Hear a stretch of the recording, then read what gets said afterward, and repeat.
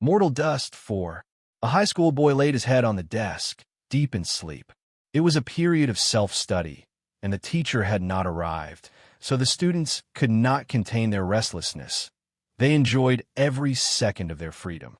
And despite the noise and chaos, the student sleeping next to the window did not wake up. Fatty June, his best friend, knew the teacher was fast approaching and he would get in trouble if caught sleeping. So, he walked to his best friend, Wang Wei, to try to wake him up. Before he succeeded, the latter suddenly stood up from his desk with a look of shock followed by confusion. "Fate nexus my death," muttered Wang Wei before becoming even more confused. He did not know what these words meant. He just had a vivid dream that told him he would die at a very young age. Typically, he would ignore such a thing as nothing but a dream. But for some reason, he believed in that dream. "Are you all right?" asked Fatty June. "I'm fine. Just drowsy from the nap." "Well, Teacher Long is on his way, so be presentable, especially since he doesn't like you very much." Wang Wei nodded before removing a bottle of water from his backpack and washing his face. He did not want the teacher to use his appearance to cause trouble for him. During the entire self-study class, Wang Wei pretended to be studying, but he was distracted thinking about that dream. Luckily for him, this class was today's last, and he rushed home as soon as school ended.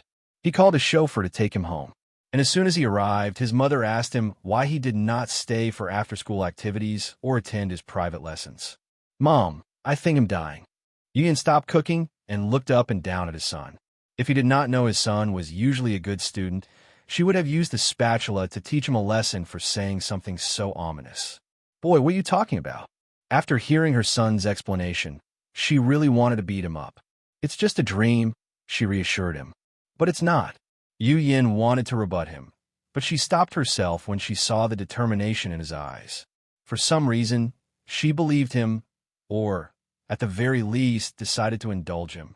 "What do you want me to do?" Wang Wei was shocked since he did not think that far. After pausing for a moment, "Let's go to the hospital. Maybe there is something wrong with my body." "Fine," replied Yu Yin as she contacted their primary physician. Their family can be considered wealthy elites, so it was not a big deal to use the most extensive and expansive medical tests to reassure his son. An hour later, Yu Yin had already texted her husband about the situation while taking Wang Wei to the nearest hospital. Wang Wei asked the doctors to run all possible tests, and they acquiesced. And when he saw Dr. Yin walk into the room with a serious look, he knew his hunch was correct. "Dr. Yin, is something wrong with my son?" asked Yu Yin, as she also felt something was odd. The doctor arranged her hair before answering. This was a habit she had when stressed or needed to deal with an anxiety-ridden situation. "Madam Yu Yin, I don't know how to tell you this," said Dr. Yin in a plain but reassuring voice. "We have detected a genetic anomaly in your son." "What does that mean?" asked Yu Yin, trying hard to control herself. "This anomaly has only recently been detected, and—" "Be direct, doctor," said Wang Wei, making her sigh. "You won't live past 35 years of age." Yu Yin immediately wanted to break down. However, she knew it was not the time. "Is there anything you can do? This anomaly has only been recently detected, and with our technology, there is nothing that can be done." "What about genetic warriors?" she hurriedly asked. "His father is one of the few third-level genetic warriors in the world. Maybe he can do something." Dr. Yin was slightly surprised. Although she had these people as patients for quite some time, she did not expect them to be a family of genetic warriors, especially a third-level one. More than 20 years ago, an alien ship crashed on this planet, and from the remains, the people of Blue Ocean Planet were introduced to the genetic warrior, a method for humans to actively evolve and control the process. Unfortunately, most of the ship's records could not be recuperated, and scientists only retrieved the first 3 levels. And in these short 20 years, any individual who can become a third-level genetic warrior is exceptionally talented. "I don't know much about the detail of genetic warriors," continued Dr. Yin. "So, I can't say for sure, but I know that he can't reach the first level with his genetic mutation." Yu Yin could no longer control her tears. Meanwhile, Wang Wei was quiet, left to his thoughts. Yu Yin thought her son had difficulty processing this news, which further broke her heart. She took her cell phones and contacted her husband. Less than 5 minutes later, everyone in the hospital heard a booming sound from outside before the entire building trembled for a brief moment. Then, Wang Tian came rushing inside the room. "Let me see the result," he asked directly while hugging his family. As a genetic warrior, he had an in-depth understanding of the gene, and after analyzing it, the light in his eyes faded a little. Luckily, he was prepared and hid it from his wife and son. Back home, the family had a quiet dinner. No one knew what to say. That same night, Yu Yin convinced his son to sleep in the same bed as her. Meanwhile, Wang Tian went to use his contacts. He traveled all over the planet and met with the planet's best doctors, scientists, and genetic warriors. He only returned home 3 days later. "How did it go?" asked Yu Yin over the diner table. The quiet Wang Wei looked at his father, hope deep in his eyes. Unfortunately, Wang Tian shook his head, sending the family into despair. "Don't give up yet," he hurriedly said. "I will go to a prehistoric continent to see if I can find something." Everyone became quiet. The alien spaceship did not only bring forth evolution for humans. In the continent it first landed, it released some unknown substance that forcefully accelerated the evolution of all life forms. Animals, plants, and even some inorganic life forms appeared. As a result, the entire continent became inhabitable, forcing large-scale migration. The prehistoric continent contained many creatures, many on par with genetic warriors. There are even rumors there are fourth-level creatures deep in the continent. Unfortunately, satellites cannot properly capture images or information on that continent. The Blue Ocean Federation tried to drop numerous nuclear bombs on the continent to deal with these powerful creatures. Unfortunately, a powerful attack prevented these bombs from landing. Furthermore, the power of technology has drastically been reduced on the prehistoric continent. "This is too dangerous," argued Yu Yin. "It's worth it to save our son's life." Yu Yin choked her counter-argument. She could not disagree with this sentiment. "In that case, they'll start training as well. If I become a genetic warrior, I can help you." "And who will stay with Xiao Wei?" "He'll be fine," replied Wang Wei. "No, you won't," cried Yu Yin as she knew her husband was correct. She also knew he wanted to undergo all the danger by himself. After dinner, Wang Tian quickly left. Wang Wei asked his mother for some time alone to think. While sitting on his bed, Wang Wei thought about his life. He had a bright future ahead of him, a good brother in the shape of Fatty June, and he hoped to declare his love for the school's flower, Wuhan. Unfortunately, everything changed after one nap. "I must take matters into my hands," he muttered before going to sleep. The next day, Wang Wei began to focus on his studies. He usually was in the top 5 of the school, but now he turned into a study tyrant, always with a book in his hand. He ignored all other after-school activities. He forwent socializing or even interacting with people. He only studied. In just 1 year at 16, he graduated high school and scored in the top percentile on the planet during the college exam. Wang Wei applied to Blue United University, the best university on the planet, sponsored by the Federation. His major was biology with a focus on genetics. He completed a 6 years course in just 3 years, graduating at the young age of 19. In a lab, Wang Wei looked at a recent blood test result. "I've already started to decline." The numbers looked slightly off, but he knew this was the beginning of his decline. Suddenly, his phone rang, and he answered, "Xiao Wei, when are you coming home? I haven't seen you in 3 years." "Mom, I also want to see you," replied Wang Wei with a sigh. "But I don't have time." Yu Yin became quiet on the other side. She could not blame her son for trying to save himself.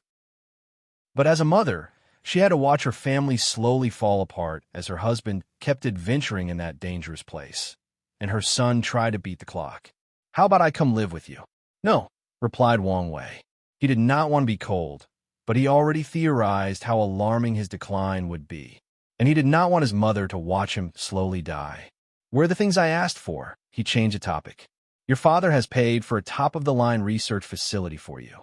However, according to him, you have to recruit personnel yourself." Wang Wei did not mind since he knew geneticists are extremely valuable in this age of genetic warrior. Everyone, from the government to private corporations, will do anything to recuperate, even a mediocre one, because of the hope of finding a way to create a fourth-level genetic warrior. Wang Wei knew he would not have as much problem recruiting people since he had made a slight name for himself in the community with some of the papers he released in the past 3 years. Mortal Dust v. Exploring the Limits of Genetic Engineering, the Future of Genetic Diversity, Implications and Challenges, the Path of Genetic Medicine, Discovery of the Gene Core, and the Correlation between Genes and Energy Life Forms. In the past 5 years, with nonstop research and unrestrained funding, Dr. Wang Wei has changed people's understanding of the genome.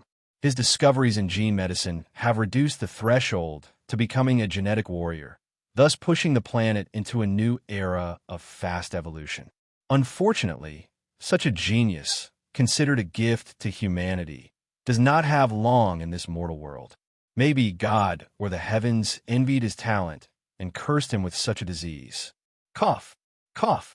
Wang Wei wiped out the blood from the corner of his mouth with a tissue. Dr. Wang Wei, are you all right? Asked one of the lab assistants. I'm fine, replied Wang Wei, his complexion paler than a ghost. While looking at the result on the computer, he took a bunch of pills from his desk and swallowed them. He coughed again, but a bit dry compared to his previous wheezing.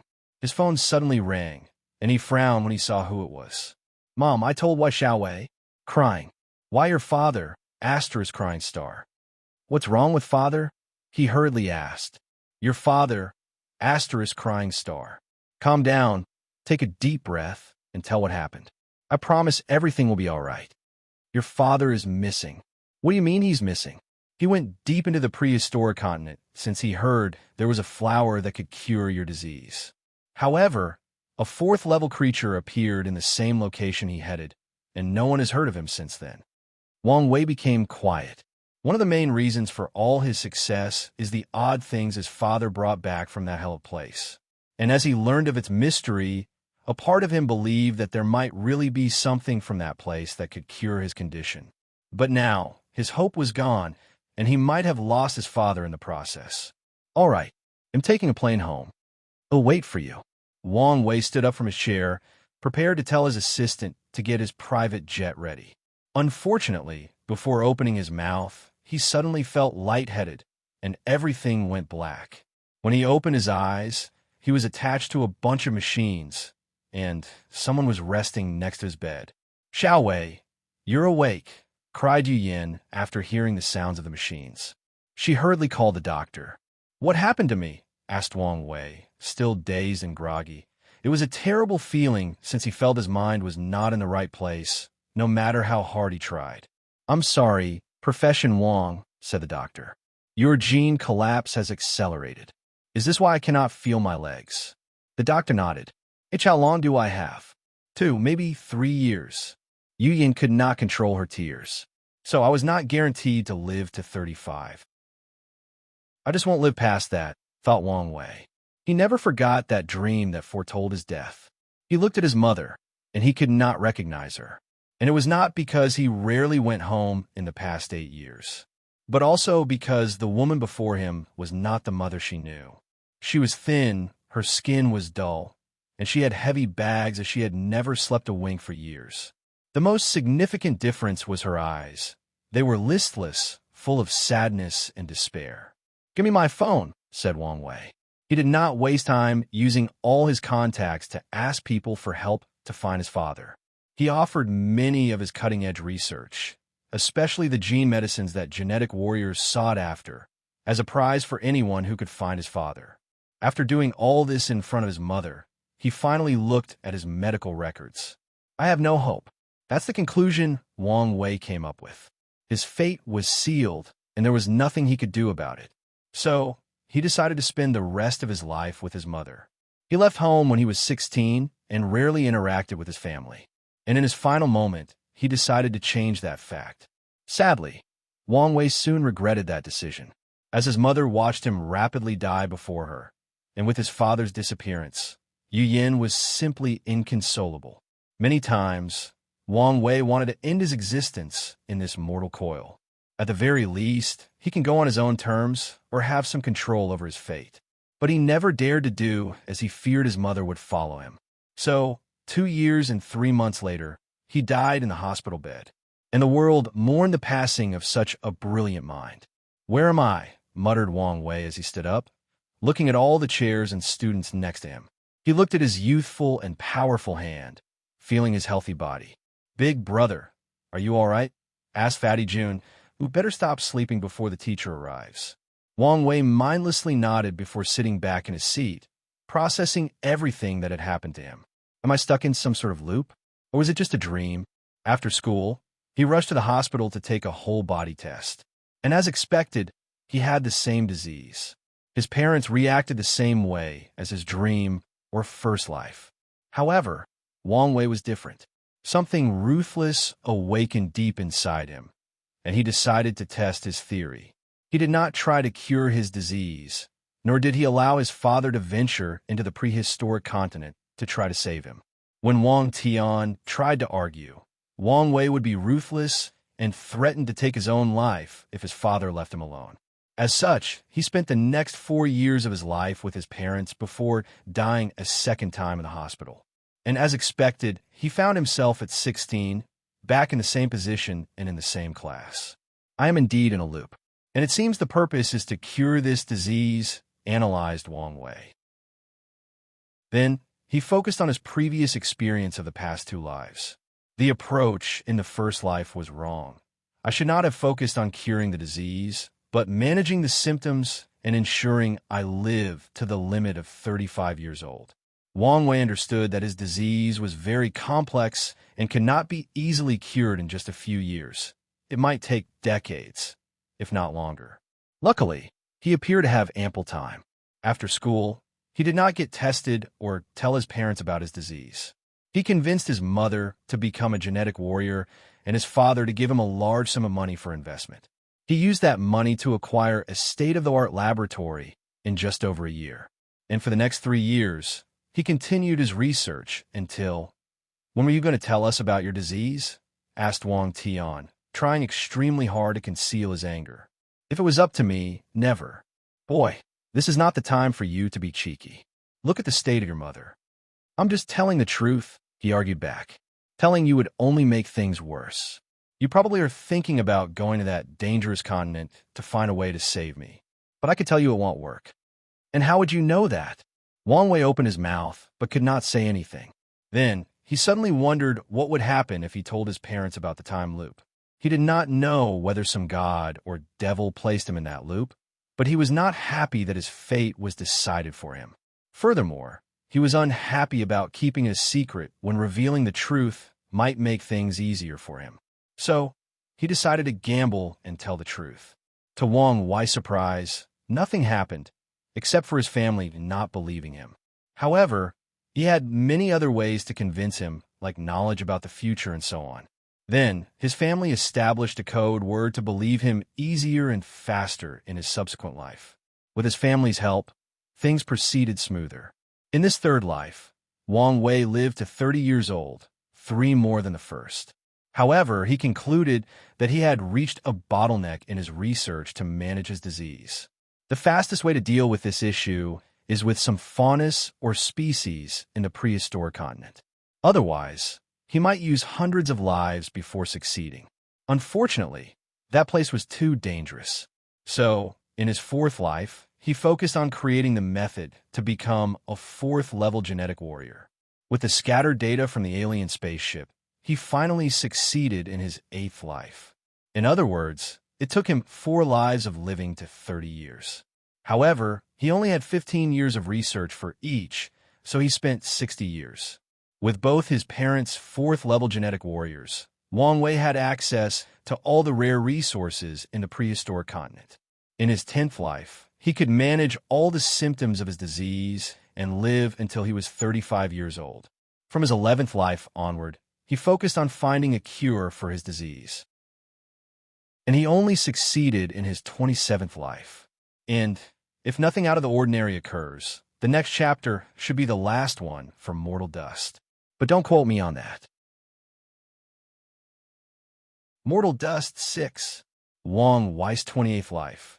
He opened his eyes in the same classroom with the same fatty June looking at him with concern. However, the difference was that he had a joyous smile. In his previous life, he finally created a cure for his disease in his late 20s. As such, Wang Wei decided to start fresh in this life, starting from his youth to make up for his regrets. Fatty, I'm fine, reassured Wang Wei. That's good. Hey, I just had an excellent idea. Why don't you ask School Flower Yin Liling out, and I will do the same for Wu Hong. Fatty June looked at him as if he was an idiot. He raised his hand to touch his big brother's forehead. Are you sure you're okay? Better than I've been. Then, why are you spouting this nonsense? I just think we were only young once, so why not take risks? So, what's the worst that could happen? Rejection? Well, them humiliating us in public is probably the worst that can happen. But if that is the case, then that's only because of their poor characters. So, why would we want to be associated with these kinds of people? Fatty June felt these words made sense. At the same time, he felt something was wrong, but could not find the words to argue back. Do you really think I should declare my love for her? Why not? Fatty June frowned for a moment. How about I wait until I lose some weight? Maybe my chances would be higher then. He knew many handsome and rich men in this school who lusted after the school flowers. Although his family did indeed have money, he lost considerably in the look department. If she cares about your appearance, then she does not deserve you. Wang Wei lied. He knew most women had a preference for physiques when choosing a partner, and that was perfectly fine. After all, some do prefer Fatty's type, and some men also prefer bigger women. However, he needed to build the little fat man's confidence. Plus, if you ever wanted to lose weight, you should do it for yourself, not to please someone else. You know what? You're right, said Fatty June, his voice a little too loud and catching the attention of the other students. The two had to continue their conversation with lowered voices. That afternoon, a piece of shocking news traveled throughout the school. 2 students asked the school flower Wu Hong and Yin Liling out, and they accepted. When the men discovered 2 of the top 5 school flowers were no longer available, they almost lost their marbles, especially when they realized they lost one to Fatty June. The next 4 years became interesting, to say the least. After returning home, Wang Wei once again convinced his parents of the loop. Then, he used their financial means to set up a lab and acquire a few things from the prehistoric continent. Finally, he concocted a cure for his genetic disease. Finally free, muttered Wang Wei. Without the burden of death, he decided to enjoy his life normally despite his high mental age. He wanted to experience the hormonal years of high school or the freedom of university. And he had all these experiences he missed. His love life blossomed with Wu Hong. He and his close brother, who was no longer a fatty by the second year, were now the envious couple in both high school and university. Everyone wanted to be them. The only downside to his life was his terrible talent for the genetic warrior path because of his illness. Nevertheless, he did not mind since he had plenty of experience, knowledge, resources, and time. He would achieve something on this path. He became a first-level warrior at 32 when his wife and close friends were already third levels. However, Wang Wei did not care about this. His life was considered successful because of the few revolutionary papers he released, forever changing the scientific world. Today, he was celebrating his 35th birthday, a special year for him. It was a grand celebration, but only a few people knew why the reclusive renowned scientist, Dr. Wang Wei, would throw such a lavish festivity. Wang Wei overlooked everyone attending over a balcony with his family next to him. He raised his glass to make a speech. Bang! Wang Wei stood up with heavy breath, looking at the desk before him. Are you all right? Asked Fatty June. Wang Wei looked him directly in the eyes, myriad emotions flashing in his eyes. You're scaring me. Did something happen? Nothing. Just had a nightmare. Wang Wei motioned him to sit down as he processed what had just occurred. That was the sound of a gunshot. Now that he pondered on the situation, he remembered the vivid sensation of something penetrating his skull. Thinking back to that experience, he felt fear and panic, but quickly regained his mind to concentrate. It was not time for such emotion. My time loop is not my disease, but my death at the age of 35 years old. Is this what I meant by nexus of fate? Many thoughts flashed in his mind as he analyzed the situation. Then, he slammed the desk with his hand. Who the fuck placed me in this time loop? I don't care who you are. I don't care whether you are a god, devil, or even the heavens itself. Once I'm out, I will gut you in your entire life. I will make you regret your existence. There was nothing he hated more than being manipulated. Suddenly, Wang Wei was embarrassed as he realized he was in a classroom. The next few hours were quite embarrassing since he had to see the principal and his mother had to come and pick him up from the office. However, after calming down that night, Wang Wei learned something from this event. He mentioned the existence of the time loop to a large group, but there were no consequences. Of course, there was the possibility it was because no one believed him, but he decided to test the boundaries of this rule. So, the next day, he tried to convince Fatty Jun, Wu Hong, and Yin Liling. He knew these people were trustworthy and individuals with excellent capabilities. They could be great allies in this unknown journey of saving his life. Convincing Wu Hong was easier than expected. After telling her a few intimate details that no one should know, she easily told him she believed him. Fatty Jun was loyal to a fault and told him he would believe him if he said the world they lived in was nothing but an illusion. The real issue was Yin Liling. However, after more than a month of predicting future events, she had no choice but to believe. So, the next step was establishing a way to come together faster in the next life. Then, the group began to work together to save Wang Wei's life. Wu Hong was in charge of figuring out the cause of the time loop. Li Jun had to create a powerful military force to protect Wang Wei. Yin Liling was tasked with finding a way for Wang Wei to transfer knowledge of their future self to their younger self, making it easier for them to work together and be efficient. As for Wang Wei, he worked to change his talent in this life to become a powerful genetic warrior. And since the others' tasks were not simple things that could easily be achieved, they would also help. He died in this life because one of his researchers accidentally brought a dangerous plant from the prehistoric continent. The plant looked like an average office plant, and she used it as decoration. Unfortunately, it released a dangerous and undetectable toxin that is deadly to all first-level below genetic warriors. With this death, Wang Wei knew for sure he was in a time loop around living more than 35 years, and that he could die in the most ridiculous way if he were not careful. In his 29th life, he successfully cured the problem of his genes and acquired an ungodly talent for evolution. Unfortunately, he died because something went wrong with his laboratory, resulting in a powerful explosion. Li Jun, Yin Liling, and Wu Hong could not save him in time despite their third level. In his 30th life, he cured his disease and the problem with his genes. And in a short time, he and his family became fourth-level genetic warriors using countless resources and even affecting their foundation. As one of the most powerful entities on the planet, he still died. How? The beast disaster. All the creatures or odd species from the prehistoric continent invaded his region of the world. This event revealed to humans the horror of that place, with countless fourth-level creatures. Wang Wei died while protecting his mother as a creature swallowed him whole. Mortal Dust Finale. Wang Wei sat on his school desk, breathing in and out. He placed his elbows on the desk and supported his head with his hands. 30 times. That's how many times he had to experience death. And each time, the experience was not pleasant.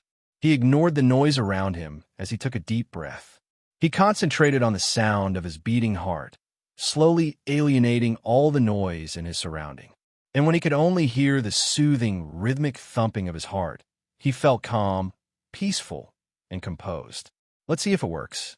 He closed his eyes, using a meditation technique to enter a realm of absolute silence. As he traveled into the depth of his mind, he soon saw 5 floating lights, and a rare smile appeared on his face. He opened his eyes to look at the worried Fatty Jun and said, "I have something for you." "Huh? Something? Forget about that. Are you all right?" "You'll understand soon." Wang Wei placed 2 fingers on Fatty Jun's forehead as he closed his eyes. "It might hurt, so be prepared." Immediately afterward, Fatty June groaned as his eyes changed. It was no longer youthful and full of vigor. Instead, it contained the vicissitudes of life. Li Jun faltered for a moment, and Wang Wei supported him. "So, I've failed," said Li Jun, his eyes full of wisdom beyond his age. "What life is this?" "The 30th. But you should not blame yourself. I couldn't protect you, so who else should I blame? We knew things would not be so simple. Anyway, we should focus on the positive sides." Liling's method worked. Fourth-level genetic warriors have evolved their brains to detect the magnetic fields of the universe. And this process is often referred to by scientists as achieving a higher consciousness. Wang Wei's group theorized the further evolution of the higher consciousness in fifth and above genetic warriors would allow humans to transfer their consciousness into another body, abandoning the flesh and becoming pure consciousness creatures, to become soul creatures. So, they experimented to see if they could leave a piece of their higher consciousness to Wang Wei, and when he died and restarted, whatever power placed him in the time loop could bring them with him. Separating the higher consciousness took some time to achieve through technology. And right before Wang Wei's 35th birthday and death, the group proceeded with the plan. "Let's go get the others," said Wang Wei before meeting with Wu Hong, Liling, and his parents. After accessing the previous lives' memories, the team had a better chance at surviving since they did not have to go through all the hurdles of becoming acquainted and convincing each other. "It's good that at least one of our plans succeeded," commented Yin Liling. "So what's our next game plan?" "Fifth-level genetic warrior. If all of us can be this powerful, nothing on this planet can kill us," said Wang Wei. "That's not as easy as stated," added Yu Yin. "We have already theorized that further study of the higher consciousness is the way to the fifth level. But how will we achieve this stage in less than 20 years? She was correct. Achieving fourth-level genetic warrior with the limited time the group had was already a daunting task. And each higher evolution needs more energy or resources and more time. "Do you want to study temporal fields to create a time acceleration room?" asked Wu Hong. "Exactly," replied Wang Wei. "This level of technology cannot be developed easily." "Yes, but we have time." They did have time, but at what cost? Wang Tian patted his son's shoulder while Yu Yin tried not to cry. Then, the group got into action. Wu Hong and Wang Wei worked on the temporal field, while Yin Liling and Yu Yin worked on the fifth-level genetic warrior path. Li Jun and Wang Tian were in charge of calculating all possible dangers that could lead to Wang Wei's death and preventing it. The group also did not give up trying to survive in this life. They tried to build an underground bunker to hide and pass the time. Somehow, a group of fourth-level creatures that had evolved underground ambushed and killed them. The next attempt was to build a spaceship and leave the planet with their research crew. Unfortunately, one crew got infected by an alien species that has a brain porosity and sabotaged the ship, killing everybody. The group tried again, this time with only themselves on the spaceship. They were caught by some abnormal cosmic phenomenon and died. On the 50th life, they completed their research. With time acceleration, the group became fifth-level genetic warriors. Their cause of death was the planet's explosion. Typically, a fifth-level warrior should be able to survive a planet's destruction with no issue. Unfortunately, the real cause of the destruction was a secret research program gone wrong that affected the planet's core and exponentially increased the explosion. The group tried again. They reached the fifth stage and left the planet. With their strength, they should have been able to survive in the universe. Unfortunately, they encountered a sixth-level cosmic creature. On the 59th life, they pushed the boundaries of the temporal field and created the method to achieve the sixth level. An alien empire discovered their planet, and they died fighting off an invasion composed of too many sixth-level powerhouses. From his 60th life, the group focused on using the power of time to deal with the situation. They concentrated on mastering its power to escape the time loop. Unfortunately, they could not comprehend how it operated. So, they tried a different strategy, escape into the past or the future. The travel to the past was to see whether they could find any information on how Wang Wei became entangled in that time loop. Furthermore, they wanted to know what would happen if the two of them existed. For more chapters, please visit Pan Dien Zerovel. C. Unfortunately, this attempt was futile. They did not find any new information, nor did anything change after Wang Wei met his younger self. When his future body turned 35, an accident occurred, and he died. Then, they proceeded on their voyage to the future. The year that Wang Wei always died was 2136. So, the group wanted to know what would happen if they traveled beyond that year. Nothing occurred, and when his biological age reached 35, Wang Wei died. Then, the group realized an anomaly. If they counted the time acceleration, Wang Wei had lived longer than 35 years old. And yet, previously, he always died in the year 2136. But now, after traveling to the future, they cannot understand how exactly his death time is calculated. They tried to use this information to their advantage. However, they soon gave up on this idea since they no longer knew the rules and regulations. Without knowing the exact time Wang Wei would die, the number of variables that needed to be considered dramatically increased. 100th life. Wang Wei walked on a beach, lost in his thoughts. He stopped and turned around. Why are you guys following me? We are afraid you'll give up. Give up, huh? Sigh. He turned around and continued walking. Is this what I need for this to stop? Accept my fate and give up? Thought Wang Wei as he looked at the sand. Tui. He spat on the ground with disdain in his eyes. He refused to just give up. He promised himself that he would punch whoever it was that made him suffer through this. And even if it is out of spite and hatred, he would never stop until he succeeded. He took a moment to calm down and analyze the situation, taking into account all his previous experience. This feels like a sick, twisted game. He felt that way because of the events in the future. It was like he went outside the boundaries of the game, and without knowing the rules, it became even harder to win. So, I need to play the game to win, play within the confine of the rules. He then looked at the entire situation like he was playing a game against an unknown entity. Let's call it fate. He drew his name against fate on the sand before drawing a line. At one end, he wrote 16 and the other 35. He then crossed the 35 and placed the year 2136 underneath.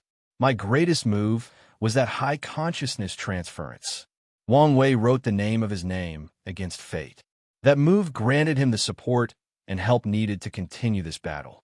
Otherwise, he would never be capable of making so many moves. That move was brilliant and cunning. He thought with a smug look before stopping. Why did it work? The mind, memories, thoughts, part of the game's rules? He squinted his eyes, deep in thought. Fate is not absolute. It has to allow room for possibility. And since it's not absolute, it can be conquered, but how? Wang Wei was not stupid to think he could overwhelm such power. Play within its rules and limitations. Trick it. In this life, Wang Wei did nothing extraordinary besides managing his disease. And when he turned 35, the group placed him in a machine with 2 pods. And when the time arrived, the machine beeped, signaling his death. Pushi. The other pod opened, and a teenager walked out. Success? Asked Wu Hong. It appears so, replied the teenager as he looked at the dead Wang Wei. Fate wanted Wang Wei to die in the year 2136, and he did. His plan was simple. Accept his fate, die, and transfer his mind, memories, and consciousness into another body. As such, he was now a new person with a new identity. He did not agree to the plan to transfer his mind into a clone to ensure success. So, are you really Wang Wei? Asked Li Jun. The answer to this question is quite philosophical, he replied. He did not transfer his higher consciousness to another body. Instead, he transferred his memories and thought patterns to a prepared body with its mind wiped. On a physical level, he was different. On a conceptual level, he had a different soul, if such a thing existed. But on an existential level, he had the same memories, ideologies, likes, dislikes, fears, aspirations, and everything that made him Wang Wei. After thinking about this, Wang Wei suddenly smiled as his eyes and hair turned gray and his face changed. Meanwhile, His family dispersed since they were only projections. This was an interesting experience. The game. The discordance of fate, thought Wang Wei, which is one of the most important things he learned from this experience. Fate is all about determinism. It deals with the absolute. Yet, it yearned for the people under its control to have unlimited possibilities and escape its shackles. Wang Wei raised his head to condense a silver-gray star and looked deeply at it. Cultivation is a process of slowly escaping the control of fate. The higher the strength, the more choice an individual has, the more capable they have of becoming responsible for their actions. Then, there are the fateless, people born outside the control of fate. They are the blessed few. A better way to describe them is that the river of fate does not register them. Finally, there's another group of people that he just learned of, people who have condensed their fate star. When a mortal break free from their fate without outside influence. The influence includes finding a cultivation technique and becoming powerful. To condense a fate star, they have to be similar to the mortal dust Wang Wei, using their intelligence, resourcefulness, and willpower to fundamentally alter the course of their life or a specific event. This is not as easy as it appears, thought Wang Wei as he looked at the planet he created in a corner of the science and technology world for this mortal dust. I can control the fate of everyone present to a scary level, he thought before looking at two couples walking in the street. If he wanted, he could determine the very genetic components of this couple's descendants 100 million years from now.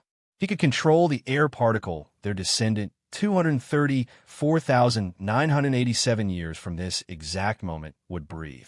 Wang Wei could determine the precise molecular composition of every mortal that will exist on this planet for up to a few billion years. He could determine their personality, choices, trauma, success, failures, and so many more. The river of fate should be more even horrifying than I am. So, how difficult is it for a mortal to condense their fate star? Wang Wei could not fathom the difficulty of achieving such a thing. Even he only defeated fate because he had unlimited time. There should be some people who succeeded. And if these individuals walked the cultivation journey, they would be scary. He shook his head before dispersing the fate star, since it was not real. Anyway, he was still a fateless, and to his knowledge, the star granted similar capabilities. Wang Wei then teleported to the beach, where he had his epiphany. He looked at the sand deep in thought. In the grand scheme of things, it does not make sense for fate to allow any being possibilities to become free. It undermines its core concept of absolute control, unless someone needs it to do so. Grand Dao, he muttered out loud before writing its character on the sand.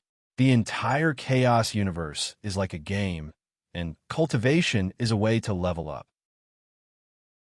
Based on the player's location, they can choose different classes: Emperor, Dao, and Immortal. In some locations, the Emperor class is not available. Wang Wei felt his understanding of fate, especially order-disorder laws, increase at an alarming rate. In this game, there are technically 12 levels. There are many rules and regulations reinforced by game masters, Heavenly Dao. Once a player does something outside the game's cognition or becomes too broken, the game master will place limitations on them. At the same time, the higher a player's level, the more rules they can learn and break. Nevertheless, the highest level player does not come close to the ultimate game master, Grand Dao. Wang Wei's eyes became more brilliant. Not everyone in the game can be a player, so people have to be NPCs. And when an NPC becomes a player, those are the people who give birth to their fate star. Meanwhile, fateless are people born with some small bugs. Maybe there's a better analogy for them. Wang Wei placed a pin on the fateless analogy before continuing with his train of thought. After level 12, there is no way to move forward. No, some players have gone beyond that level. And in that realm, they seem to be able to compete with the ultimate game master. Wang Wei remembered when Han Jun protected him from Grand Dao and allowed him to break one of the game's rules, a taboo. From level 12 to 13, there is no path. Players have to create their own method, and upon success, the players will acquire some of the powers of game masters to bend the rules of the game or even establish them themselves. His mind became clearer as he understood his next step after becoming a peak paragon. The ultimate game master wants players to level up and maybe even challenge it. But why? Did someone program it that way? Or does it benefit in some ways as a result? For more chapters, please visit Pan, DN0vel. C. OM Heavenly Dao's goal is to make their world stronger. Then, the same could apply on a large scale. Maybe Grand Dao desires the infinite chaos worlds floating in primordial chaos to evolve, strengthen, and give birth to even more powerful cultivators. Or it could be something more sinister. We are stuck in a cage, raised like pigs to be slaughtered. And, of course, the pig has to fatten up first. Wang Wei squinted his eyes and took note of this possibility. However, if that was true, he was only level 8 and could do nothing about such a thing now. The Ultimate Game Master has many modules to help him in the game, and the most powerful is the River of Fate. But what are the others? His innate Paragon soul began to function rapidly. Every one of his spirit particles acted as one Wang Wei, boosting his comprehension speed. Grand Dao Source, River of Time, Source Chi Space. Wang Wei frowned as he felt there were more critical modules. For example, the True Power Dao Realm, but he was not sure. It seemed his comprehension was not enough. It's fine. I have time to figure things out. One of the ways to win this game is to figure out its rules and essence. Most level 12 players do not even know the game's existence, let alone have such a deep comprehension of it. The majority of them cannot even reach level 12. And those who do give in to the despair of not having a path forward. Meanwhile, exceptional players like his ancestor, Qiyuan, knew to create a path forward. After all, he created a way from level 0 to 9. 5. If the Ultimate Game Master did not place severe restrictions on level 10 and above, players like Qiyuan would have continued to find a way to level 12. I now understand why he created the Second Origin War and the purpose of the Ultimate Taboo, to find a way to level 13. Of course, I'm guessing things were not that simple. He looked at the writing in the sand about the game. If someone from Earth saw them, they could immediately enter a deep state of enlightenment and understand order-disorder law and even a tiny portion of fate. No, as long as a cultivator was the gaming terminology he used, they would also become enlightened. He waved his hand to remove these writings. Some secrets of the world cannot be written down. Play the game to win the game, he muttered. Wang Wei then flew to the atmosphere, looking at the planet from above, reviewing his final mortal dust for a second time. He learned many lessons that he feels would be vital to his future cultivation path, especially when he tries to reach level 13. Furthermore, his comprehension of existence increased slightly after the method he used to cheat death. He understood that Eternal Emperor's eternal attribute is also a form of mimetic power. They exist in the form of memories, words, and even historical events. Additionally, not all Eternal Emperors are the same. For example, Qiyuan and the Absolute Beginning Emperor. However, because of all the events that Qiyuan has accomplished, it is at least 1,000 times more difficult to kill him than the Absolute Beginning Emperor. Qiyuan has created events that have affected the entire universe. And if someone wanted to kill him, they would have to erase him from the history of the entire chaos universe, which involved near-infinite chaos worlds. As he pondered all these things, his mind felt clearer than before. The silver law tree in his sea of consciousness bloomed to give birth to a fruit. There's only one thing I need an answer to now. Why do I want to become free and unfettered? The moment he learned about the cultivation world, he decided that this would be his primary goal. But the question is, why was this his goal? Was he a person naturally born desiring freedom? Did the environment of his past life mold this desire? Or was there another sinister reason he was obsessed with becoming free and unfettered?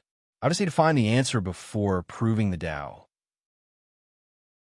Wang Wei connected this planet to the rest of the science and technology world before leaving to enter the Supreme Realm. Supreme Realm. Wang Wei sat cross-legged in a mountain, deep in cultivation. The law tree inside his body shone brightly as a fruit rapidly condensed. The fruit was silver with 9 symbols, each representing an aspect of Wang Wei's fate law. Destiny, fate, karma, samsara, space-time, luck, order-disorder, yin-yang, and free will. As his comprehension reached the required level, he had no problem condensing his Tao fruit. Wang Wei could feel his laws sublimated to a higher level. They became Tao, the source of all laws. However, this was the first part of condensing the Tao fruit. The next step was to instill all his desires, goals, and ambitions similar to what occurred in the divine body realm. Not everyone can pursue the Tao, and there are differences between the people who do. Does a cultivator have their own Tao? Or are they relying on the path of the ancestor? Is their Tao heart and state of mind worthy of pursuing the Tao? All these things will determine success in entering the supreme realm. Wang Wei used his spiritual strength to instill his ideas and ambitions, and in the process, he felt resistance. In the process, countless doubts manifested from the deep corner of his mind. He began questioning himself, his ideas, his beliefs, and whether he would succeed. Could he prove the Tao in this generation? Everything seems to be going smoothly, but is that the case? What about his plans? What will happen to the people who are counting on him? Then, there's his dream. No, his goal of becoming free and unfettered. Is that really possible? Can absolute freedom be achieved? Can his version of absolute freedom become a reality? Wang Wei pushed through everything and did not let these doubts stop him. Despite the many questions he had about his life, despite the worries, he never doubted his eventual success, no matter the situation, and kept pushing forward. After the process finished, his Tao fruit shone a little, indicating his success. The next step is to condense his Dharma body or the other fruits of his secondary Taos. Cultivators cannot have 2 primary Taos. They can cultivate as many laws as they want, but there has to be the main Tao fruit that is used to prove the Tao. Luckily, the Tao fruit can be composed of countless laws. Wang Wei proceeded to condense 2 more secondary fruits that he labeled Profession Tao fruit and Battle Auxiliary Tao fruit. The Profession Tao fruit contained the laws of the 5 elements, followed by his understanding of the other 5 professions like array and alchemy. The Battle Auxiliary Tao fruit contains soul, destruction, devour, thunder, and sealing laws. The process of condensing the second Tao fruit was simpler than the first and did not cause much trouble. So, Wang Wei watched the 2 other small fruits below the main one. Next is the Dharma body, thought Wang Wei. This part of the breakthrough involved control of laws and the domain. This part was the easiest for him because of his force control skill. An enormous version of himself appeared above the mountain. If Wang Wei did not isolate the surrounding with formation, the entire myriad emperor world would have noticed the presence of that Dharma body. After making the shape, the fruit inside his sea of consciousness shone brilliantly for a few minutes before stabilizing itself. Wang Wei stood before the enormous version of himself. Not bad, he commented to his handsome self. Last step, well, second to last. Another enormous version of himself appeared, his physique's vision. Under his control, the 2 fused. The Dharma body then released a more mighty and profound aura. As expected, the power of River of Fate gave me a small boost. He fused his physique's vision with the River of Fate from the heavenly abode realm. And now it benefited his Dharma body. Wang Wei looked at the giant and dispersed it before summoning it. Dharma body, the Tao manifesting in a physical body. It's both real and unreal. When he dispersed it, Wang Wei felt this thing did not exist. But upon wishing it, the Dharma body reappeared again. Furthermore, he felt if it were severely damaged, he would also suffer. 8-leaf strength. Wang Wei muttered as he calculated the devastation he could unleash with the Dharma body. Not as much of an increase as I hoped for. He understood that he was rapidly approaching a plateau that his main body could reach. He then focused on how he will cultivate this realm.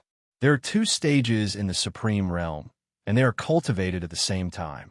Technically speaking, There are two stages for some people. The first stage, and only stage, is the fruit ripening stage. As the name implies, it is to continue ripening the Tao fruit until perfection and reaching the peak of the supreme realm. The second stage is the Tao tribulation realm, where cultivators without their own Tao will undergo numerous tribulations to prove they are worthy of keeping their power. An example would be someone like Yin Shun, Wang Wei's previous Tao protector, whose Tao is partly himself and partly the Sword Empress. He has to pass Tao tribulations in the supreme realm. Of course, some geniuses use secret techniques to call upon artificial Tao tribulation to help temper their Tao fruit. The supreme realm is too easy for these heaven-chosens, muttered Wang Wei. This is probably one of the reasons there have been so many pseudo-emperors. In this realm, it should be mandatory for them to undergo Tao heart tribulations at the very least. He felt the heart road was not enough. A cultivator should never stop tempering their Tao heart. For more chapters, please visit Pan Dien Zerovel. Seom, I'll change the order of heaven and earth after I prove the Tao. I'll also add a Tao heart tempering stage. Wang Wei waved his hand to disperse the small world he had created and the formations. Then, he waited for the tribulation. Wang Wei was not in the mood to experience tribulation, so he swallowed everything that came for him and used it as nutrients for his body.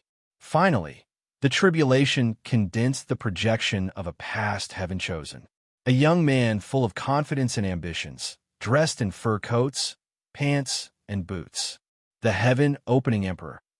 The Heaven-Opening Emperor did not waste time and rushed toward Wang Wei, punching him with unimaginable force. The law of power and strength on par with 10 primordial dragon force, commented with a slight surprise. He was not amazed by the latter's strength, since he expected as much from the Heaven-Opening Emperor. After all, he was one of the critical reasons acquired life forms won the war during the Null Era. However, Wang Wei was surprised the latter cultivated power law and did not enter the true power Tao realm. The Heaven-Opening Emperor seems like an ambitious person to me, so I assume he would try to open that gate. He shook his head before deciding to end the charade. He wanted to prepare for the cleanup and did not want to waste any more time. So, he slapped his opponent into oblivion. However, the thunder recondensed instead of disappearing. Immediately, Wang Wei knew what was happening after seeing the clarity and wisdom in the new lightning projections. The Heaven-Opening Emperor. Shouldn't you call me ancestor? Qiyuan is my ancestor. I see that young lad has tarnished my name, the Heaven-Opening Emperor commented. Has he? History is not always as it seems, said the emperor as he looked into the distance. They say the primordial god fell in love with me, and I used this opportunity to study her body and create the ancient cultivation. But is that what happened? No, that bitch treated me like a toy, torturing me for her sick pleasure. I had to have a strong body to survive. The emperor paused as he reminisced. My original intention was not as noble as history said. Of course, after acquiring strength and seeing the plight of the human race, I tried to help by perfecting and spreading the system. But during that time, how many times I came close to death by her hunting me. She almost destroyed the Wang tribe. The emperor sighed before shaking his head. I'm sure your life was not easy. Not one who lived in that era had a good life. That does not change your action, commented Wang Wei. The bloodline imprint was common in my era, argued the emperor. Great emperors were the cornerstones that prevented the extinction of the human race. So, having a fast way to revive was a common tactic. I have no problem with what you did back then. Heaven-Opening Emperor was slightly surprised. He thought this descendant was similar to Qiyuan, a little too righteous. But maybe he was wrong. My issue with you is that you did not remove your method before you ascended, which could have affected me. Wang Wei suspected this man killed 2 aristocratic Wang clan emperors to prepare for his resurrection from limbo. Interesting, commented the emperor. He could tell this kid inherited some characteristics from Qiyuan and him. Well, it was nice meeting you. I guess we will see each other very soon. Heavenly Book. Wang Wei's reaction to the heaven-opening emperor has everything to do with trust. He can trust his ancestors to some extent after analyzing their deeds, interacting, and his wife's personal experience with them. Nevertheless, he would never completely trust them since the number of people he trusts completely can be counted on one hand. As for the heaven-opening emperor, he is in the category of people Wang Wei can trust once he is on the same level as them, with no overwhelming power disparity. Once that happens, he has no trouble reuniting the Wang clan for his benefit. He looked in the distance before disappearing and returning home. He first wanted to check on Li Jun and the others. He did show them the memories of what happened in the science and technology world, since he did not want them to be affected by the taboo. Wang Wei did not know the extent of Hongjun's protection, which would probably not extend to the people he loved. So, he would only show his wife, since she might be safe from the taboo. "How did it go?" asked Li Jun as he handed him some tea. "Pretty well," replied Wang Wei before explaining his mortal dust. "What about yours?" "Pretty standard. I became a murderous psychopath, a mighty general, a conqueror, and a battle-addicted martial artist. The only interesting aspect was when I was a corpse and worked in samsara for your life-death incarnation. That should have been quite the experience. What about the 8 Extremity Foundation?" "It worked. I did what you told me and sent all my clones to the space-time incarnation. They are now all quasi-emperors after cultivating in a parallel timeline." "What did Liling decide?" "She said she wants to take at least try." Wang Wei nodded. Yin Liling's talent is better than Li Jun despite being way weaker than him. So, she wanted Wang Wei to preach existence to her and see if she could walk the 9 Extremity Foundation. Wang Wei also plans to do the same for his mother. He wants his mother to have the strength of 7 Leaf before proving the Tao. She has to have the power of a failed 9 Extremity Foundation. And he's prepared to go to extreme means if necessary. He chatted with Li Jun for a while before seeing his father. Once he reached the Wang clan's mountain, he saw the latter fishing before a small pond with a dazed look. "Are you all right?" he asked as he sat next to him. "Oh, you're here," replied Wang Tian. "I'm fine, just thinking about something." "Where's Mom?" "She went back to her clan." "Is everything all right?" "No, just a normal visit." "I see. So, what's on your mind that you did not even go with her?" Wang Tian sighed before explaining the situation with the Sword Empress talisman. "In other words, you're conflicted about tempering your body despite the ancestor giving you her wisdom that the body is necessary for the future path of cultivation?" Wang Wei wanted to curse. These swordsmen were too stubborn. "I know you think I'm inflexible, but things are not simple. I am now over 900,000 years, and for all my life, I've held the belief that swordsmanship is all about giving up everything for offensive capabilities. How can I easily change? You should also understand that the ancestor spent innumerable Yuan epochs to learn this lesson and shares that wisdom with you.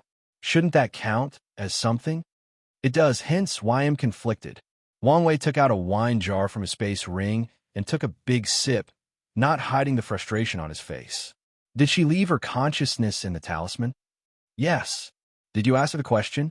"You were right. Ancestor Chiyuan did preach existence to her, and she achieved 9 Extremity." "What level?" 2 Root. The reason for failure? Her body was too weak. Wang Tian replied with a bigger sigh. "So, are you prepared to walk the same path as her? With your talent and my guidance, achieving 5 Root should not be a problem." "I don't know." "Well, figure it out." Wang Wei disappeared and returned home to see his wife. "These pure swordsmen are truly the most stubborn people I've met. The older and more powerful they are, the worse they become," Wu Hong replied. She also suffered this frustration when she tried to convince Sword Empress to temper her body. The latter did not change even after losing to her. "Wife, I miss you." He hugged her for more chapters. Please visit Pan, Din Zerovel. See, did you not see me in your last mortal dust? I did, but it was only a projection. Speaking of which, will it be a problem if you know what happened in the science world? I'll be fine. She herself is an anomaly. Although her powers and memories are limited, she still has some privileges. Wang Wei then shared everything that occurred.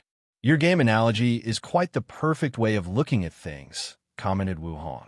However, you underestimate the players who condense Fate Star. Oh, is there something I don't know? After condensing the Fate Star, they will undergo an awakening where they experience the essence of the universe or the essence of the Tao. The result of this process is a terrifying ability that you would refer to as cheat ability or golden fingerback on Earth. Wang Wei's mouth twitched. Is it that bad? It varies based on the individual. But I remember one of the scariest Fate Stars I met, continued Wu Hong. Heavenly Book Paragon, a peak paragon and controller of the Heaven Grand Tao Source. She squinted her eyes. He is one of the few people I've never defeated in my life.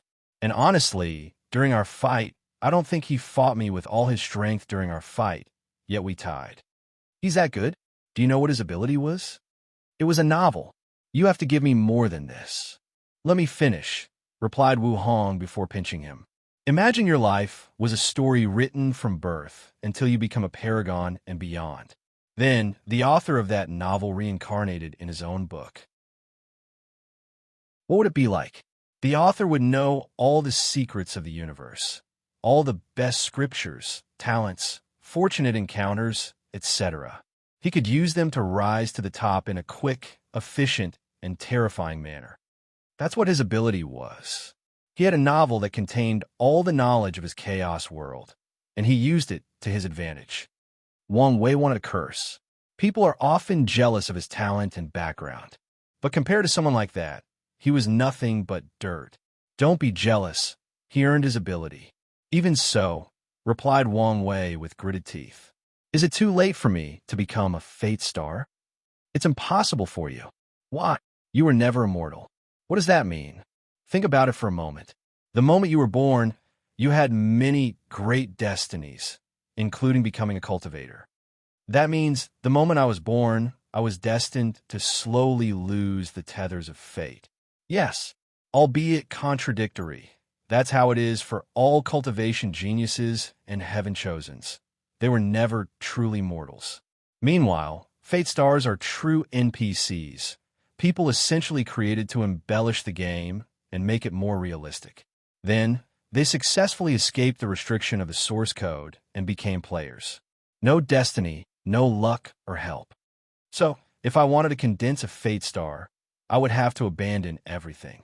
All my luck, destinies, and karma, including my family and you, turn from a player into an NPC. Then, I would have one opportunity to succeed without any aid.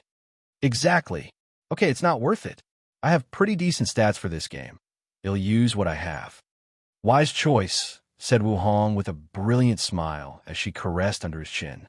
By the way, what happened to Heavenly Book Paragon? Is he also in limbo? Probably not, since he refused to participate at the last minute. Wang Wei squinted his eyes. What are you going to do next? The cleanup should start soon, replied Wang Wei. He guessed most Heaven Chosens were now using time acceleration to the limit to catch up and be prepared for the cleanup. You should prepare that things will not be as simple as it seems. Indeed. Are you coming with me? No. My presence might make things more complicated. She had an inkling of the reason for the cleanup, but she was unsure of the detail, nor did she care to inquire. And she also felt things might become more complicated if she appeared. Wang Wei checked on Wang Ju to prepare for the upcoming events.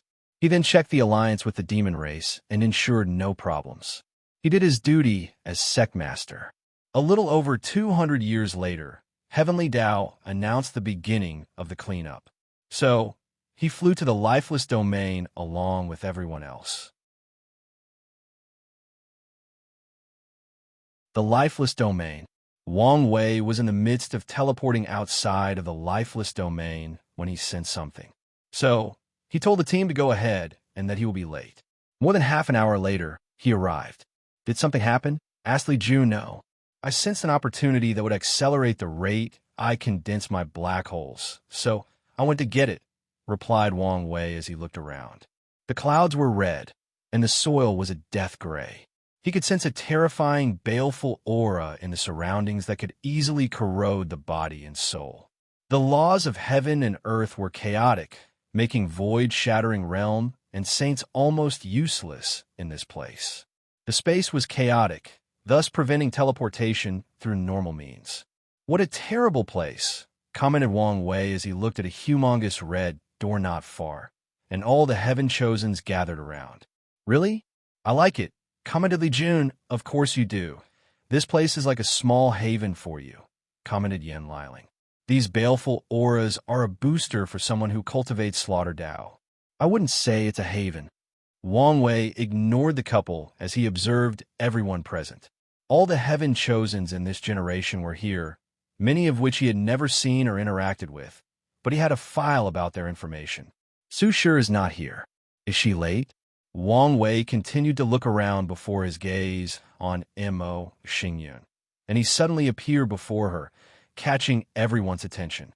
After all, who does not know the man who is said to have the highest chance of proving the Tao in this generation? "A puppet," said Wang Wei after observing for a while. "There is no—" She did not finish her word as Wang Wei snapped his finger, and she exploded in 1,000 pieces. "You can leave or suffer the same fate as the construct," said Wang Wei to the people of the Mo clan. "You can't do this." "Yes, I could, since I did not break any hidden rules." He snapped his finger, and these people disappeared, teleporting them to some unknown place and also sealing them. Wang Wei knew his actions would not prevent the Mo clan from getting their hands on a token, since they could still enter after him, or, better yet, take a token from some poor soul. After all, Heavenly Tao did not explicitly state that a token was linked to the person who acquired it. The entire token situation is not even clear yet to everyone. Wang Wei ignored the stares around him and walked toward someone else. "Little rat, I thought you would continue to hide." "Sir Wang Wei, this is the first time we have met. Have I offended you in some way?" replied Yu Zhou with a confused look on his pure and innocent face. And he was not the only one. The people from the Soul race were also wondering what's the contradiction between these two. "You know me better than anyone, so you should understand I will not let societal pressure like status, custom, or public image dictate my actions. So what's your reliance?" Some other Heaven-Chosen might be worried about the image of the Tao opening sect, and how suddenly killing someone for no justifiable reason might cause trouble. However, Wang Wei only cares about these things when necessary. However, since he placed Yu Zhou in his kill-on-sight list, I guess we'll see. Boom! Before anyone could react, he punched Yu Zhou into oblivion. The latter could not resist even a tiny bit as his opponent left nothing of him. Meanwhile, Wang Wei waited, and, as expected, a flame suddenly came into the position he was, and Yu Zhou's body suddenly regenerated. "The undead phoenix scroll," he said. "So, you're really one of the traitors." Everyone looked at him, wondering what he meant by traitors. Traitor to whom? Most people were confused, and even the top Heaven-Chosens only analyzed that he might be talking to traitors to other worlds that wanted to interfere in the myriad Emperor worlds Heaven will battle. "Traitor? What are you talking about?" asked Yu Zhou with a frown. "Yes. You can explain your ability to a fortunate encounter in receiving the undead Phonexus inheritance," commented Wang Wei before punching him again into oblivion. A few seconds later, the other revived. "I've obliterated every atom in your body along with your soul. Yet, you're completely okay." "That's because I'm immortal," replied Yu Zhou with confidence. "Although I don't know why you're bent on killing me, it does not matter in the end. For more chapters, please visit Pan Din Zerovel. See, Wang Wei did not continue attacking, but instead observed Yu Zhou for a moment. "I see. You're connected to a powerful entity. Nothing between heaven and earthy can kill you as long as that entity is alive." Yu Zhou's heart skipped a beat. However, his facial expression remained the same. "That's the wonder of the undead Phoenix Scroll. That's the wonder of the one from the upper dimension, not the one he left before ascension," commented Wang Wei, making Yu Zhou's eyes almost twitch. Interacting with this man was scary. He released a natural aura of authority and power that can easily pressure the weak-minded. But the scariest part is how his eyes seem to penetrate all secrets. On top of everything, his mind is so sharp that he can infer the tiniest information. "Once again, I don't know what you're talking about."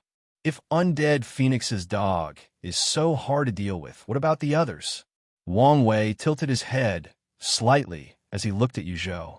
The word dog irks you? Isn't the price to achieve such immortality to become someone's doormat?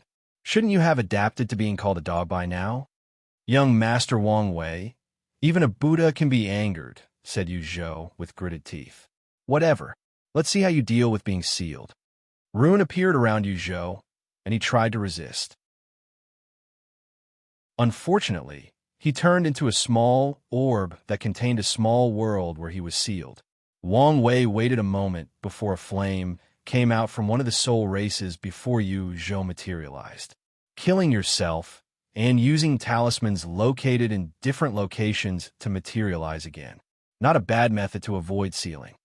Wang Wei looked at the sky for a moment. You even used some means to hide the karma threat connected to the other talismans. Your means can even hide from me. Is it your soul race ability or someone else? Wang Wei looked at the people behind Yuzhou. From your reaction, it's from your race. So, you told them everything to ensure your identity remains legit. I would be stupid not to take preventive measures against the only weakness of my immortality. Muttered Wang Wei as he looked directly into Yuzhou's eyes. I don't like the hidden cockiness in your eyes. It doesn't matter how you feel. There is nothing you can do about it, he replied with his shoulders straighter than before. You are only partially correct. Partially? Wang Wei slowly raised his hand toward Yuzhou's head.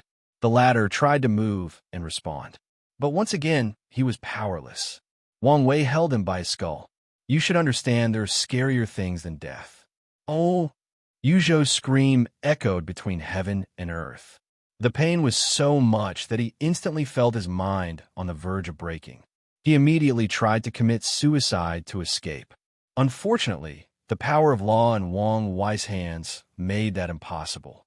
Only this small amount of pain almost broke you, Wang Wei said in disappointment. He has not created a way to transfer his pain in the flesh tribulation to his opponent.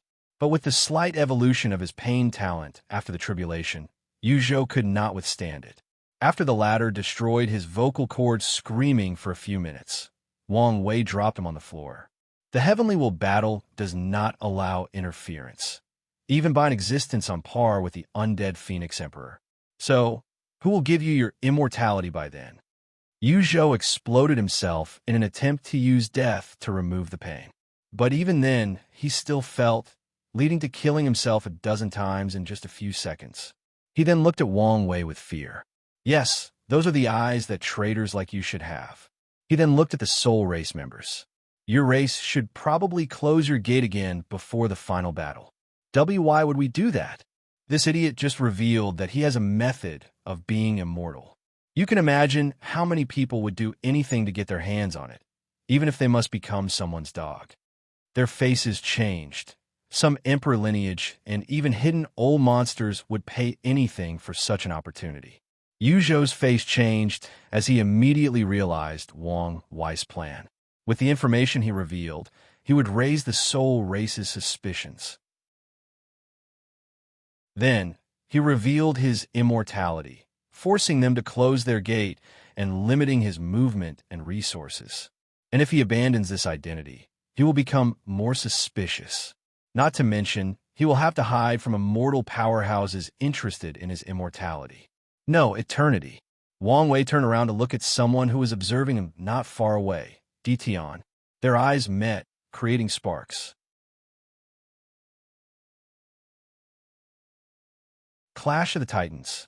As they gazed at each other, standing a few dozen meters from each other, they suddenly released their auras. Bang! A terrifying wind generated from their clash, sending some of the weaker geniuses in the surrounding away in the process. But this was the beginning. The clouds over the entire lifeless domain were divided into two. The baleful aura pushed to the corner of the domain, making space for the clash of these two titans. Lightning and thunder flashed, showing that even the heavens acknowledged the power of these two. At this point in the clash, only heaven-chosens like Feng Lijuan, Zhen Biyu, Huang Yuan, and people on that level could remain to watch this clash.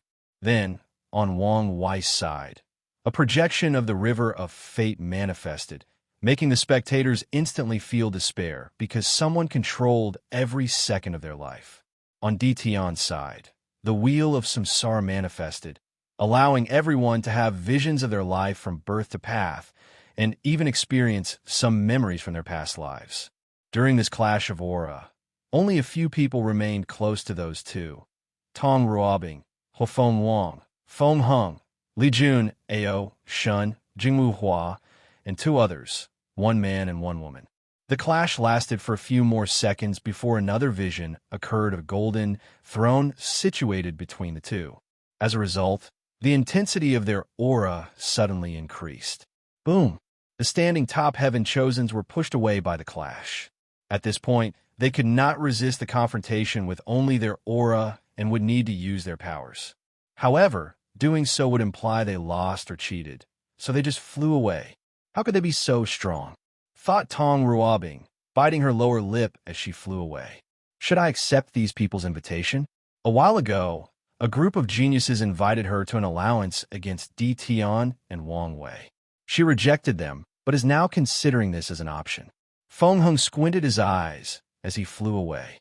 Typically, he would have laid low-key as it was his normal mode of operation. However, he also needed to show his fangs once in a while.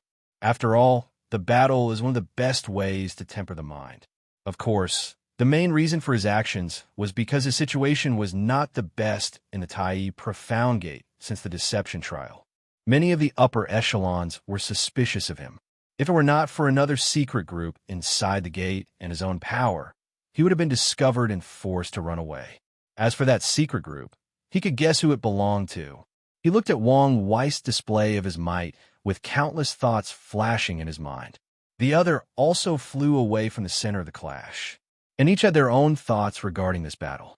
Meanwhile, Wang Wei and Dtion continued their conflict.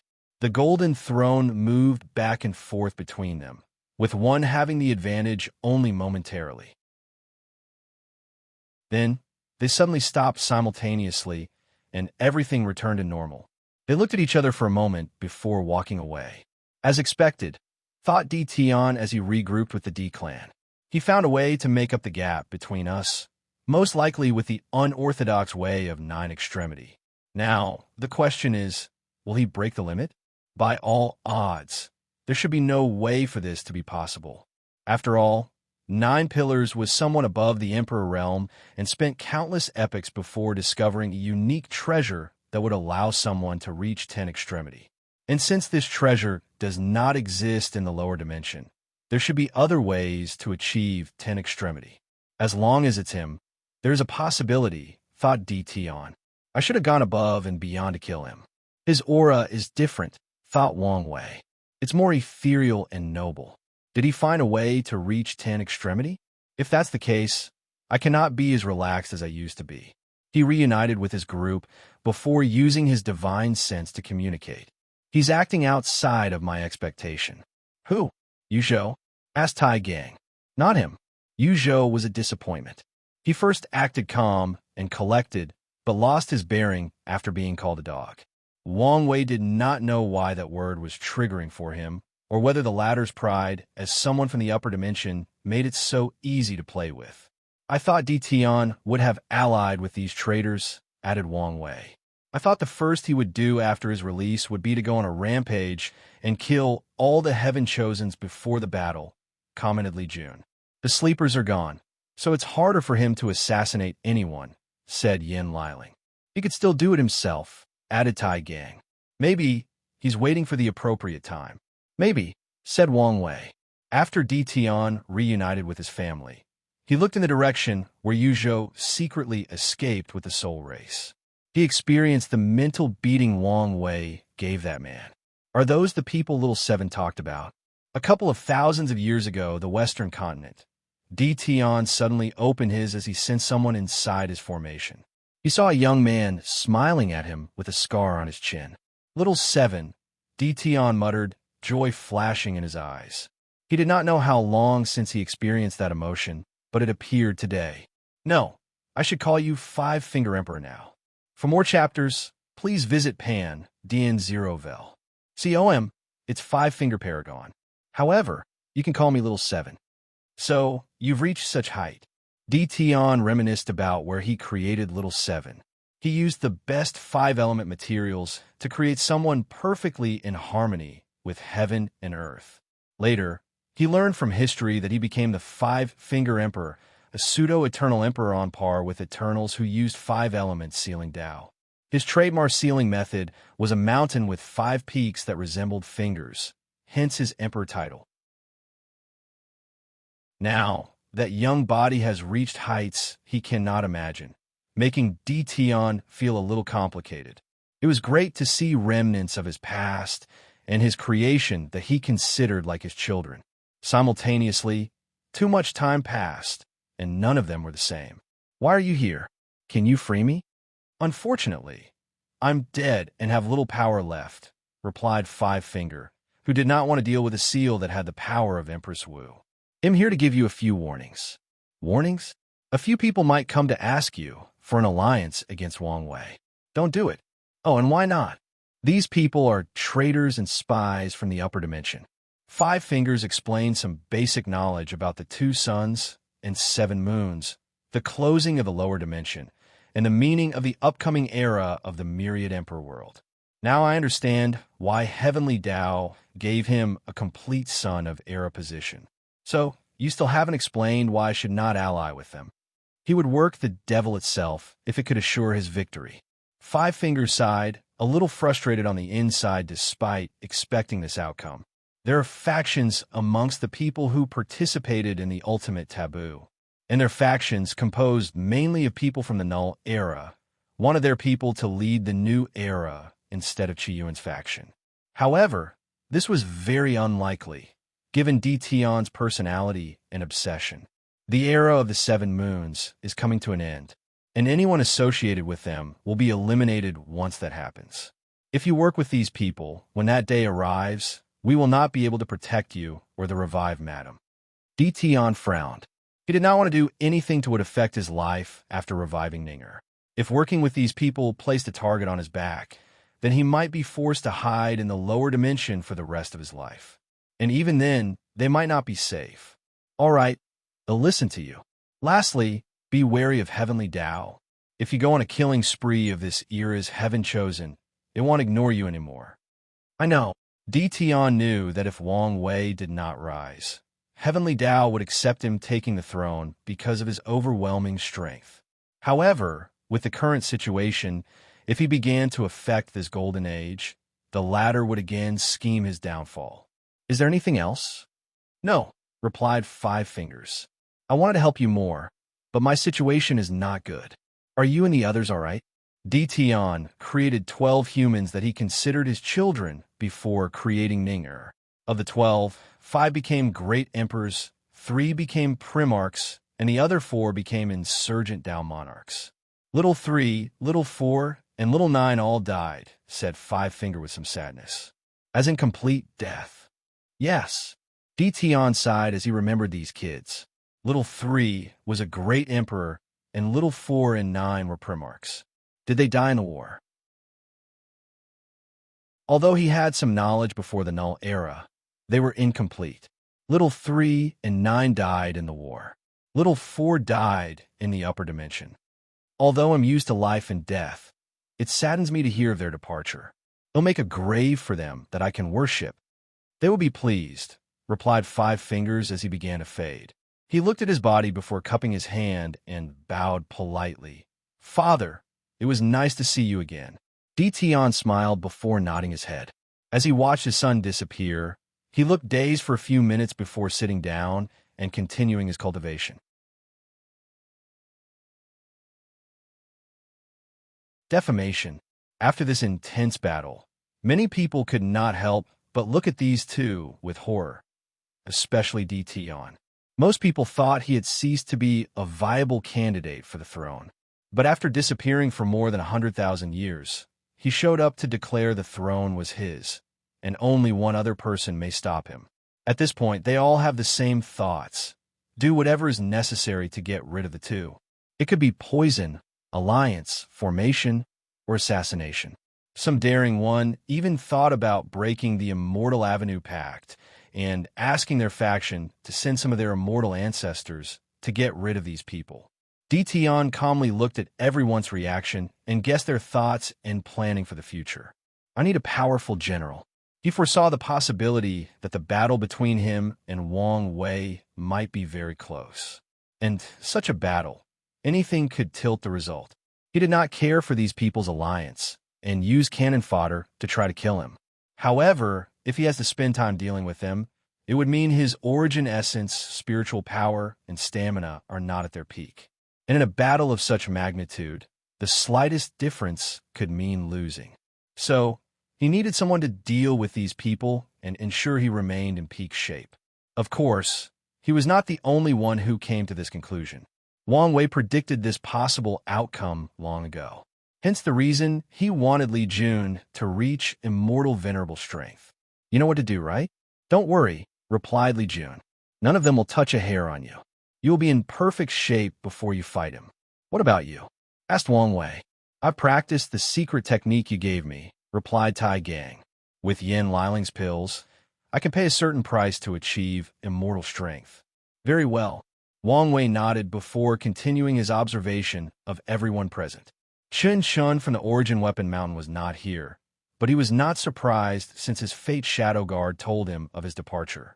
Su Shi is also absent. However, he did not have any information on the latter. He knew the Academy had a plan to deal with her obsession with Lin Fan. Unfortunately, only the headmaster and a few people knew of the plan and its outcome, and the Academy has kept its mouth shut on her fate. Regardless, their people were here to acquire a token for her.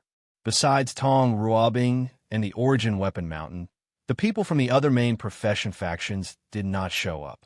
Wang Wei expected Lu Cheng from the Origin Pil Dao sect to suddenly rise after the inheritance of the Flame Emperor. As for Wu Ming from the Origin Rune Palace, he guessed this guy was probably trying to destroy the faction from the inside. Xiao Songshi was giving him a complex look.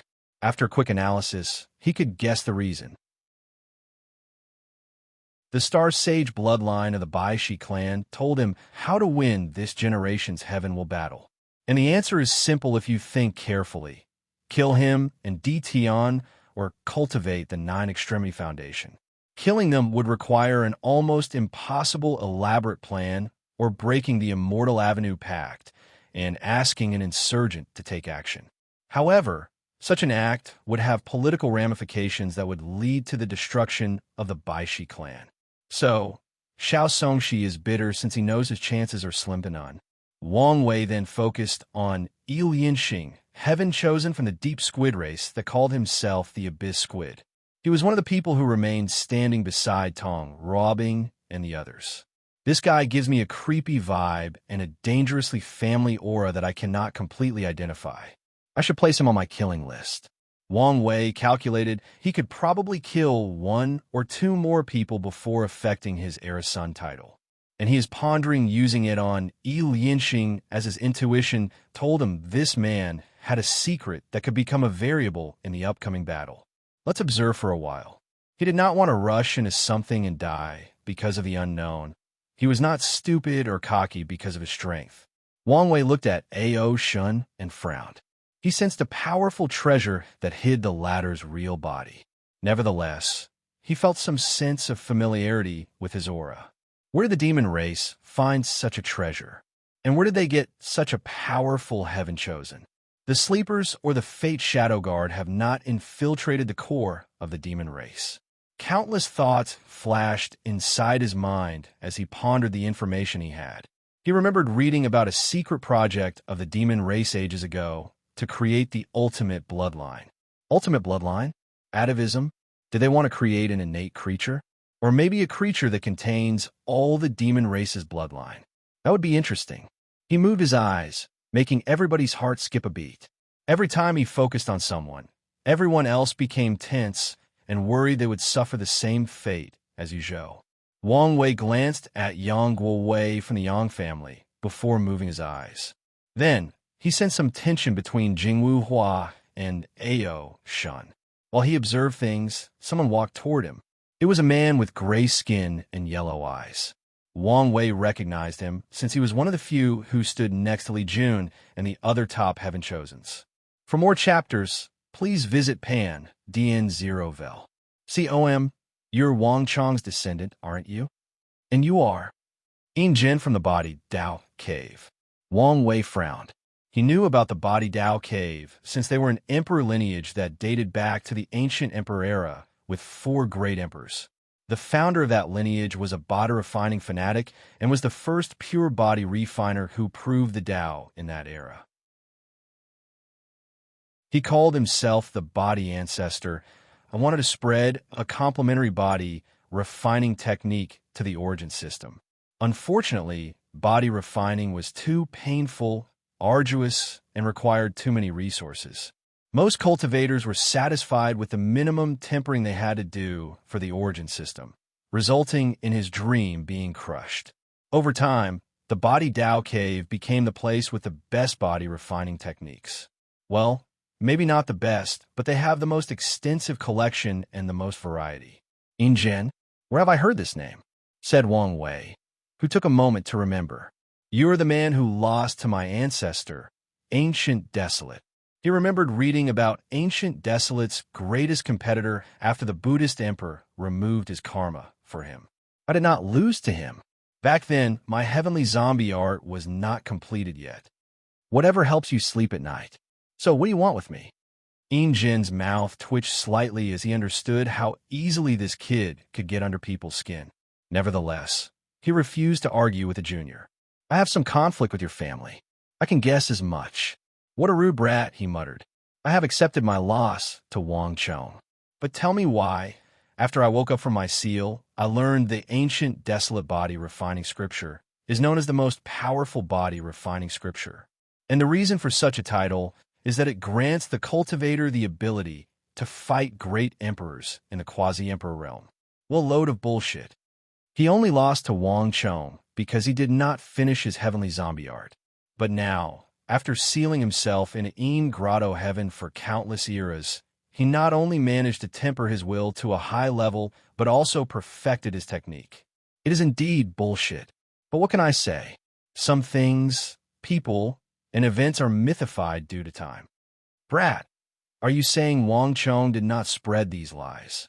Quite the accusations, Lord Yin Jin, said Wang Wei with squinted eyes. Does your Body Dao Cave have proof? Otherwise, you're defaming one of our ancestors, and our sect will not take lightly to false accusations. Yin Jin's yellow eyes shone.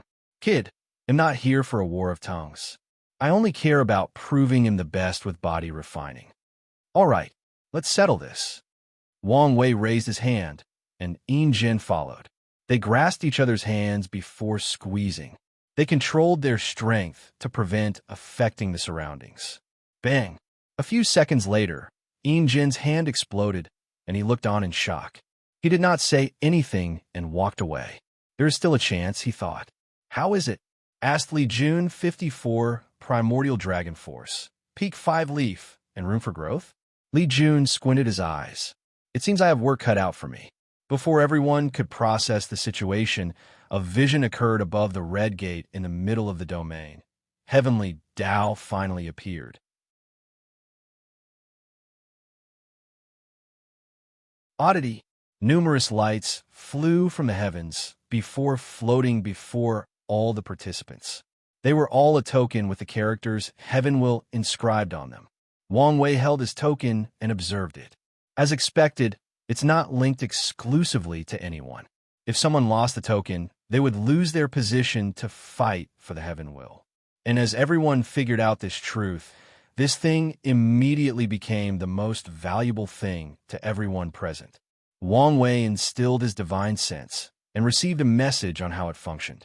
The current token is inactive and requires sacrifices of the devil race's blood to become active.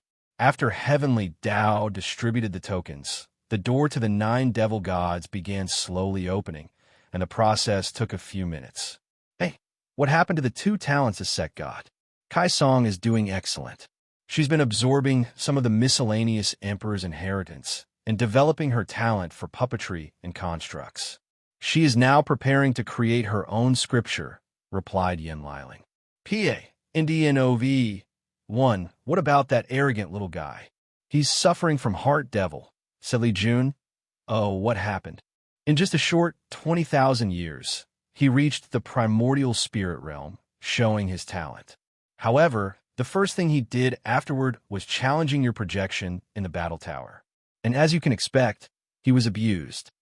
Wang Wei left his projection in the battle tower and often used it to fight himself to learn and grow.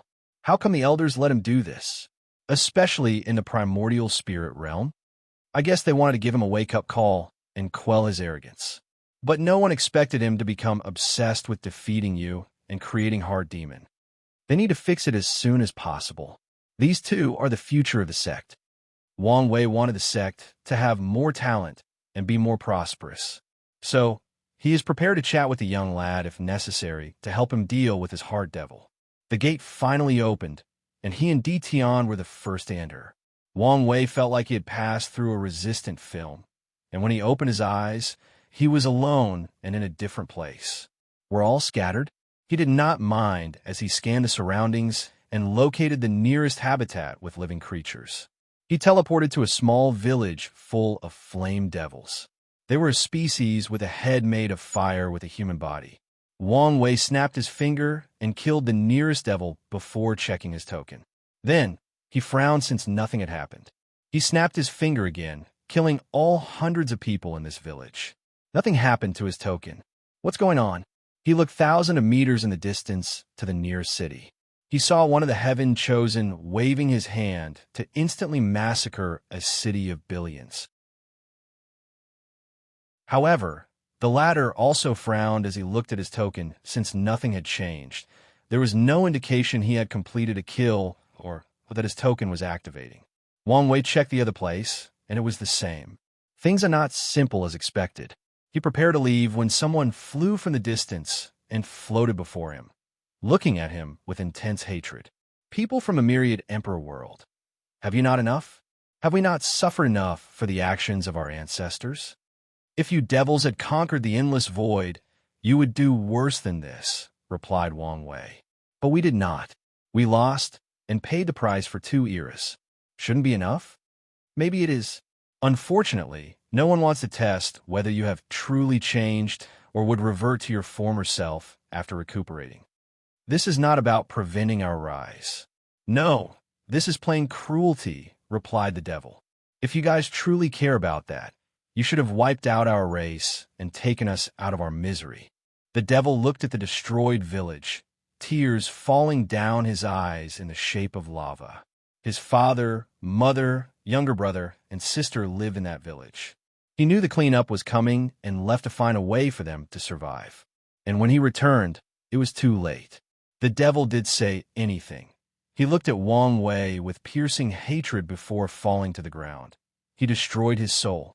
For more chapters, please visit Pand in Zerovel. See, I agree with you on that, muttered Wang Wei before leaving. He did not create a tombstone for this unknown devil or the village. That would be too hypocritical even for him. He came here as a conqueror and destroyer and accepted that his hands would be full of blood before he came here. He teleported far away to where he sensed Li Jun and the others. What's going on? Asked Li Jun, confused like everyone. I don't know, but I'm prepared to find the answer. Wang Wei floated in the air in a cross-legged position, closing his eyes as the power of fate and yin-yang manifested in him. The others protected him and waited. Find something, he said a few minutes later. There's a subcontinent of this world that seemed its own world. Maybe it has something to do with this. Wang Wei waved his hand to create a passage to that continent, but he did not enter himself since he did not know the danger. A gigantic hand appeared above most of the 9 devil gods' world and instantly caught 90% of the Heaven Chosens before pushing them into that tunnel. Wang Wei and the group waited. They could not see beyond the tunnel, but they could sense the life signs of these people. While waiting, everybody else's Wang Wei did not catch Soon arrive around them, looking at the channel and figuring out what had happened. After 15 minutes, the group decided it was worth trying but took out their life-saving talismans, just in case. Wang Wei found himself in a regular place. The only anomaly was a protective film that rose to the heavens. He walked to it and touched it. "What is it?" asked Li Jun. "We can't enter the Nine Devil God until we fulfill some condition." Wang Wei could feel the power of this film was terrifying. It reminded him of the time he asked Wu Hong to show him the power of an eternal emperor. But how is that possible? Heavenly Tao of any world will only reach second-class emperor and barely first class. "It seems that an anomaly did occur in this world," said Yin Liling as she tried to no avail to look beyond this veil. "The situation is worse than you think. Whoever laid this film should have the power to hide this small world completely," said Wang Wei with a frown. "But they did not. Is it the surviving devil gods? But they should be in a weakened state. Even if they sacrificed all their powers, could they do something like this? Added Tai Gang. Could they have revived? But that would mean they removed Empress Wu Seal and all the other emperors who reinforced it," said Li Jun. "Could it be the people from the upper dimension? The revival of the devil race does not benefit them, since they would need a long time to recuperate and pose a threat to anyone. Plus, even if they did return to the peak, no plane would let them achieve the same thing again," analyzed Yen Liling. "Time Eater, Undead Phoenix, and Disaster Paragons should have lived in the upper dimension during the true devil's catastrophe. They should know the terror of a revived devil race. Furthermore, if they remove the seal, they might offend Wu Hong, who should be quite the deterrent even in her weakened state. However, her state can also make them bolder and do things they normally would not." Wang Wei realized he did not have enough information to analyze the entire situation since there were too many variables and possibilities to consider. Although the seven moons appeared on the surface as greedy, selfish, and power-hungry people, each individual has their own goals, ambitions, desires, and schemes. They can only be considered a loose alliance, which was good for Wang Wei once he tried to dismantle their rule. However, it also makes it more difficult to calculate some of their thought patterns and motives for doing anything. And if he considers that some of them usually act individually outside of the group's interest, it becomes even more complicated. While everyone was walking around to determine their next step, a sudden change occurred. Everyone became on guard, since they sense a power similar to Heavenly Tao. Wang Wei frowned since he knew Wu Hong sealed the Heavenly Tao of the Nine Devil God world. Above the sky in their isolated area, characters began to appear. The first made a phrase that seemed to be a title, followed by 4 floating characters hanging above everyone's head.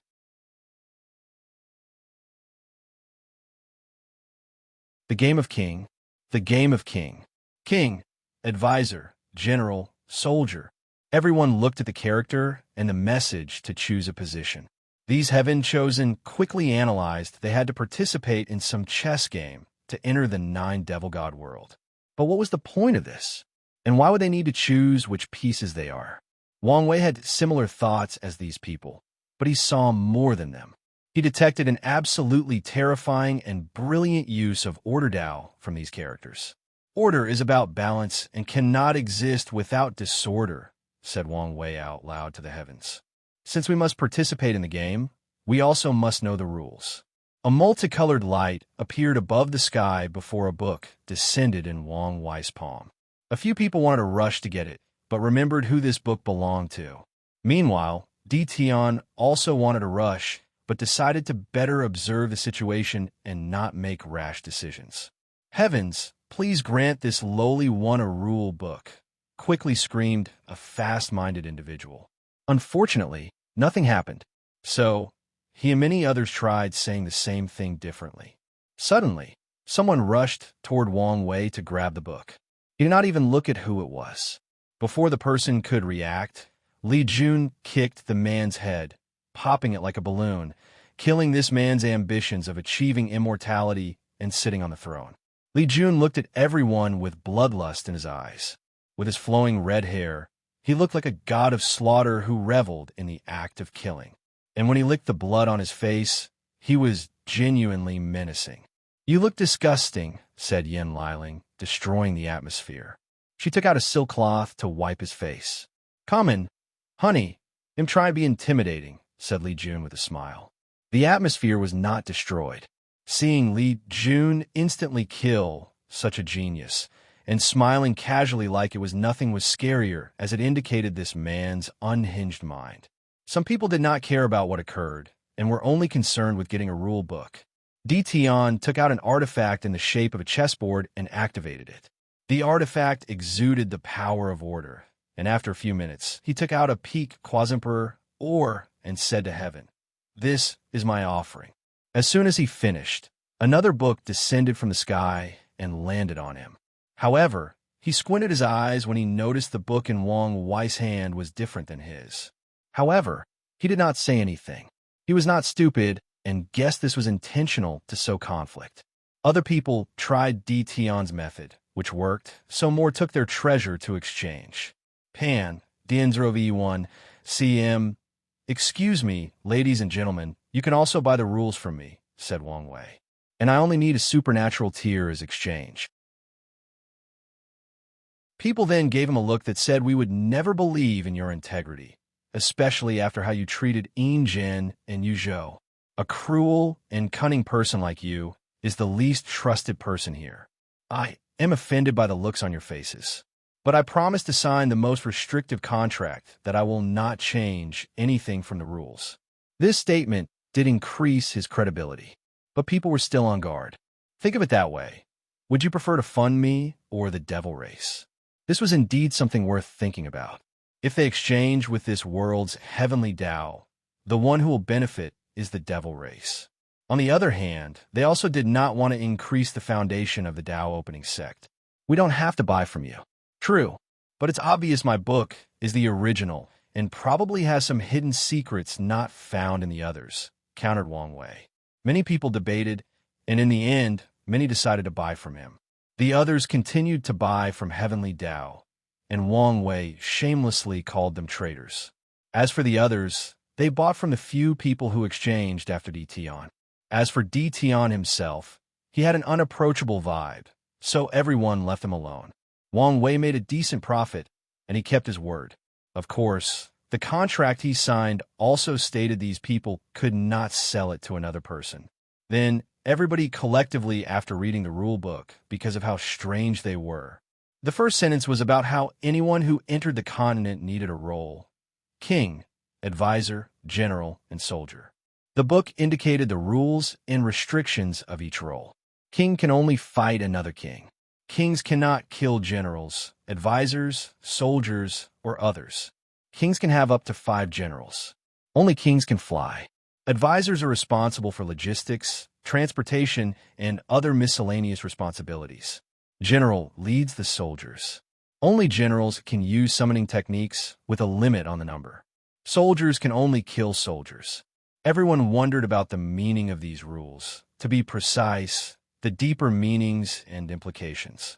"I choose general," suddenly said Tion. The character trembled a little, but nothing occurred. "In that case, I want to be an advisor." The character trembled again, but it was the same result. "Soldier." Nothing happened. "King." Then, the character of king floated above his head. Everyone tested this anomaly and discovered 5 people who could only become king: Tion, Wang Wei, Jin, Feng Heng, and Ilian Xiang. What is with these rules and nonsensical restrictions? Asked Tai Gang. "It seems the objective is to prevent us from slaughtering too many of the devil race," commented Li Jun. "The vagueness of the rules is to give the devil race an advantage," analyzed Yen Liling. "They are probably used to this mode of battle and overwhelm us on experience. Furthermore, we probably do not know all the rules." Liling is right.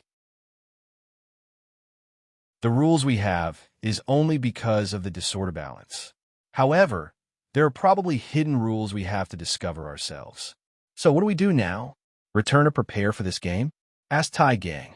"I don't think we have a choice," agreed Li Jun. "No. We will use the barbaric method first," said Wang Wei. For more chapters, please visit Pand and Zerovel. See, you want to use brute force to break the film? Yes. Let's gather the entire world and see what happens. The group left through the space channel before returning to the Myriad Emperor world. However, the moment they landed, their entrance token changed.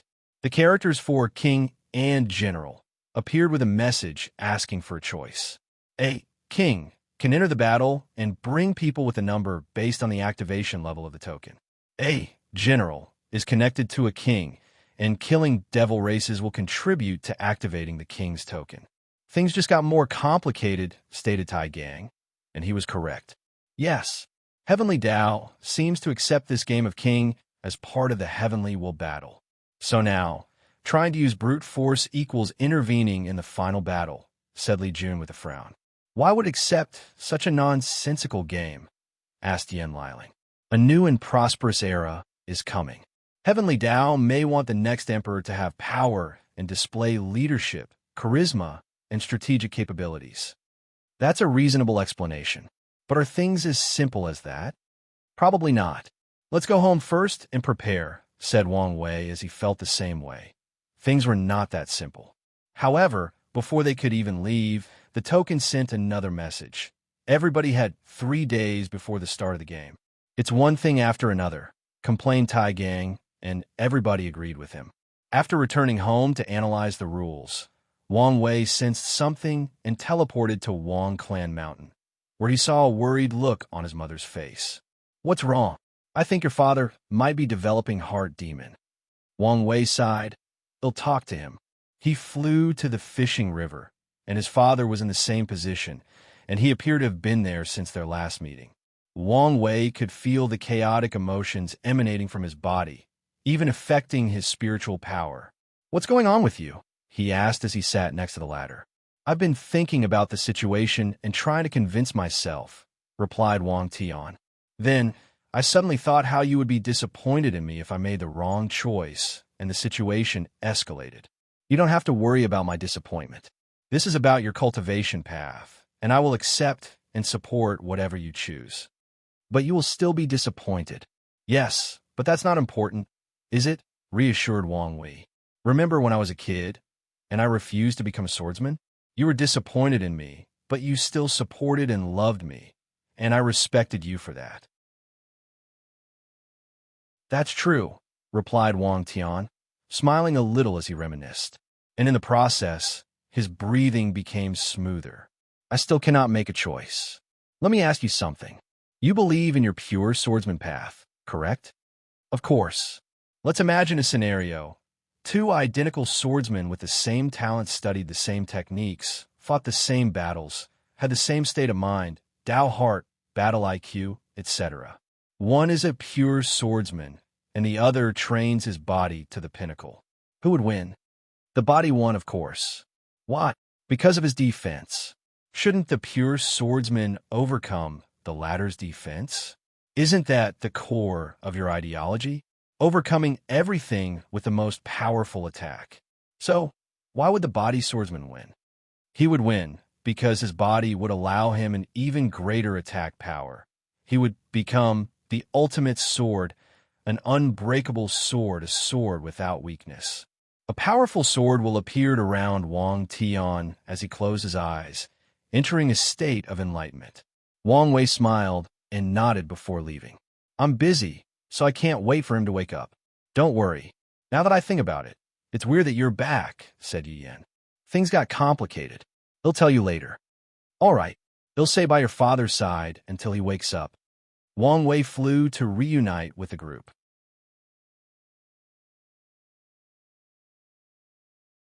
Start of the game. How's it going? Asked Wang Wei as he entered the room. We've asked the elders to begin the troops' mobilization, and we are now analyzing the rules, replied Li Jun. Is everything okay on your side? It's deal with. What do you guys have so far? The advisor seemed the most useless of the roles based on the description only. However, it appeared second when the roles appeared. Moreover, what is the meaning of miscellaneous in the job's descriptions? Said Yen Liling.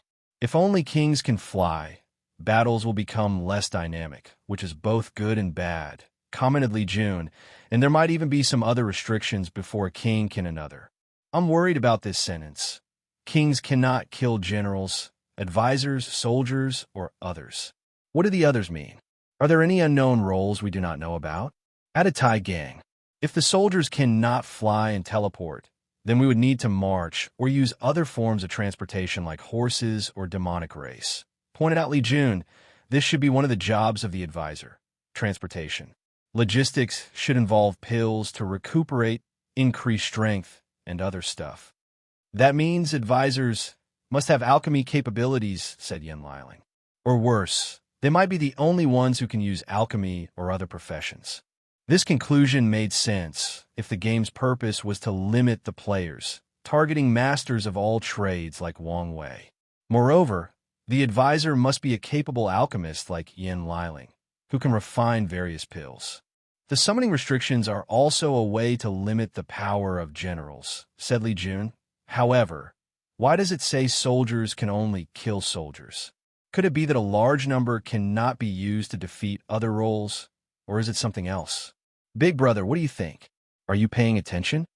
I am, but I'm thinking, why only 5 of us could only be kings?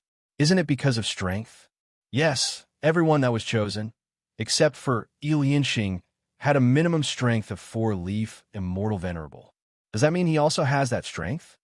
It seems obvious. It does. But everyone who broke the Mortal Immortal boundary has a certain aura to them that I can recognize, but I did not feel it from him. So what's so special about him? People like Tai Gang and Liling, who has to use a secret technique to Immortal Venerable strength, also do not have this aura. Are you saying Lianxiang can increase his strength from Quasi-Emperor to 4-leaf Immortal Venerable? And it might be higher? How is that possible? Because of the gap, Li Jun only has 3-leaf and will only achieve 4-leaf in the Quasi-Emperor realm, and there is the possibility of failure. Maybe you should really kill him, said Tai Gang. He was in for removing any possible hidden danger.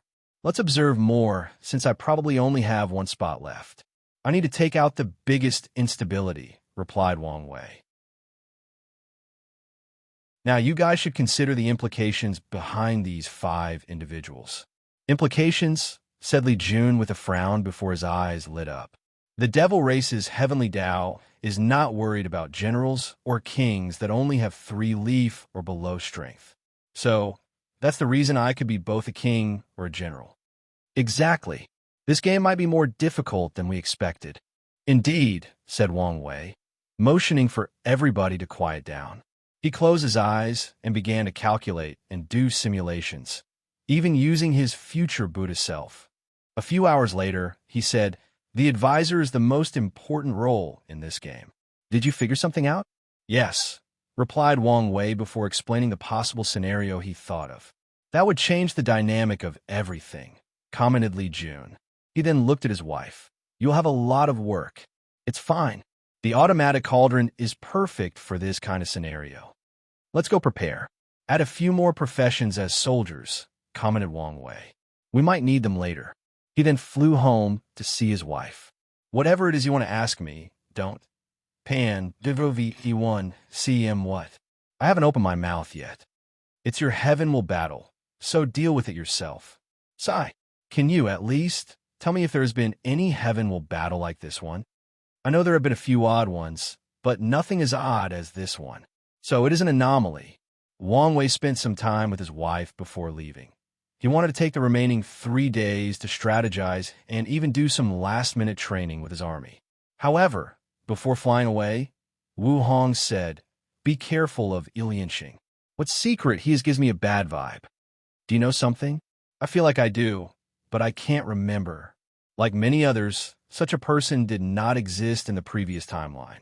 However, Lianxing's creepy aura reminded her of one of the few times she experienced terror as a paragon. Unfortunately, the memory is vague and distant. I will be careful. After Wang Wei left, Wu Hong looked into the distance. I can only use it once more, and it's already been planned. She shook her head a little sad. For more chapters, please visit Pand in Zerovel. See. Oh, meanwhile, Wang Wei regrouped with the others. They used his time chaos treasure to strategize and conduct training. The entire world was rapidly mobilizing for this sudden change in heaven will battle. Powerful generals instantly became extremely valuable, since one cannot even acquire an entrance token without one. 3 days later, Everyone gathered again at the starting place of the game. Wang Wei became the king, Yin Liling was the advisor, and Tai Gang, Li Jun, and Wang Ju were generals. Although they could choose 2 more generals from the sect, the group's strategy considered this. Tong Ruobing looked at Wang Wei's group and frowned. Why does he only have 3 generals? More generals meant a bigger army and a higher chance of survival. Is he too confident? Or does he know something? She looked in Di Tian's direction and saw that he also only brought 3 generals. And like Wang Wei's formation, one of the generals seemed more focused on information gathering. Something is definitely off. Little did she know these people discovered some hidden rules to this game. Wang Wei used his intellect, while Di Tian used his wealth. One of the treasures he has was refined from the body of a Star Stage Bash clan. In his attempt to revive his wife, he consulted a member with a 5-star bloodline, and when the latter could not give the answer he wanted, he was not pleased. And because of his action, he had this treasure and became the sworn enemy of the Baishi clan. Wang Wei chose king for his entrance token, and the others chose general, linked to his. I'm counting on you guys. Big brother, don't worry, we have your back. Wang Wei smiled before heading to the protective film. However, before passing through it, something occurred. Heavenly Dao suddenly showed up and said Wang Ju and another person wearing a hood beside Di Tian were banished from entering. What is wrong now? Asked Wang Wei, even though he knew. No answer. He'll agree for her to seal herself. No answer, just the same answer that Wang Ju was banned. Then let her be a king. Still the same. This is absurd.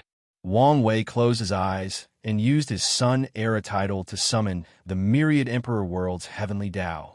He argued that the devil race should not allow changing the rules. Afterward, negotiations occurred between these world consciousness before they reached an agreement. A seal descended on Wang Ju and Di Tian's shadow, limiting their power. Wang Wei frowned, but he did not say anything else. The group then finally entered the film. They found themselves in an open plain with nothing in the distance. What is going on with Heavenly Dao? Asked Li Jun. I don't know, replied Wang Wei. Let's observe the surroundings for now. All right, abundant spiritual qi, so the devil race should be thriving living in such an environment, commented Tai Gang. The question is how long this place has existed, and how much have they recuperated? Asked Li Jun. The surrounding space is weird, said Wang Wei as he tried to manipulate the space to no avail. As expected, teleportation is a form of travel that is prohibited. Liling, can you teleport? Yin Liling controlled her law to bend the space. No, I don't think it's what it meant with transportation. Maybe through teleportation? However, this might also be forbidden if your guess is correct. True. Try flying. Everyone then tried to fly into the sky, and a powerful force prevented them. Please choose your soldiers. These characters suddenly appeared, floating above this group's head. The group then summoned their legions, the Slaughter and Undying Legion. You have reached the maximum number of soldiers. Please be warned that spatial treasures will be forbidden from now on. So, take out your weapons and armor immediately. So, they're trying to prevent us from placing soldiers in small worlds to transport them, commented Tai Gang. What about for advisors? Asked Wang Wei. Advisors are allowed to remove limited items from their space ring. Do you think we would know the answer if we did not ask this question? Asked Yin Liling. Probably not, but it's not that hard to figure out. I think, replied Li Jun. Let's test out a few things, said Wang Wei before flying in the distance and returning a few minutes later. The king can only travel a certain distance from his troops. Luckily, the distance is not that horrible. The devil race in this continent better have the same rules and restrictions, said Tai Gang. Otherwise, this would be ridiculous. They have to, replied Wang Wei. Wang Ju, send your scout. Well, march afterward. Wang Ju only brought the least amount of people in the group because of the previous tactics. A few hours later, she returned with some news. Sectmaster, your prediction was correct.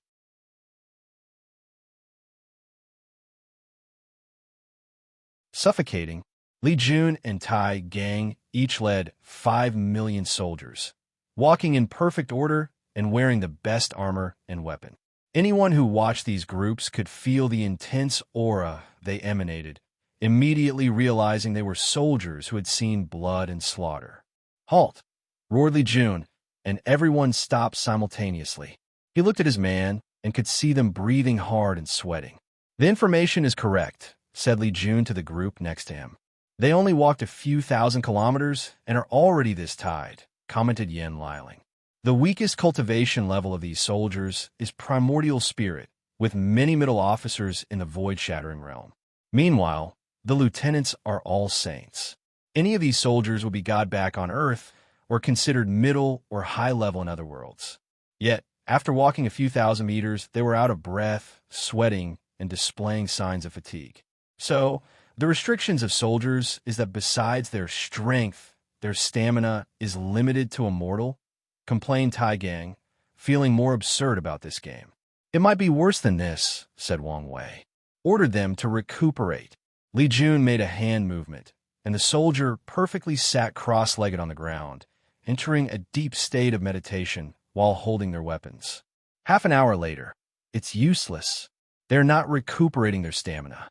Give them some food and pills," ordered Wang Wei, and Yen Liling did so. After eating the food, the soldier's stamina recuperated. You, said Li Jun, pointing to 3 people in the front. "Go to the side and use all your origin essence." The soldiers followed his order and used the fastest way to deplete their origin essence. Then, they cultivate to recuperate.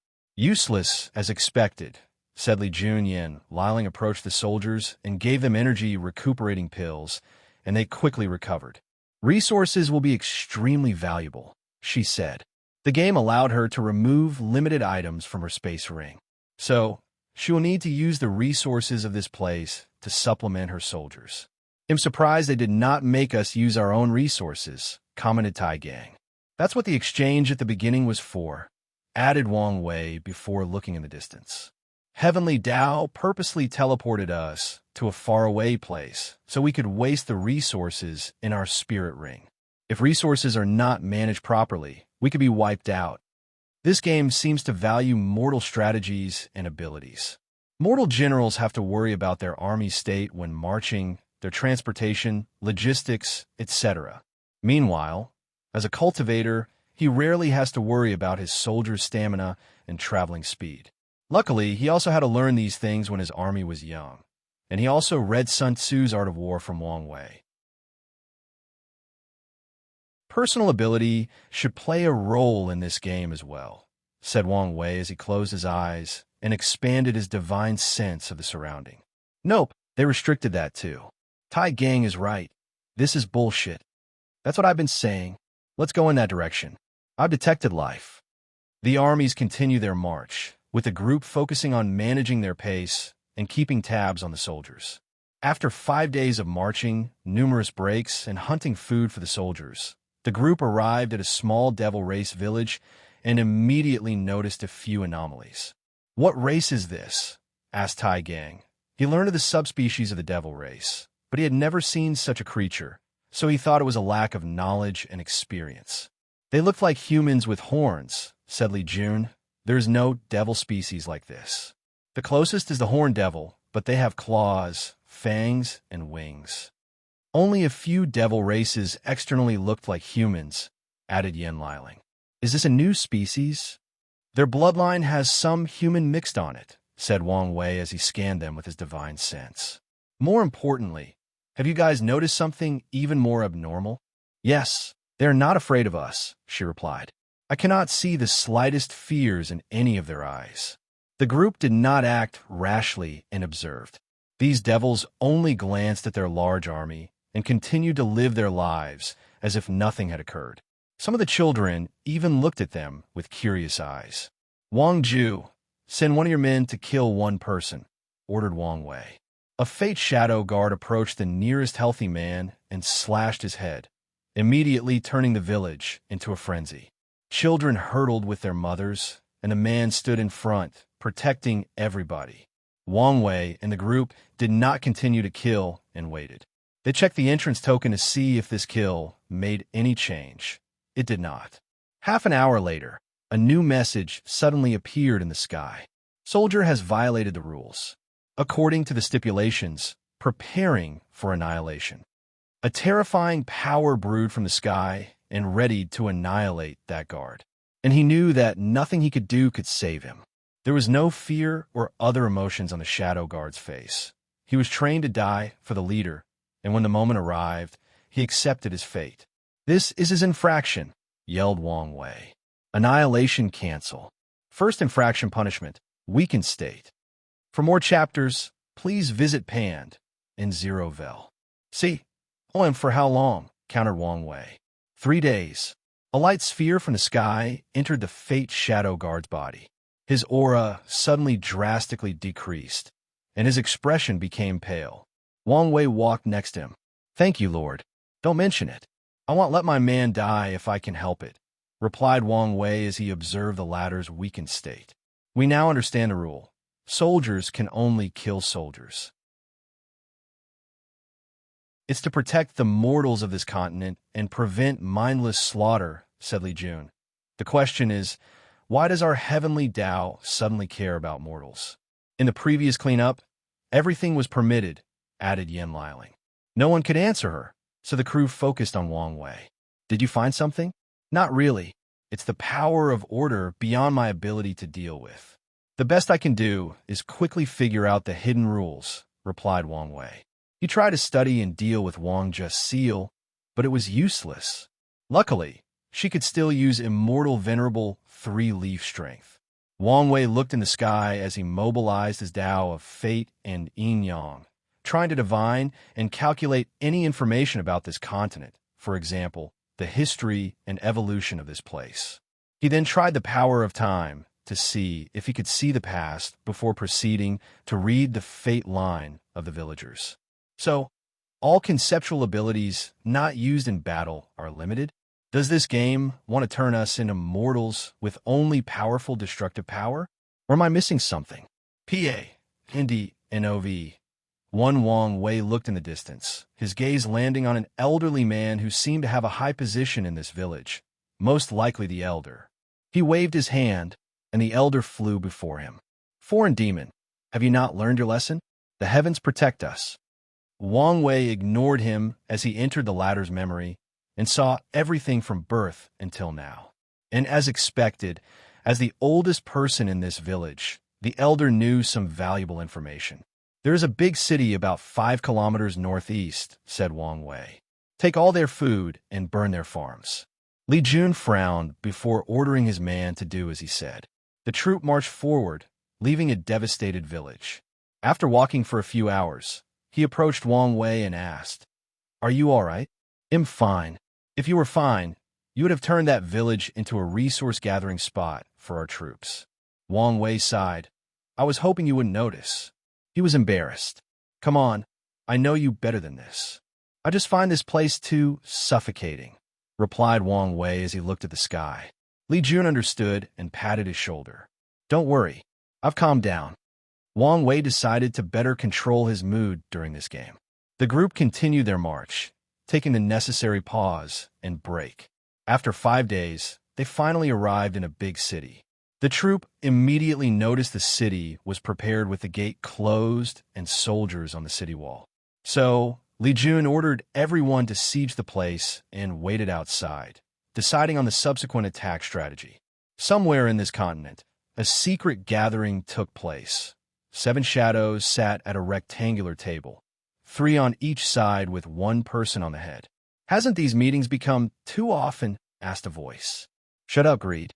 You're always complaining about something." "Unlike you, Lust, who spends all the time staring at a mirror, I have better things to do." "Shut up," said Pride, who knew these people would bicker for hours if this continued. "We have these meetings often because of the cleanup. I'm assuming this is the reason we are here, Wrath?" Everybody looked at the head position. "That's correct."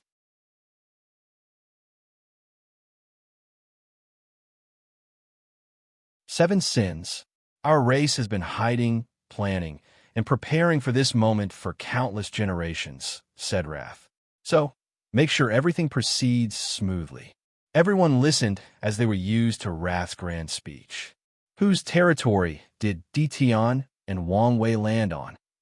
Dition is in my territory, replied Lust. I have Wang Wei, added Sloth. You guys know the plan. Avoid them at all costs. So, we will just let them slaughter our people, countered Envy. Unless you have a way to deal with a nine-extremity foundation, what choice do you have? Asked Greed with a sneer. We are not letting them wantonly slaughter, explained Wrath. We will use the practice tactics to make things difficult for them and limit their accomplishment. Our objective is for them to leave after accomplishing their goal with the minimum requirement. If any of you directly confront any of these two, the result will only be your pointless death. That's fair, acknowledged Envy. What about the other ultimate kings? What do we do with them? Asked Pride. With enough planning, we can deal with them, but be extremely cautious, replied Wrath. However, stay away from Ilianshing. Give him the same treatment as the two supreme kings. Our information did not indicate anything special about him. Even his strength seemed ordinary. Just know his secret is enough to warrant this level of caution. The others gave Wrath a look and agreed. What about Emotion? According to our predictions, as an anomaly, she was supposed to be an ultimate king? The recent information is that she has some conflict with Wang Wei and has to use a puppet to attend to the cleanup, explained Pride. She's in my territory. How do I deal with her? Asked Gluttony. Use your troops to eliminate her puppet body and her troops, ordered Wrath. As you wish. We will regroup if something unexpected changes, declared Wrath before dismissing everybody. Hopefully, the plan goes smoothly. Lust territory, a magnificent palace. A beautiful woman dressed in a black hanfu with braided hair suddenly opened her eyes. She looked indistinguishable from a human except for her very long nails, which were at least 10 centimeters and very sharp. She gently picked two pictures, Dition and Wang Wei. I finally have a chance to surpass Wrath. How could I give up so easily? Many things flashed in her mind before putting Dition's picture away and holding Wang Wei. He seems the easiest target of the two. So let's begin with him. An overlord? Nine-extremity foundation? A sun era? Lust sneered. Every man has a weakness, and yours happen to be your family. She then left the palace to prepare. Sloth territory. The group sat in a tent with a table and a map in the middle, looking at a rendition of the city. What's the best method to attack the city? Asked Wang Wei. A direct attack would result in too many casualties since our enemy is ready, commented Tai Gang before pointing to a spot. And it does not help there is only one gate for the entire city. Although that's bad, it will become our advantage if we can take down the city, commented Li Jun. Another problem is the city formation, making things even harder. I worry the people will burn the food and destroy the resources once it appears we're about to conquer the city, added Yen Liling. Can we siege the city and starve the people inside? Suggested Tai Gang. Our logistics won't last for that long. Yen Liling shook his head. We don't have a cavalry yet, so this limit our options, said Li Jun. He then looked at Wang Ju. Have your scouts found a group of demonic beasts yet? Please visit P in 0VU1. No. We only find a few beasts, but they are not suitable for war. Li Jun touched his forehead. The best option might be to use the advantage of the undying army to break the city gate forcefully. The city is protected by a powerful formation that can block the three generals for a relatively long time, even if they use their immortal strength, limiting the use of brute force in this scenario. Use the array virus, said Wang Wei. Array virus?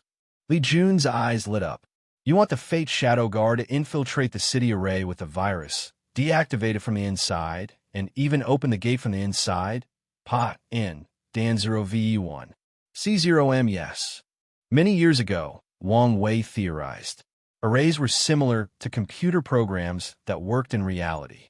So, he invented a prototype of a hacking virus for arrays and tested it during the Heaven-Chosen Selection Trial in the Academy.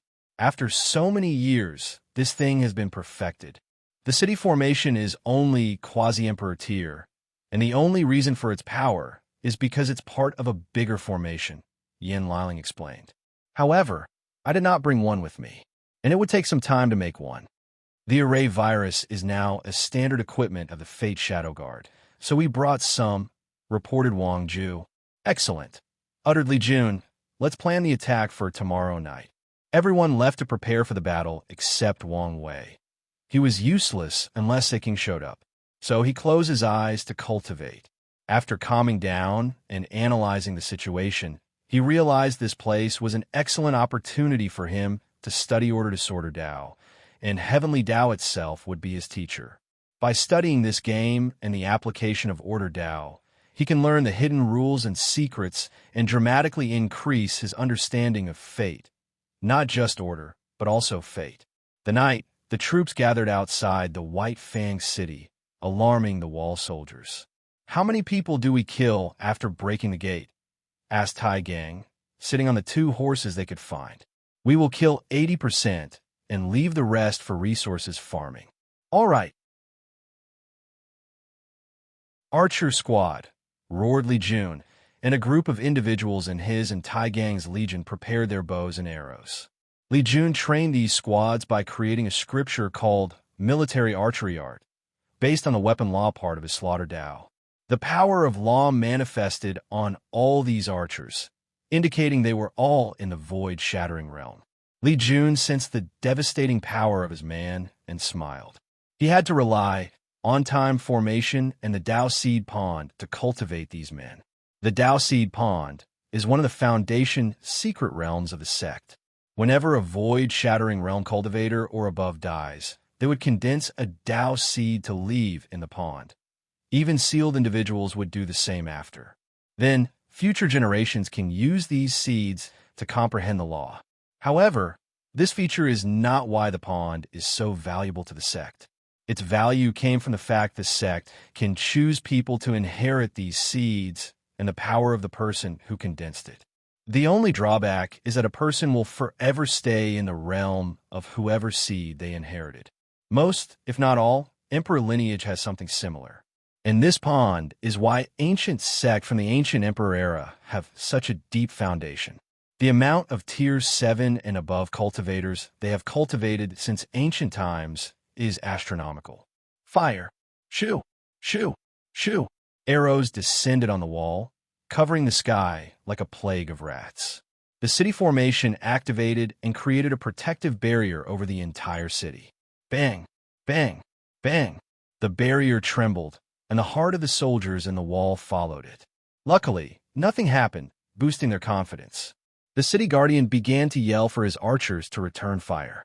Unfortunately, he soon discovered his enemy outclassed him in skill since none of his arrows could reach the enemy. The archer squad would fire 2 arrows for every arrow the wall archers fired, one to counter them and the other to cause damage to the formation and city wall.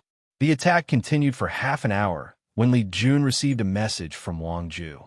"All right, let's put more pressure on them and force them to focus on us." He raised his hand to condense a spear and throw it. A blood-red light cut through the night sky, eliciting deep fear in these soldiers' hearts. Luckily, the formation protected them. The space had no change, muttered Li Jun before continuing his attack. And this time, it was a barrage instead of just one attack. Meanwhile, Tai Gang looked at him with envy of his strength. He practiced the 8 heterogeneity foundation. The sect gave him all the resources he needed for his clones. Unfortunately, he failed in the last process of fusion, almost dying in the process. So now, he has to use a special pill refined by Yen Liling and a secret technique to temporarily fuse and use immortal venerable strength. Suddenly, he noticed the city's protective barrier flickered before disappearing, and his eyes lit up. Li Jun did not waste time and threw a spear that blew the city gate open. "Charge!" he roared, and Tai Gang followed.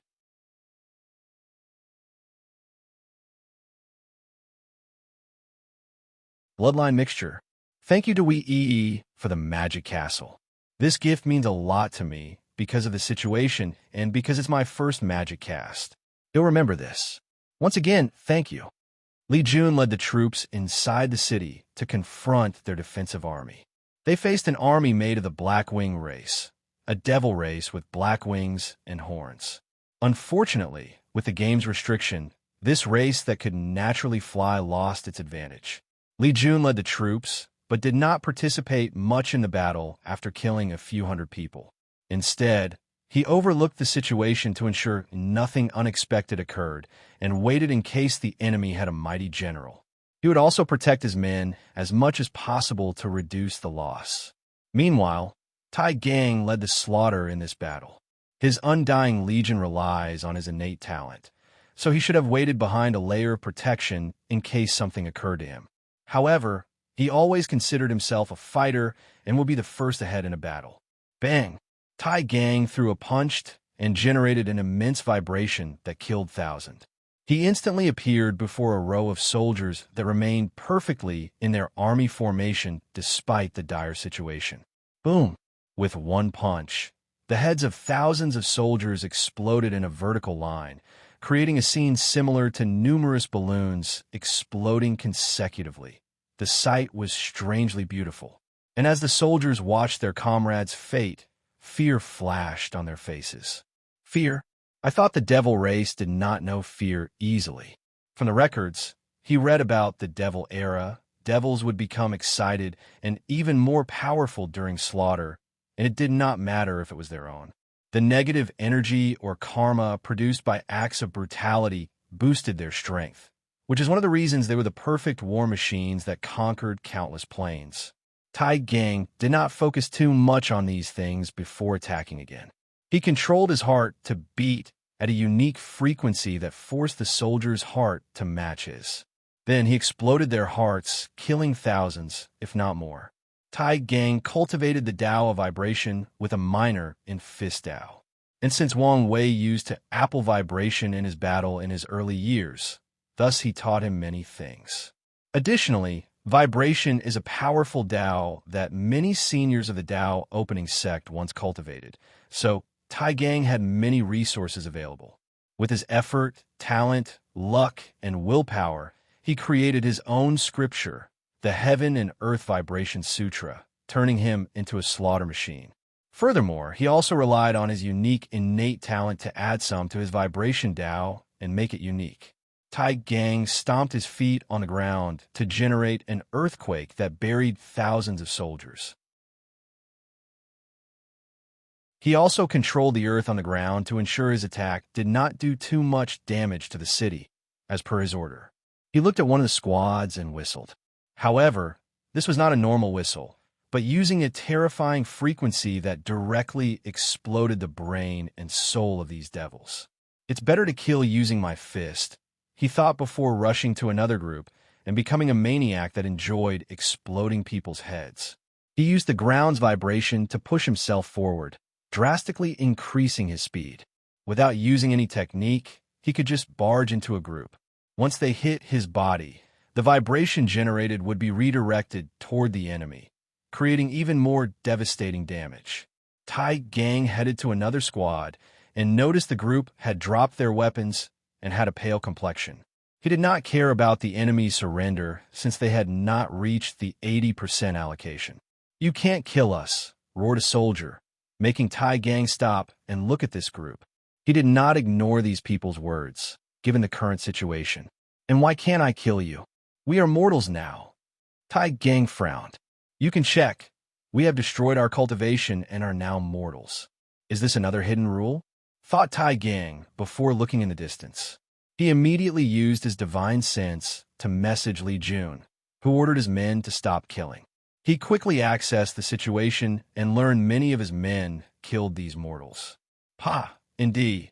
A Novi one, damn it," he said before immediately contacting Wang Wei, who flew from the distance. A few minutes after his arrival, Heavenly Tao, or the Game Master, manifested above the city. Rule breaker detected. Launching punishment. No punishment is needed since these soldiers became non-combatant during active battle. Their action should not be allowed in the first place. Heavenly Tao slowed down the process of gathering power. Punishment avoided. Be mindful in the future. Li Jun, if you need to save our men in the future, use the same tactic as them. said Wang Wei with a sneer before Heavenly Dao disappeared. That's a good strategy. After all, we will only waste some resources to recultivate them. Please visit P in 0v1. Co. All these men were talented disciples in one way or the other, and the resources used to cultivate them are not worth searching for talented and loyal individuals. Li Jun mobilized his men to get the city under control, since a few people chose to fight until death. Meanwhile, Wang Wei was observing the people who surrendered. Most had fears and relief in their eyes. However, some looked at him with defiance, telling him he could not do anything to them. Wang Wei did not care, as this was not true. He had thought of 2 ways to kill these people. The first one is to have members of his troop abandon their cultivation, losing their status as soldiers and ordering them to kill these people. Of course, there's also the possibility of hidden rules which state that foreign soldiers who lose their soldier status must leave the game and cannot do such a thing. In that case, he would use his second plan, turn them against each other. He would read these people's memories and divide them into 2 groups, each containing people with grievances, even the tiniest contradictions. Then, he would dangle starvation before them. He would tell them he would feed only one group, the group that is the final winner. Finally, he would watch the ensuing slaughter for survival. Wang Wei knew some people might resist and refuse to fight, but as long as one person does it, others will follow. And when the others realized they would die of starvation, well, there's a saying that a starving beast will even bite its master's hand. Wang Wei shook his head before continuing to observe the thing he came here for. A few minutes later, Li Jun approached him. Did you discover something? Yes. They are mixed with human bloodline. Who? These people? Pointed at the one in front of them. No. All the devil races in this city. Are you saying these devils fuse with human bloodline? But they hate us. That's not important. True. Do you think someone artificially engineered this bloodline mixture? But for what reason? The best theory I have is a way to escape Wuhong's seal. If the devil race became a subspecies of humans, they would no longer be the devil race, and the seal would not work on them. However, is that possible? It seems too easy. It's not simple. They would also have to be acknowledged as a new human subspecies. Acknowledgement from the myriad emperor world's heavenly Tao. Wang Wei shook his head. The seal affected the entire endless dimension, and the devil race was also once a species on that level. So they would need true heavenly Tao's permission. You don't sound too sure. It's just a theory. Plus, I feel like I'm missing something. We have time for you to figure out, said Li Jun nevertheless. Whoever is responsible for this plan is either very powerful or extremely intelligent. They also have no fear of Wuhong or willing to die for the revival of the devil race. Li Jun patted his shoulder and did not say anything more. He's only the muscle and only uses his brain when needed. Let's go discuss our next step. Lust Territory, Red Rose City. Dition slowly walked around the destroyed city with a serene look. The troops lost way above the bottom line I wanted, and many of the resources were destroyed before we conquered the city. He frowned as he looked at the result of this war. I need better generals for the heaven will battle. He could see that his army would not survive in a confrontation against Wang Wei because of superb generals like Li Jun and Tai Gang, or a supporter like Yan Liling. The only thing he has equal to Wang Wei is his shadow, who has 70% of his strength. If his sleeper still existed, he could find a talent from there that had the potential of breaking the mortal-immortal boundary. Unfortunately, the D-Clan did not have such a talent in this generation. Should I wake up a sealed Heaven Chosen? With his status in the clan, there should be no issue using a sleeping Heaven Chosen as a general. His eyes suddenly lit up. There might be a better alternative. He had an idea and calculated the success potential. Dition took a breath. Before anything else, I need to figure out the rules of this game. He lost too many soldiers because of the stupid hidden rules.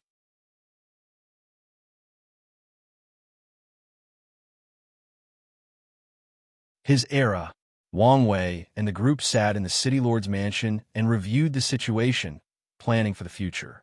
Wang Wei looked at his king token and saw it was activating, meaning killing these devil races was effective. How was our loss? The Slaughter Legion suffered minor deaths and a few injuries. But the Undying Legion had no death, replied Li Jun with some envy. Since Tai Gang linked the lives of each soldier in the Undying Legion, it was challenging to kill one of them. Where's the scripture based on your innate talent? Do you think of you guys and can easily create powerful and unique cultivation scriptures? It's still coming, complained Tai Gang. We offered you our help. I have my own pride.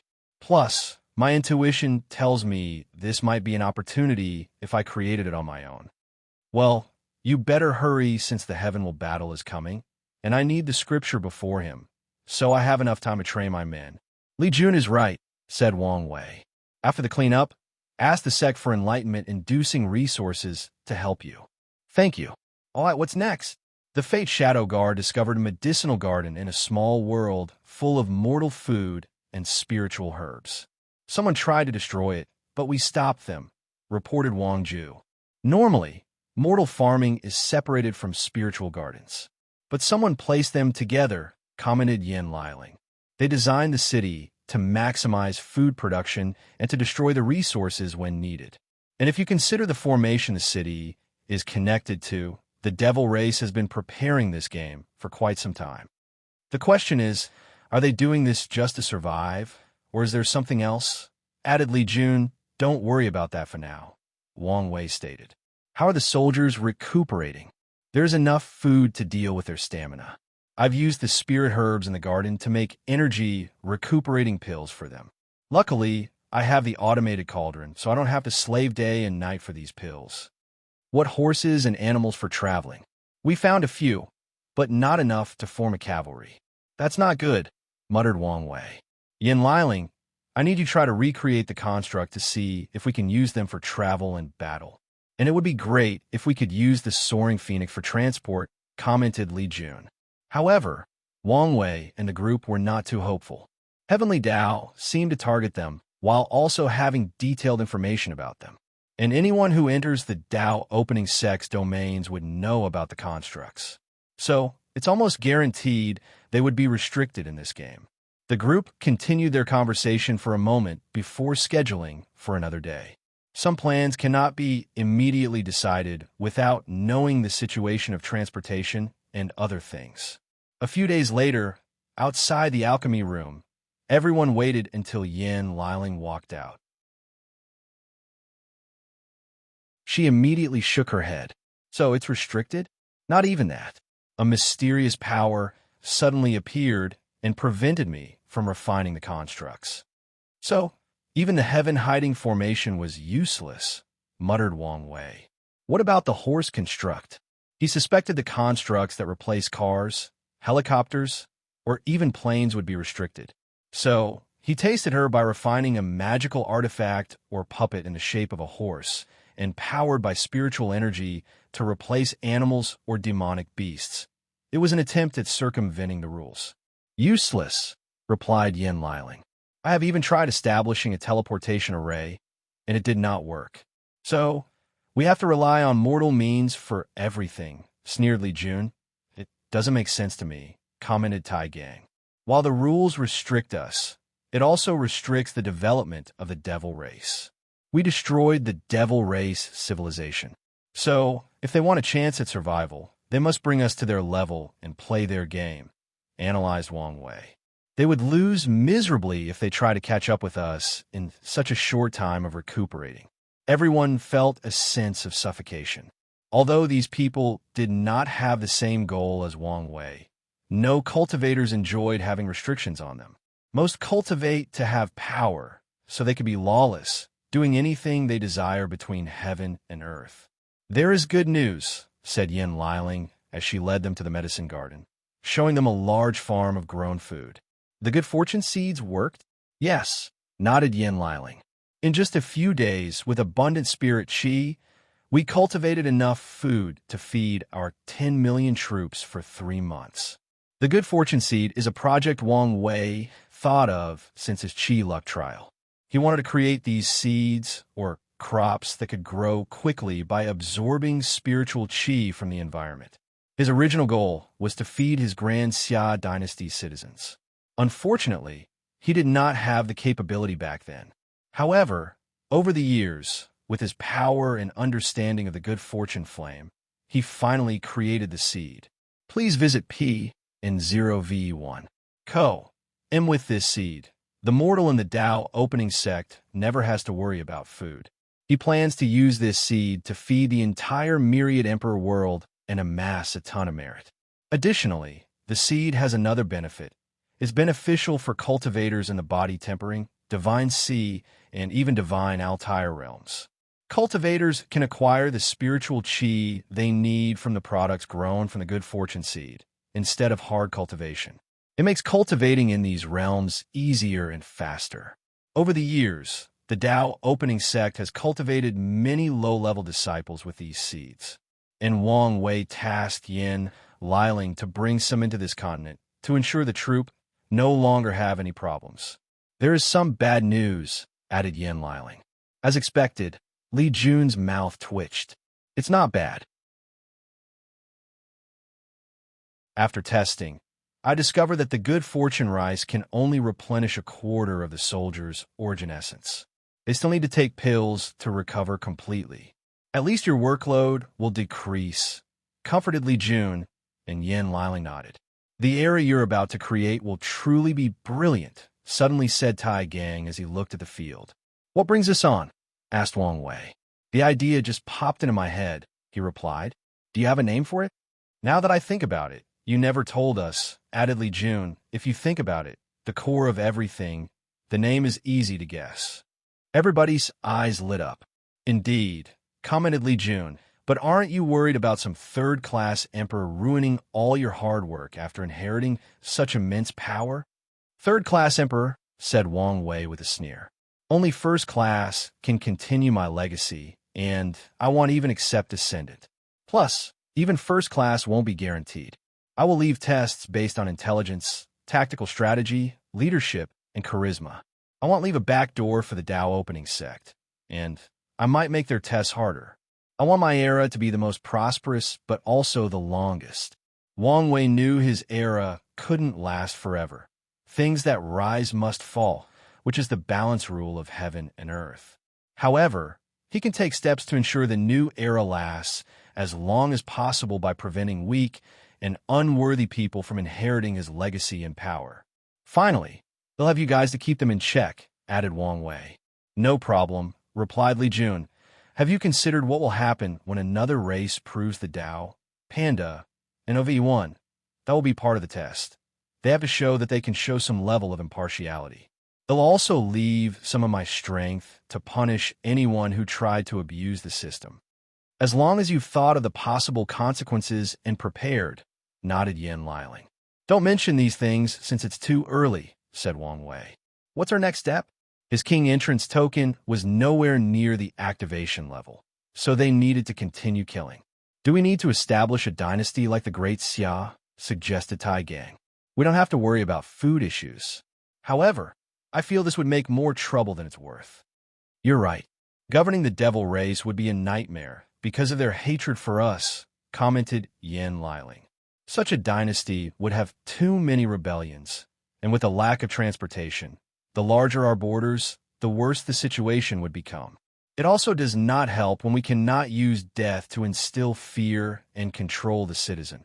Added Li Jun, dynasty or religion is not viable, especially if we consider the time we have in this continent.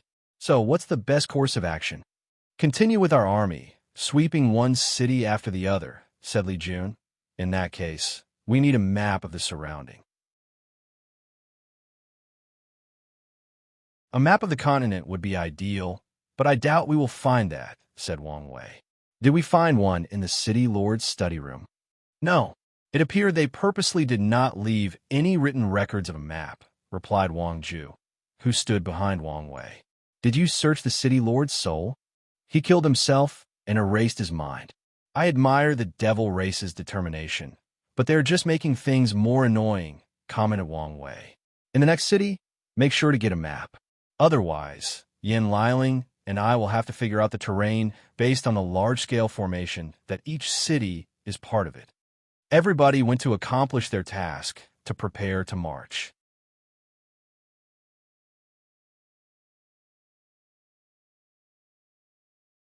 Military tactic. Li Jun ran forward with his spear pointed forward, eradicating anyone in his path. He then waved his spear to the left, creating a river of blood that drowned a squadron of 100,000. He looked to another group and roared, "Roar of God! When God is angered, mortal suffers." His roar generated a potent power that annihilated the soul and body of anyone in his path. Li Jun then opened his mouth to spew an eerily green smoke. Anyone affected by it had black veins on their bodies and faces, their eyes turned red, and they vomited black blood. They died of poison. P. Indian Z1 C. OM Li Jun then focused on another group. With one look, the soldiers instantly became pale, lost their hair, and their eye sockets became thin.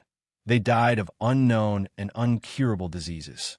Fear enveloped the soldiers who witnessed his brutal slaughter, and Li Jun used this to his image.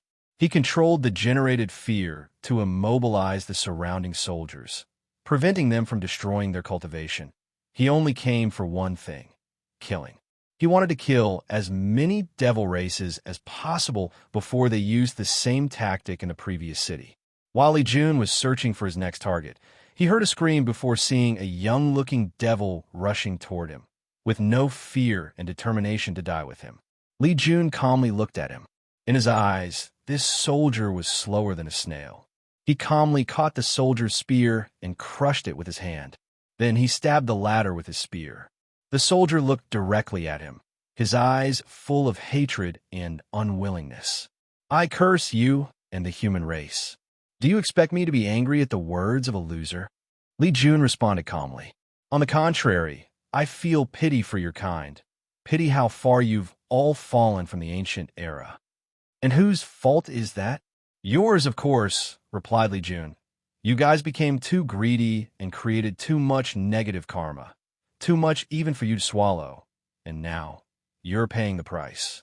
The soldier looked at him fiercely before the light in his eyes faded away. Li Jun shook his head. Some devils felt they are themselves and should not pay for the crime of their ancestors. Others believed they should have continued to rule the world, or at the very least, remained a strong race after that event. Li Jun looked at another squad and used a technique, frenzy of slaughter. The soldiers' eyes turned red before they began to fight and kill each other. It was like their previous comrade was their worst enemy, as if they were the kind of enemy that killed their parents and took their wives. Another squad came to try to wake up these people from a nightmare. Unfortunately, these people also attacked them before members of this squad also became infected and turned mad in the same manner. Li Jun waved his spear to generate a rain of weapons, killing people in large quantities. He went on a slaughter spree for more than half an hour before the battle ended, and the group conquered their second city. With his previous experience, Li Jun was swifter in dealing with the aftermath. Military tactic room. Wang Wei looked at his token and nodded in satisfaction. Li Jun looked at the battle report, and he, too, nodded in satisfaction. "This city put up more of a fight," said Tai Gang. "The Blood Devil race are more militant. So few were willing to surrender, even in the face of death," said Wang Wei. "Did we get the map?" "Yes," replied Wang Ju succinctly before laying a map on the central table. "There are 7 territories in this continent, each named after one of the 7 deadly sins. We are now in the sloth territory, and the territory closest to us is greed. In the grand scheme of worlds, this continent is small," said Li Jun as he looked at the map. "However, it is too big for us. With our marching speed, it would take us 10 years to reach the greed territory, and 6 if we have horses." "It doesn't make sense," Yin Liling pointed out. "With such a scale, such primitive traveling method would make things a nightmare and even hinder the development of the devil race. Even if they want to restrict us, isn't this going too far?" She imagined the nightmare it would be to build the cities that make up the formation and how the lack of communication would impact the entire continent.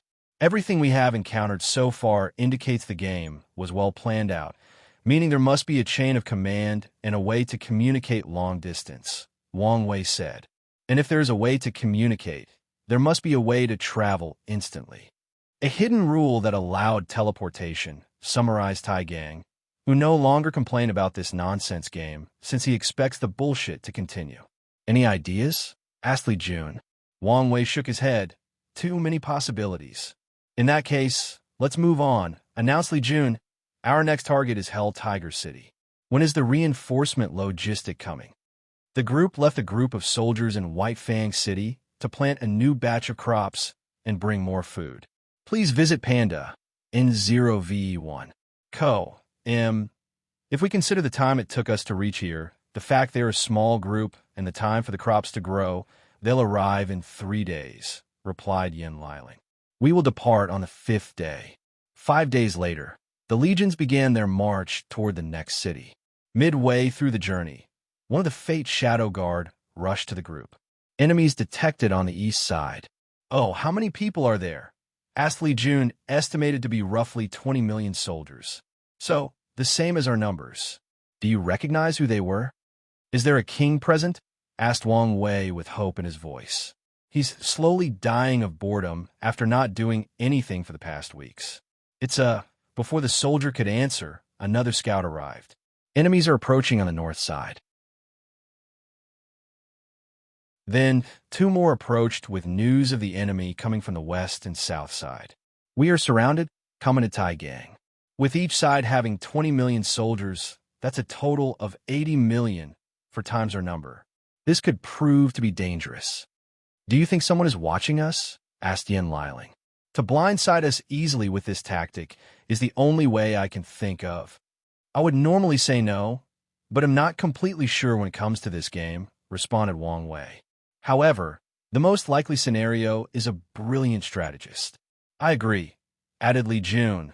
The strategist knew where we landed, making it easy to calculate that we would attack White Fang City, the near city. From there, it's easy to calculate our next destination by considering whether we have a map, then plan this attack. So what's the plan? Asked Tai Gang. Li Jun did not immediately answer, but looked at the 4 scouts. Give me an educated guess on whose troops you think are the most powerful. The Fate Shadow Guard gathered and exchanged information. They took into account things like the leading general's aura, the marching discipline of the troops, their weapons, aura, and other factors to theorize which was the better troops. East and west. Muttered Li Jun before looking at his men. For direction formation, shields on east and west. Immediately, the troops marched to their formation. The Slaughter Legion took a position on the east and west sides, and each soldier took out the shield in their back and firmly planted it before them, forming an iron wall shield. The Undying Legion took the north and south side, ready to attack and annihilate their opponent. The Archer Squad positioned themselves in the middle to serve as support, while also protecting Yin Liling and the Logistics Squad. 4 times our numbers? No problem, declared Li Jun, who was not afraid of such a confrontation. Even outnumbered, he believed in his men's capabilities. Coming, said Wang Wei, floating in the sky and looking in the distance. Then he muttered, no king is expected. He wanted to fight and kill a few decent opponents. The enemy soon arrived, and Li Jun yelled, shield. The shield squads shook their shield to create a protective barrier that protracted the east-western side, leaving the north-south side open wide. However, that is the plan for the Undying Legion to go on the offensive. And with this tactic, they only have to face half the number of troops. Remember, you are the shield of a future emperor, yelled Li Jun. You must not falter. You must not show any weakness and let the enemy break your defense. Even if you feel weak, despair, fearful, you must not drop the shield. Even if you die, you must defy death and persevere until your comrade behind you take your spot. Remember our motto, we are the Emperor's shield. The soldiers chanted repeatedly and in harmony as they clashed their shields on the ground, creating a euphonic sound of passion, determination, and adrenaline. What are we? Roared Li Jun, the Emperor's shield.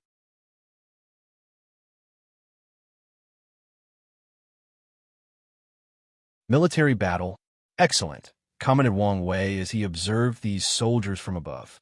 Although it might look like these troops would become useless after proving the Tao, it was far from the truth. After proving the Tao, his strength will be very close to the Empyrean level if he achieves 10 extremity along with his other boosters. And the only reason he believes he cannot have Empyrean strength is because of the overwhelming transformation cultivators undergo from 69% of the Grand Tao source to 70%.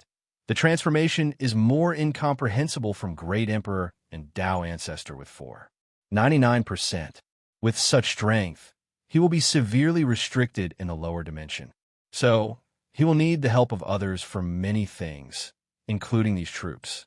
On the ground, Li Jun looked at the troops surrounding him. He detected 2 people on horses with unique auras. Furthermore, the troops revolved around these 4 generals. He squinted his eyes. He held his spear in the middle and checked the balance before throwing it with immense force. Boom! The spear turned into a red light as it cut the air due to its sheer speed. Array 1, roared Sloth General 1, leading the northern troops. Immediately, his soldiers reacted and formed a formation. Then, in front of everyone's eyes, Li Jun's speed, which was numerous times faster than light, slowed down, traveling as it was navigating through water and working against a lot of resistance. By the time the spear reached its destination, it had lost most of its power. So Sloth General 1 used his axe to send it flying away, forcing Li Jun to recall the spear to his side. What a strange array. Is it the power of time? Or something else? He focused on the battle as the enemy's cavalry ran towards him from the north and west side. Archers, yelled Li Jun, and arrows flew from the middle. Unfortunately, the enemy troops also had archers, and they were more skilled than the city troops. Although not as good as Li Jun's troops, they held their own with little loss until the cavalry reached the enemy. Bang! The Western cavalry clashed head-on with the Western protective shield, and no matter what they did, they could not pass these men's shields. Meanwhile, the northern side began a slaughter. These soldiers from the Undying Legion had no fear, so they attacked with unmatched ferocity. They stabbed their opponents and used elemental, spiritual, and brute force to kill as many people as possible. A pile of bodies and dead horses stood before them, but they did not care. Push! A devil stabbed a soldier in the heart, destroying the organ into oblivion. But to his horror, the man did not die or falter. After bleeding a little, and the latter responded and cut off his head. Before dying, the devil could not understand what was going on. That same soldier used the connected life force of his comrade to build another heart. And without even looking at his body or wasting time, he proceeded to kill more devils. The soldier beside him had half of his body burned by a flame devil on a flame horse. However, he smashed the devil's head before continuing to kill his enemy. He sustained even more elemental injuries but never stopped fighting. And when he reached his bonus limit, he used the connected life force to heal himself before continuing the battle. Slash! Another soldier sacrificed his arm to kill a mighty opponent. Then, with skills that indicated he had practiced before, he used his divine sense to levitate his arm from the ground and used the shared life force to reconnect it. During the entire process, he never stopped fighting and killing. Sloth General 1 frowned as he watched his enemy rapidly decimate his army. While the cavalry was being slaughtered, his infantry also approached the human troops. Go for the head, he ordered before communicating with Sloth Generals 2 to 4, which troops had now arrived on the east and south sides. The east side was another iron wall, but the south side also had to deal with the Undying Legion. The Undying Legion trained to protect their heads, so this tactic was less effective than the devils would wish. Nevertheless, it only worked to some extent. Slash!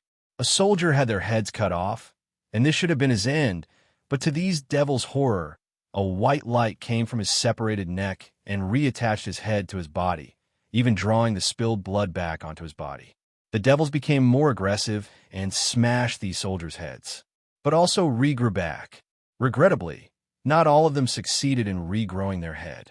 Tai Gang's innate talent allowed them to share life force to heal, but there was a limited amount that each soldier could access and control based on their individual talent. "Hiya!" roared a devil as he slammed his halberd on the ground, smashing a soldier to the ground. Blood splat over the surrounding people and on his body. But this was not the end. Splat, splat, splat. Please visit Panda in 0v1. Co. M. The devil continued to smash the heavy weapon with unmatched rage, turning all the soldiers' body parts into meat sauce with chunks. He did not want to give the latter a chance to regenerate. "Ha ha!" He laughed victorious before he felt a pain in his chest. He looked down to see a big hole, and with shock, he raised his head to see the same soldier before him. "Pa, indeed. A no VE1 primordial spirit?" The last thing the devil saw before entering samsara was a condescending smirk. The undying soldier looked at his fallen opponent before rushing to his comrade next to him. According to his training, if he lost his body on the battlefield, he could continue to battle or find a place to hold his primordial spirit. The sect would create a body for him later. The soldier entered his comrade's weapon according to the rules, waiting for his return in the future. "Here," said Yin Liling, handing Tai Gang numerous pills. The latter did not hesitate to swallow them. His life energy drastically increased, and he used his power to share it with his soldiers, increasing the pool of life force they had to heal. These soldiers immediately became more intense, entering a semi-berserk state since they had no fear of death. Sloth General 1 noticed the change in Yin Liling's action in the center. He knew the best way to deal with this army was to find the source of their ability, and he could already identify what it was, who it was. Unfortunately, he could not immediately take care of the problem. "Use soul attack," he ordered. This method was once again not as successful as he wished. Tai Gang developed his talent to reach the soul, meaning the soldiers can heal certain soul injuries, even if it's not all. Furthermore, knowing this was one of the weaknesses of the Undying Legion, he trained the soldiers to prepare. They had to learn soul defense techniques and have a soul-protecting artifact. The Tao Opening Sect went above and beyond to nurture these soldiers, providing them with enough resources to make some declining emperor lineage wince in pain. And this was not the end. Li Jun also helped this legion protect their souls by creating a technique that allowed them to absorb baleful auras and use them as a shield to save their souls. Swish! An arrow pieced through the sky, leaving hundreds of afterimages in its path, heading straight toward Tai Gang. He calmly raised his hand to catch it, but to everyone's surprise, the arrow divided into two, with the second one headed for Yin Liling. "Checkmate," thought Sloth General 1. Unfortunately, before he could celebrate, purple flame manifested around Yin Liling and burned the arrow into oblivion. "Did they think I was a damsel in distress because I'm an advisor?" commented Yin Liling. "I think they do," replied Tai Gang. "I feel offended." Yin Liling suddenly felt like many people in the world thought she was a useless group member. "If it were not for the rules, I would burn all of them to ash." Tai Gang swallowed his saliva.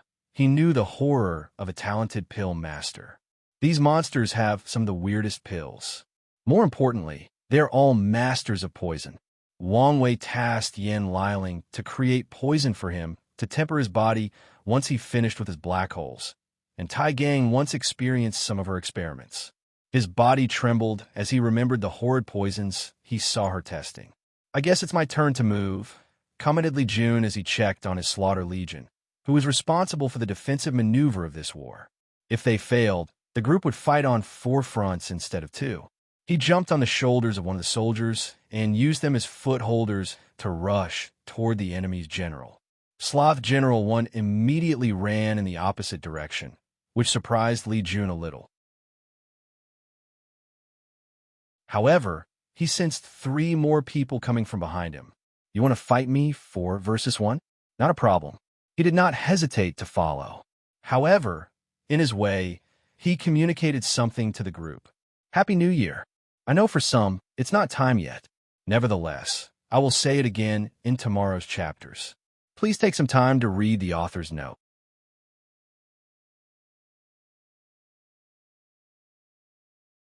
Improve Slaughter Dao.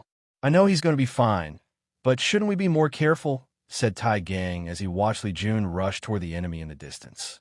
We are, stated Yin Liling, and Tai Gang finally noticed Wang Ju had disappeared, and his eyes lit up. Li Jun looked at the 4 people who surrounded him. As his red hair played with the wind, he rested his spear on his shoulder. So who are you guys? Slav General 1 was a devil with goat horns and claws. Slav General 2 had black wings made of bones and a snake head. General 3 had 2 bull heads and was 5 meters tall, and General 4 was a headless human. No answer. Huh? Uttered Li Jun. I guess we're doing this the hard way.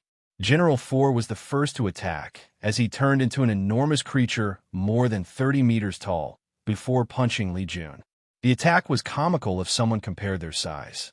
However, Li Jun easily blocked it with the tip of his spear.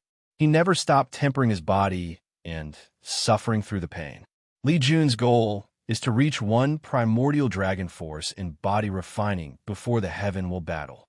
General 4 acted immediately and changed into a tiny creature as tall as 30 centimeters and rushed toward Li Jun with unmatched speed.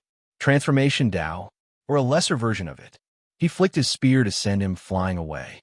Suddenly, General 1 appeared out of nowhere in front of Li Jun with a dagger stabbed in his stomach. Li Jun looked at the blood falling from his body, and after a few seconds, it disappeared as if it was never there. Interesting illusion.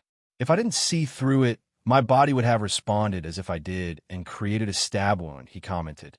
It's a shame I outclass you in spiritual strength. The General 1 before him disappeared since it was an illusion, but the others took this opportunity to attack. War! Yelled General 3 as numerous soldiers suddenly appear behind him, boosting his stats and giving him a number advantage. Using War Dao against me? I admire your confidence, commented Li Jun. He gazed at the summoned troops coming toward him, and they suddenly dropped on the floor one by one. General 3 checked, and his face became severe. His summon died of hunger, a common mortal problem. Sinful water. General 2 spewed out a putrid and visually unappealing black water. Anyone who lays eyes on this water will have an instinctive reaction of disgust, and the consequences of touching it are even worse. Cleansing purifying flame. Li Jun created a pure white flame that instantly disintegrated the black water. If you do not use your trump cards, you will die miserably in this battle, said Li Jun with a smirk. The 4 generals gave each a look before placing themselves in a specific position. The same strange runes appear before them before becoming a tattoo on their bodies. Li Jun immediately felt the changes. At the previous array that acted similar to Time Dao. Li Jun raised his hand, and it appeared he was moving in slow motion. He felt he needed an extraordinary amount of energy just to move his fingers or breathe. His mind became so slow it felt like a single sentence would take an eternity to ponder. His origin essence, spiritual strength, and blood energy operated slower than an old, dying turtle. Furthermore, his thoughts became negative. He did not feel like moving a finger, literally. He felt his spear and armor were too heavy. He even felt standing up was too much work and required too much work. All Li Jun wanted was to lie down and sleep, and he was thankful that he was powerful and did not require food to sustain himself. Then things worsened. He felt breathing or living was too much. He felt his very existence was a burden to the world and the people around him. So, all he wanted was to enter eternal sleep. He wanted to give up to stop the pain. Depression? Mental disorder? Li Jun remembered a concept he learned from Wang Wei from his past life about mental disorders. Wang Wei explained to him how the cultivators change in their mental state and their Dao heart's destruction could be the result of mental disorders. Li Jun thought the subject was interesting, so he remembered, and this sloth ability reminded him of that discussion. If mental disorders have such a severe effect on cultivators, the situation would be 100 times worse, if not more, for mortals. How many of them have died as a result of it? His mind worked on overdrive while remaining clearer than ever. My slaughter Dao involves every aspect that causes mass death, famine, disease, natural disaster, or war. So, isn't mental disorders a part as well? A purple light flashed around Li Jun's body, granting him a more ethereal and mysterious aura. Enlightenment, commented General One. Don't let him. The others followed him and rushed to terminate Li Jun. Unfortunately for them, Shadow, tentacles manifested from the ground and blocked their paths. "Who's there?" roared General One. But no one answered him nor showed up. So, they tried again, but could not get close to Li Jun, and a few minutes later, he opened his eyes with a more profound aura. Sudden enlightenment? And it was so deep. Is this what it feels like to be a super genius? Although it was not his first time having sudden enlightenment, it was never as deep as this one, and it became rare for him after comprehending the law. However, with this one, he knew he had a slight chance at reaching 5-leaf venerable strength before the heavenly battle. Li Jun squinted his eyes as a crazy idea popped into his mind. It's worth trying even if I might die. Please visit Panda, N0V1. Co. Li Jun looked at his opponent and no longer decided to test out their powers and abilities. He deployed his Dharma body, which was holding a spear like him. All things can be killed, even sloth. The enormous spear descended from the heavens, immediately rendering the 4 generals immobile. Their arrays could not resist the spear for even a moment before bursting apart and continuing toward them. Muttered Li Jun as he sensed spatial fluctuations. And before he could act, a void portal appeared and swallowed Sloth General One. Luckily, one of the shadow tentacles entered the portal and returned with blood on the tip. Panda N0V1. Calm, they can use teleportation, as we expected, said Li Jun before gazing at the 3 dead generals. Rise. The 4 generals turned deathly gray before their lifeless bodies began to move. Li Jun asked them a few questions, but they suddenly exploded midway. Did you learn something? Asked Wang Wei, who landed next to him. Yes. 7 supreme kings controlled 7 territories, each named after one of the deadly sins. These people are the troops of the Sloth King. So, they're the people behind the scenes. I'm guessing there are lesser or weaker kings. Yes. Did you learn how they teleported away? Kings can choose a location as their home base, granting them the ability to summon their generals from long distance. But there is a price. Of course. The price is to abandon our citizen status and turn into a citizen of the 9 Devil God world. They really do not want to give us any advantage. Anything else? Kings with a base are not restricted by a certain distance from their troops, granting more free range of movement. That's all I could learn since someone protected their soul from searching. Muttered Wang Wei as he pondered for a moment. This is probably not the only method of teleportation. They might even have ways to teleport troops, added Li Jun. That would shift the balance of the situation toward our side after we learn of it, analyzed Wang Wei. So it's not very likely. However, there is definitely a way for kings to teleport from one territory to the next. For people as strong as you and DTon, the best tactic is to run away and hide. So, mobility is key, agreed Li Jun, who suddenly changed the topic. Can you tell me about the mental disorders you previously mentioned? Mental disorder? Is that related to your enlightenment? Yes. Mental disorder and slaughter? Oddly fits. There is no problem, but I only know very little information. He only knows about a few things he reads online, and reads some basic knowledge once to impress a client. It's fine. If you want to use it to improve your slaughter Dao, you might have to study emotion, soul, and medicine law. You're probably right, he muttered after pondering for a moment. Then, he suddenly felt he fused too soon with his 8 other clones. Unfortunately, he needed the power for this event. Li Jun then remembered he was now a supreme genius and did not have to worry so much. He proceeded to annihilate the remaining troops, focusing on the east and west side that the Shield Squad had to fight off. Once the Undying Legion finished off their opponents on the north-south front, they aided the Slaughter Legion on the eastern and western front. Sloth Castle, General 1 suddenly appeared in one of the rooms with someone waiting for him. Lord, mission failure. He dropped dead on the floor. Happy New Year, and I hope you have a wonderful year.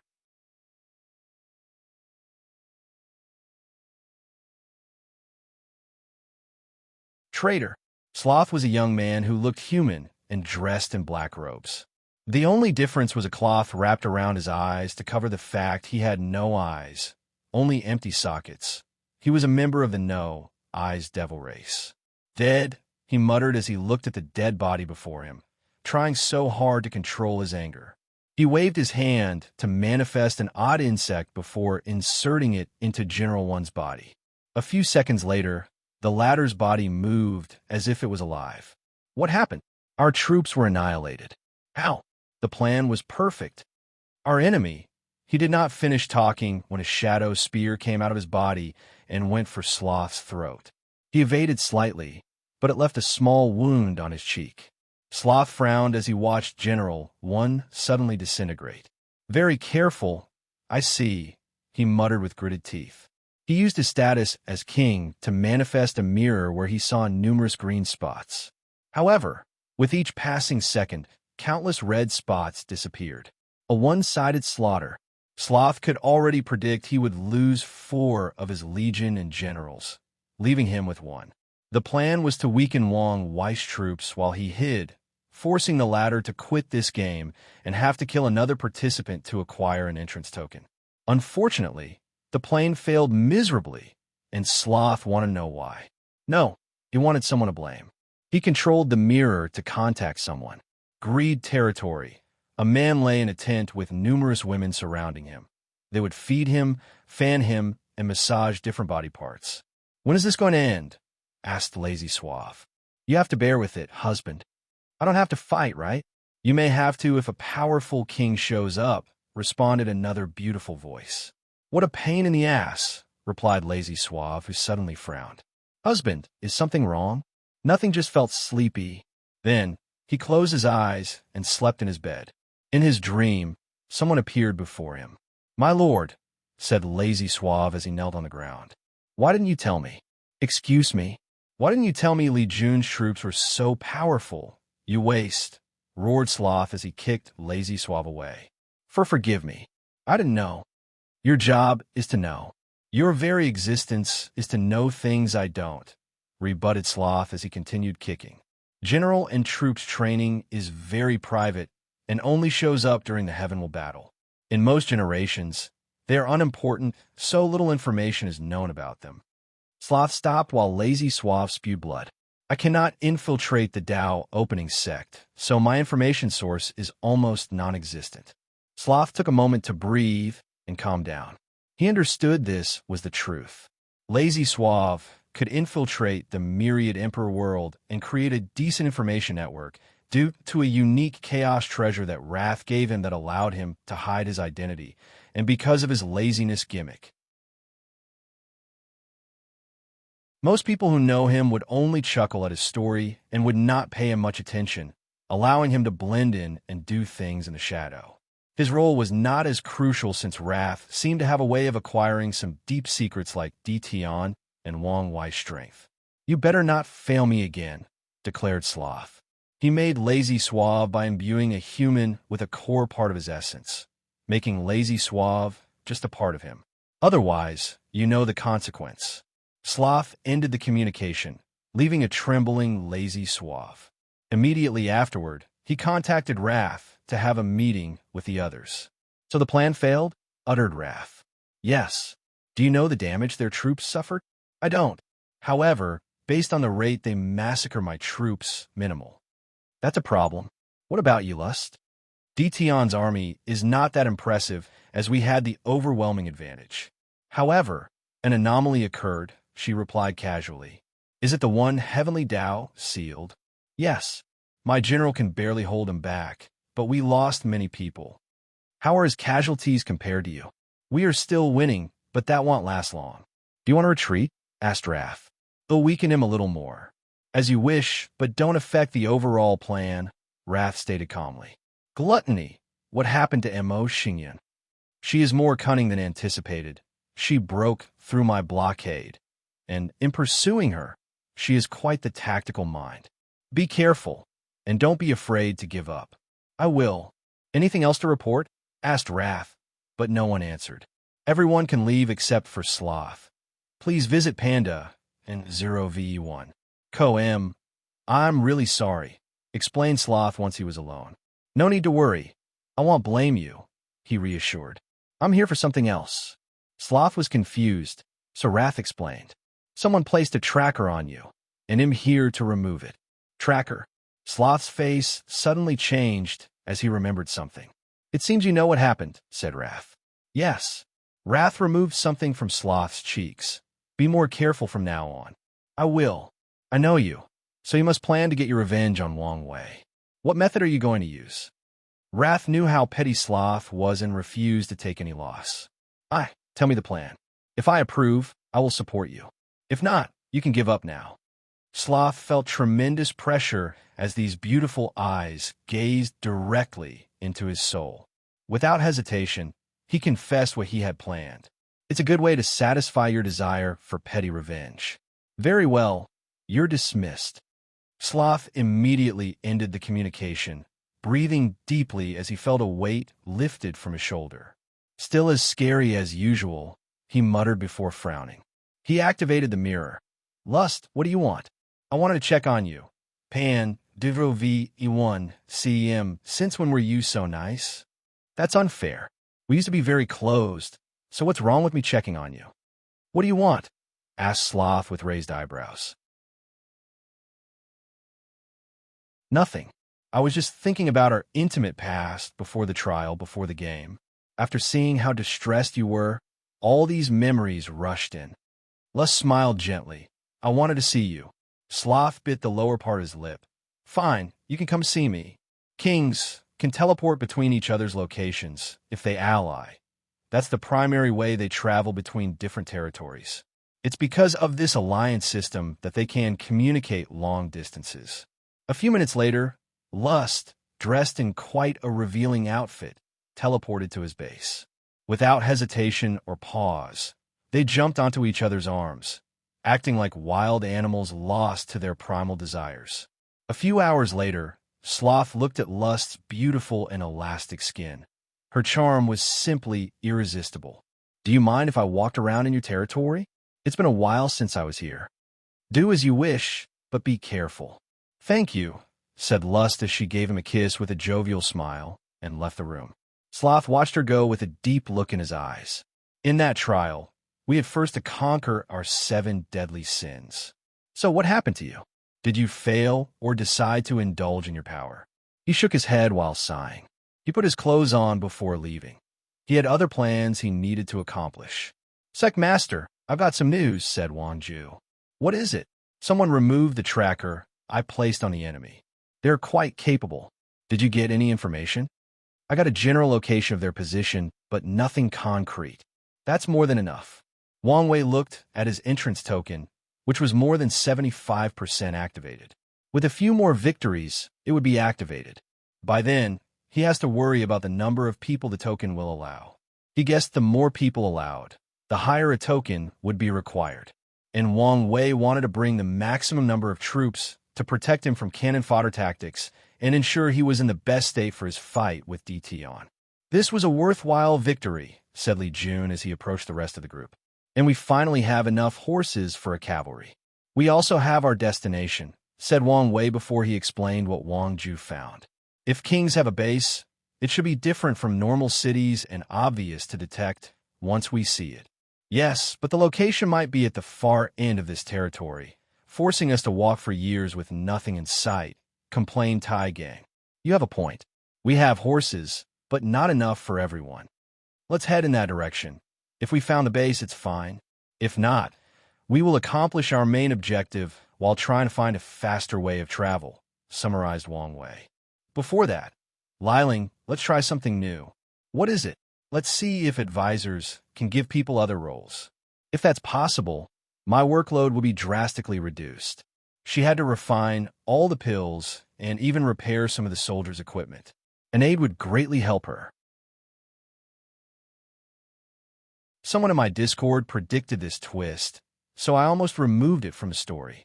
There is nothing more aggravating as a writer when someone predicts something you were excited to reveal. However, I decided otherwise because most people would not remember who Lazy Suave was.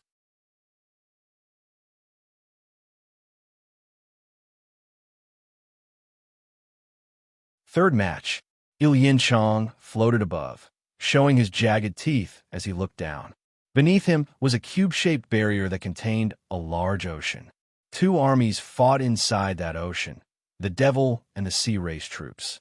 Il Yin Chong was calm as he watched the battle, since his troops used this array to change the environment and give them an advantage.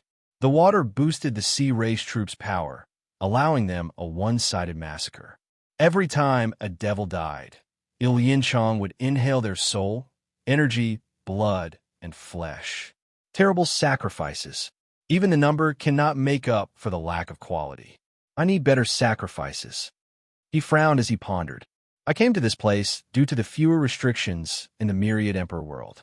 However, I did not expect to be even more restricted. Il Yin Chong waited until the battle finished and had his men close the formation and clean up. As he watched everything from above, he became irritated. I need an excellent sacrifice. He then remembered the clashes between these two a while ago.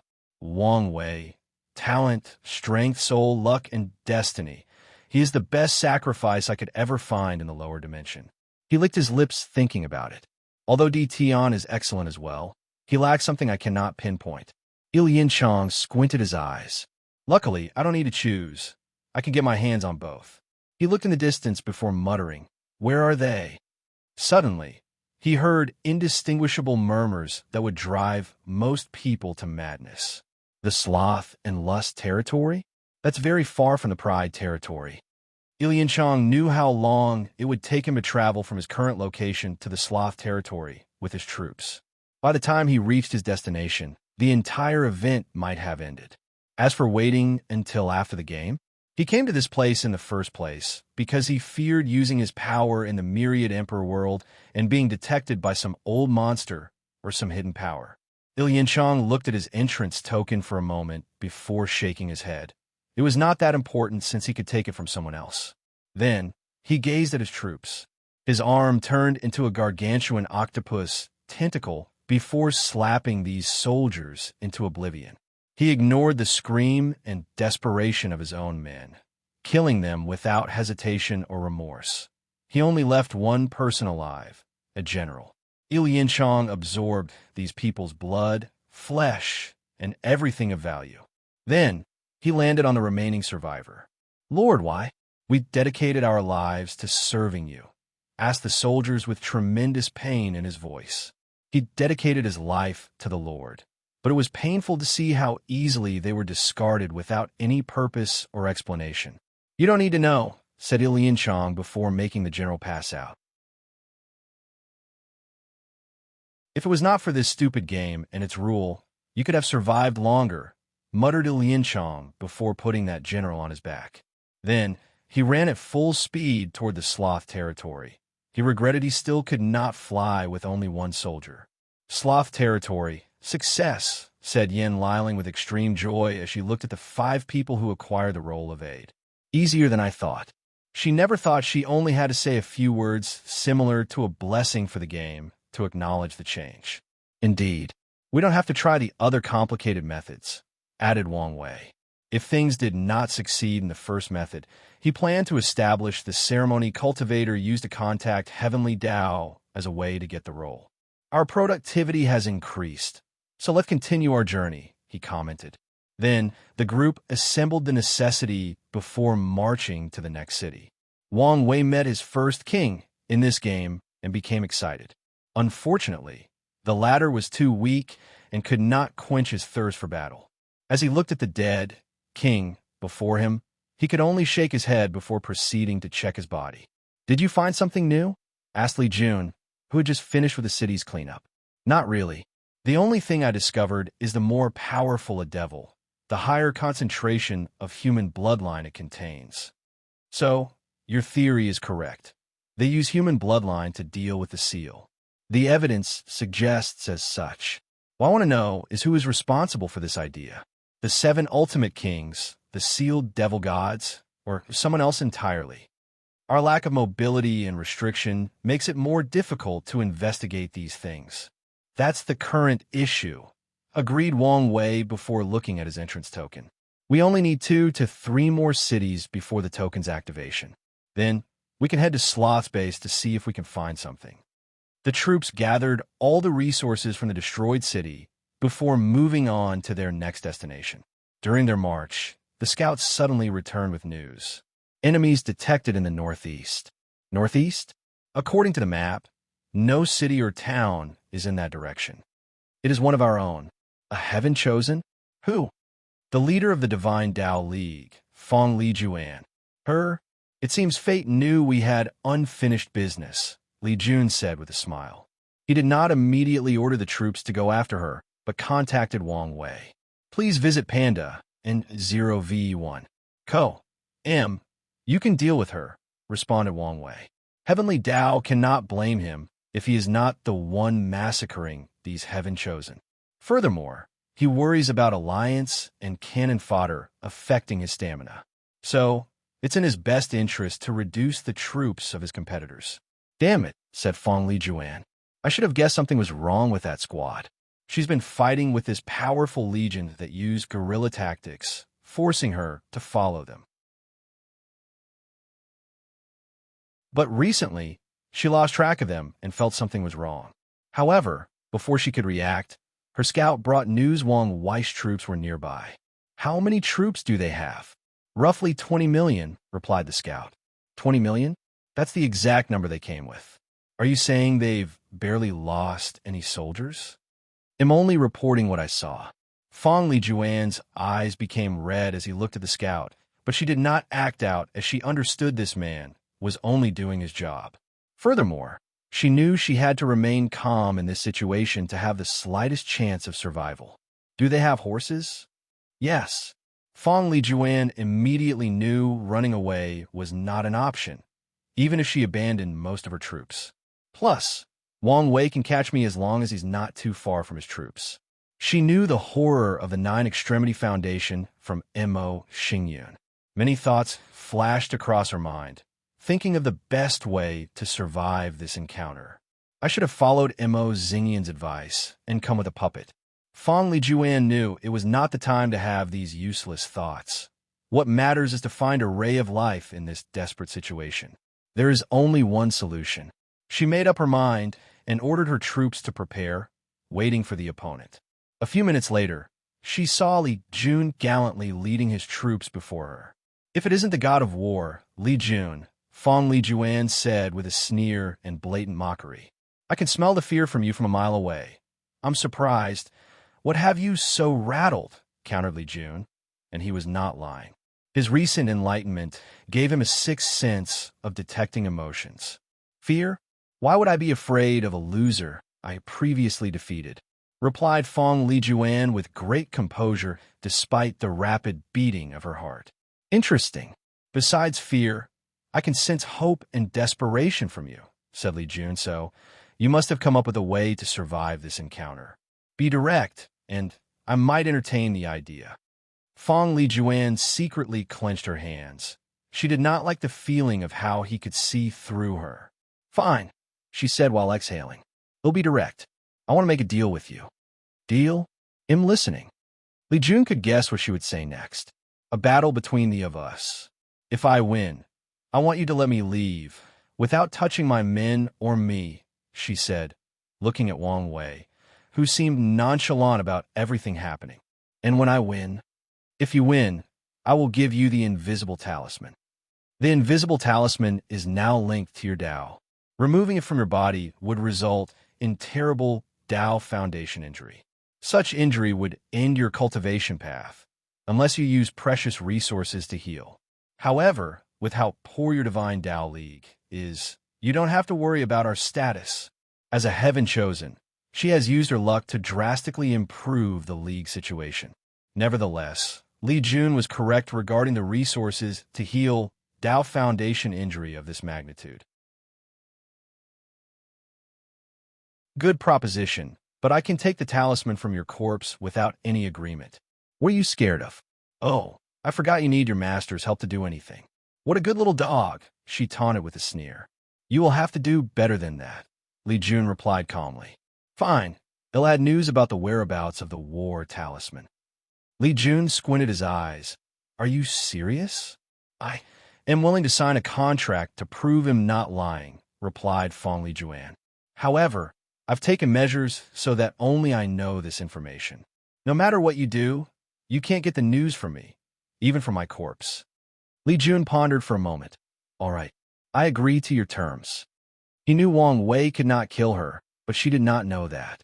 So, he would use this lack of information to his advantage. They signed a contract before beginning the battle.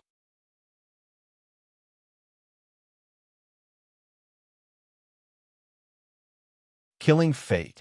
Fong Li Juan did not waste time and activated her Dharma body, which looked like her but had a weird aura surrounding it that made it seem that it did not exist, that it was invisible.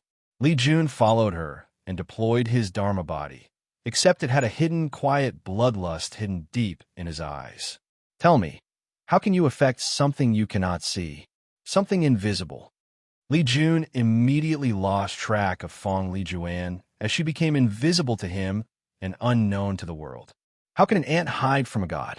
And unfortunately, no creature, known or unknown, can escape the clutches of death. His Dharma body stabbed a golden spear directly at Fong Li Juan's location. Shadow escape. She disappeared before manifesting a distance, avoiding the attack. Immediately, Fong Li Juan knew the fight wouldn't be as easy as she had guessed. Shadow Dao, it seems you've improved since we last met, said Li Jun. Fong Li Juan did not answer. She might have been quite arrogant before, but after breaking through the limit of her bloodline and experiencing many things in this generation, she's not stupid enough to keep holding on to certain detrimental ideas of the Divine Dao League. She knows to constantly improve and never become complacent. Otherwise, the only fate awaiting her is death, or worse, becoming irrelevant. Wrath of the Shadow World. Li Jun sensed something and looked into the sky. Invisible shadow. He sensed she created a small world full of shadow energy to enhance her attack. Then, she applied her invisible Dao to the shadow to enhance their hiding ability. Bang! Numerous shadow spears, swords, palms, and punches landed on Li Jun, but he did not move a single step. He easily tanked the attack with his fleshly body with no injury. Then, he looked at her as if to say, "Do you have something better? Is this the best you can do?" Oftentimes, knowledge and the truth are invisible to us. The surrounding immediately changed after Fong Li Juan's Dharma body used this technique. The soldiers in the surroundings began to lose their knowledge or all the things they learned in their lives, including how to cultivate and how to use their powers. They began to forget fundamental truths like they were humans, had a mind, spirit, and soul, or that they understood the laws of heaven and earth. And it was the same for Li Jun. The fear of death is ingrained in all living beings, and slaughter is instinctual, especially when someone is cornered. Li Jun's counter immediately removed the effect of this spell before counterattacking with a beam of death energy. Fong Li Juan's Dharma body turned into a giant crystal and protected her. Boom! She defended the attack, but was still injured. Blood spilled from her nose, and her complexion became paler. Fong Li Juan immediately tried to make her injury invisible as a way to heal. If it's not there and invisible, then it does not exist. Unfortunately, Li Jun's Di realm would not allow such a thing. Is this what Mo Xingyun referred to as Di realm? How can Li Jun be talented enough to reach such a stage? Fong Li Juan knew she could not achieve nine extremity, so she wanted to enter the Di realm at least. But even that was more challenging than it sounded. Her mind worked rapidly, thinking of countermeasures. Meanwhile, Wang Wei looked at the battle from a distance. They were not surprised by the flowering words these Dharma bodies would recite during the match. In the Supreme Realm, battles are often more about understanding the Tao and manifested in the form of a philosophical debate. Although it may appear stupid and pointless to some people, they knew these battles were perilous if something went wrong. If a cultivator suddenly doubts their Taoist during one of these debates, there's a high chance of developing heart devil, the collapse of the Tao heart, and or their state of mind. And this collapse has created the existence of an anomaly, half-emperors. Typically, these people with doubts or wrong interpretations of their Tao would die if they ever touched the heaven will. However, throughout history, one recorded exception is the Heat Emperor.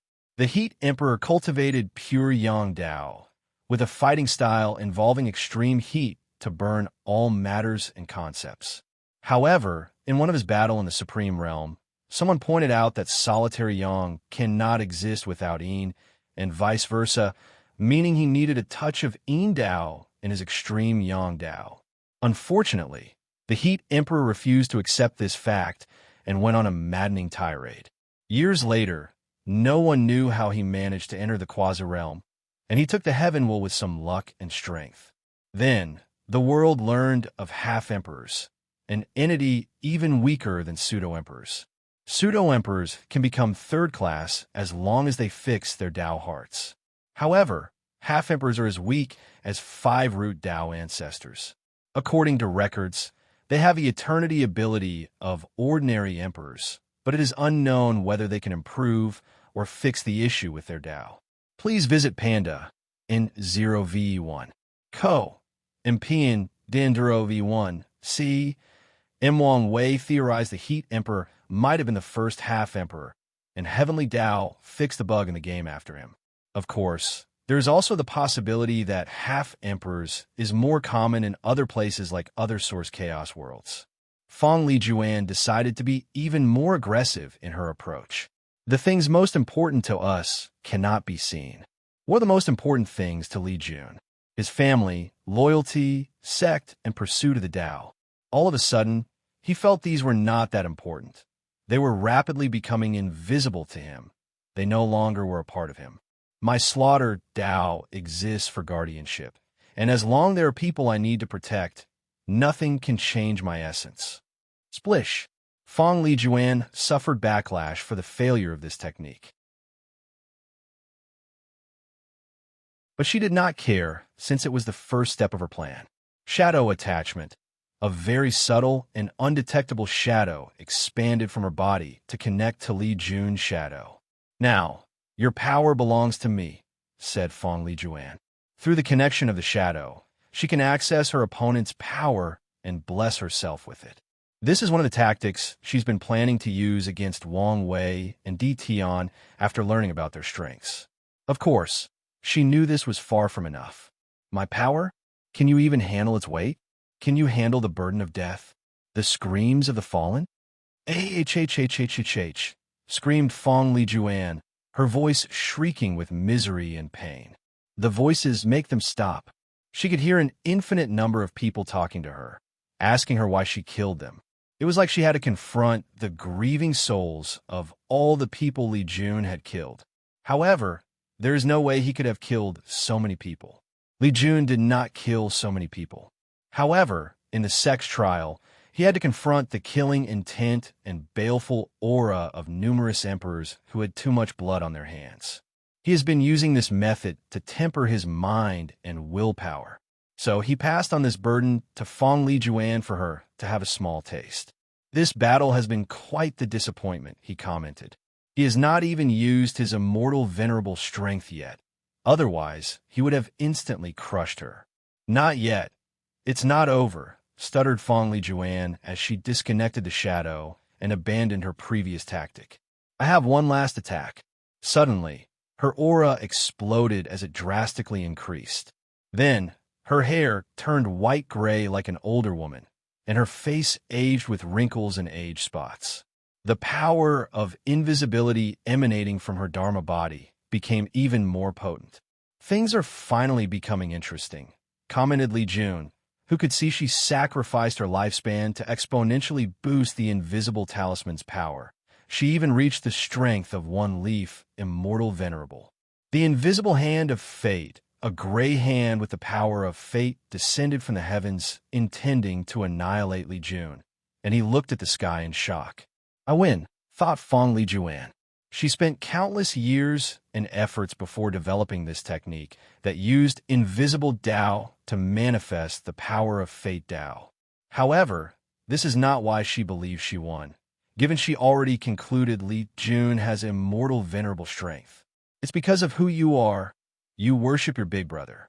You worship his strength, intelligence, and, more importantly, his Tao, she thought with a sneer. And when confronted with its power, you become overwhelmed, thinking there is nothing you can do before it. Li Jun looked at the descending palm, unable to move. He faced that palm many times in practice, and he was always helpless each time. And today, seeing it brought back all these memories. As he was about to be squashed to death, he suddenly heard a familiar voice. Fate can be killed. His eyes suddenly became bright as he held his spear. Yes, there is nothing between heaven and earth that I cannot kill. Fate-killing spear. He stabbed his spear, utilizing all the power of his slaughter Tao. The palm disintegrated into beautiful motes of light, turning the gray sky back to its blue color.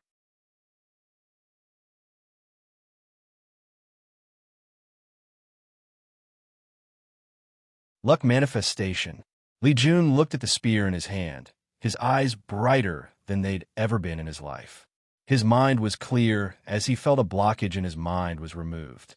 Maybe it was in his mind, but he felt his breathing was more regular, the air was fresher, and the world was more colorful than usual.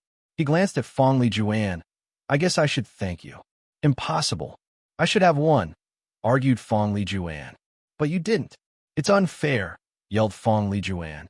The only reason you're so powerful is because of him. It's not fair. And without the invisible talisman, you would never have today's achievement, countered Li Jun.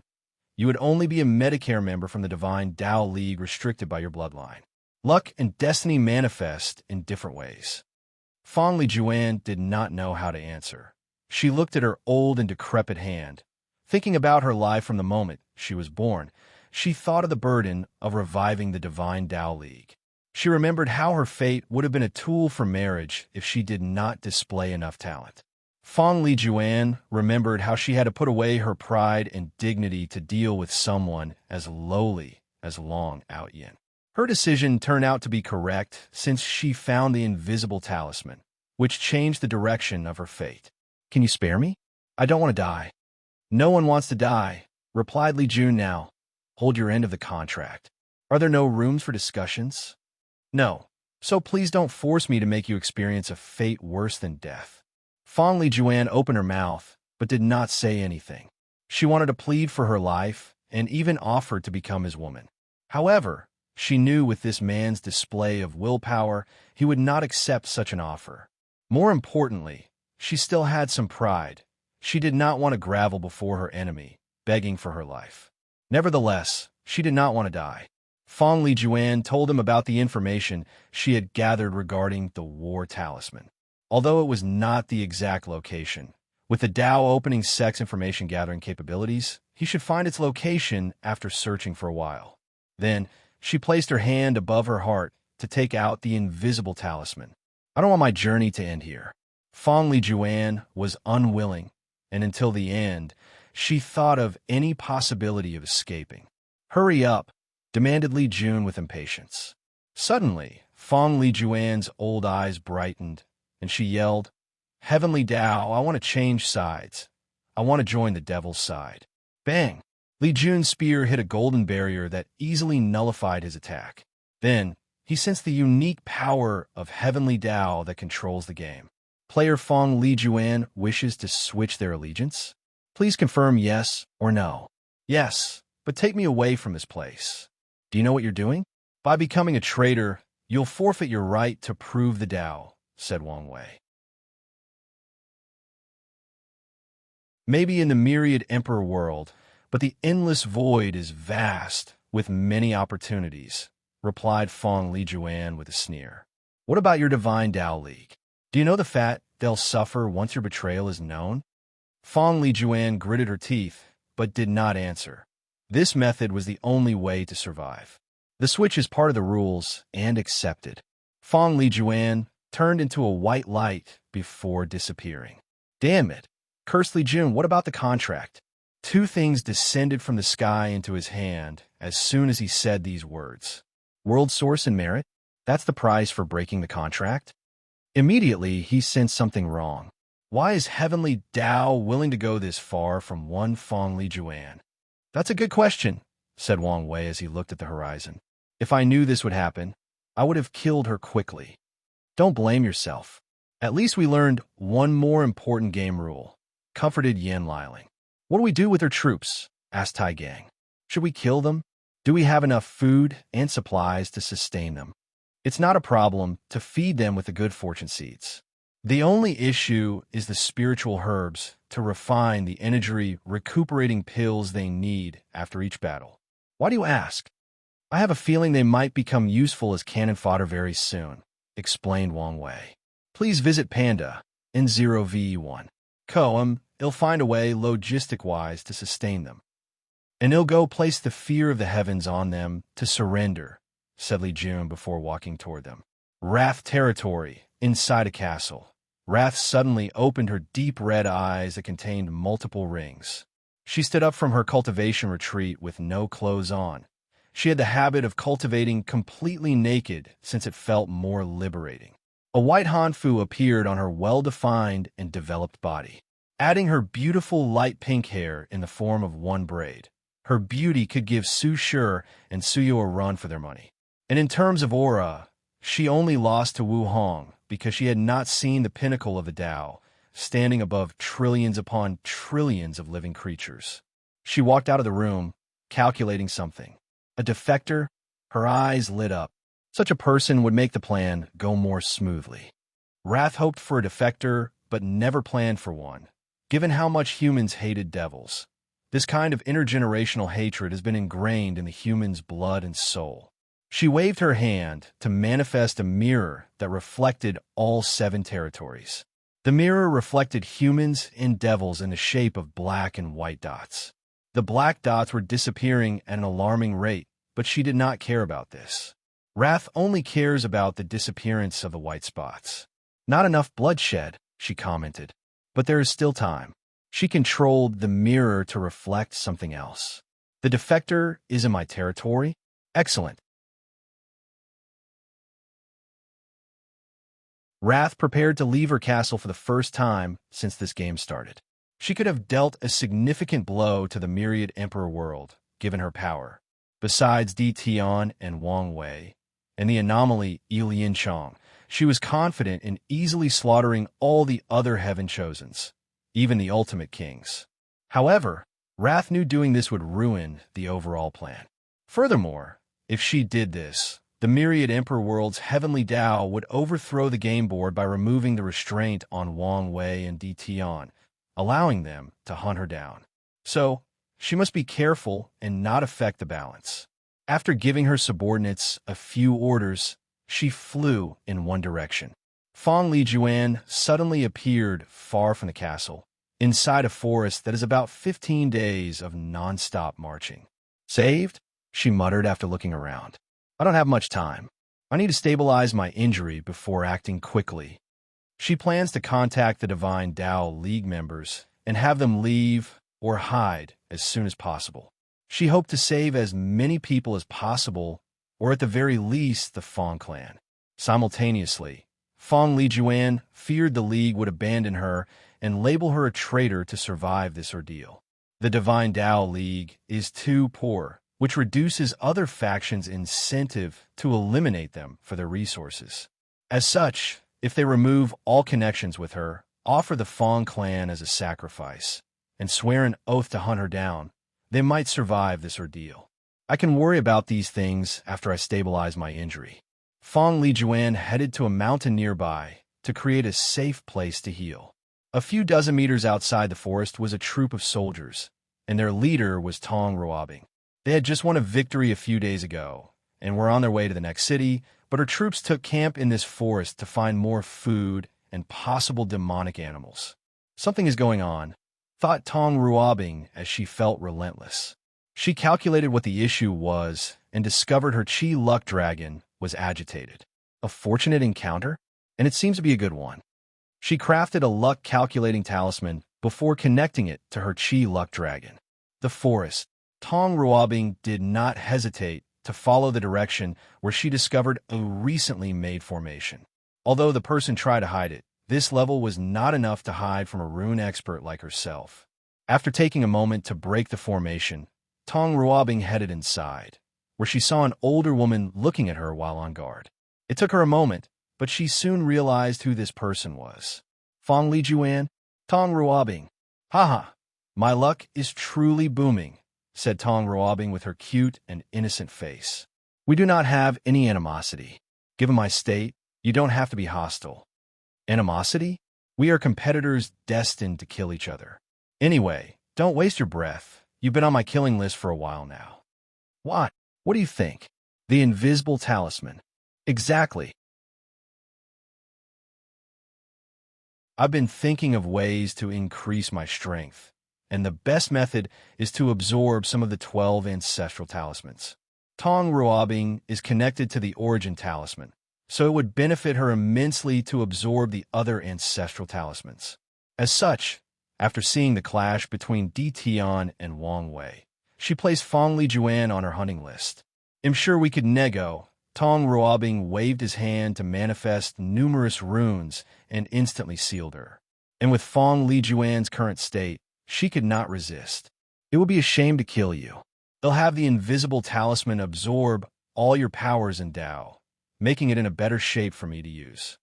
She then refined Fong Lijuan's powers and fused them into the invisible talisman. And once she finished, one more heaven chosen had fallen. With this talisman, I should be able to break the 4-leaf barrier and maybe even reach 5-leaf. But it's not enough, muttered Tong Ruobing.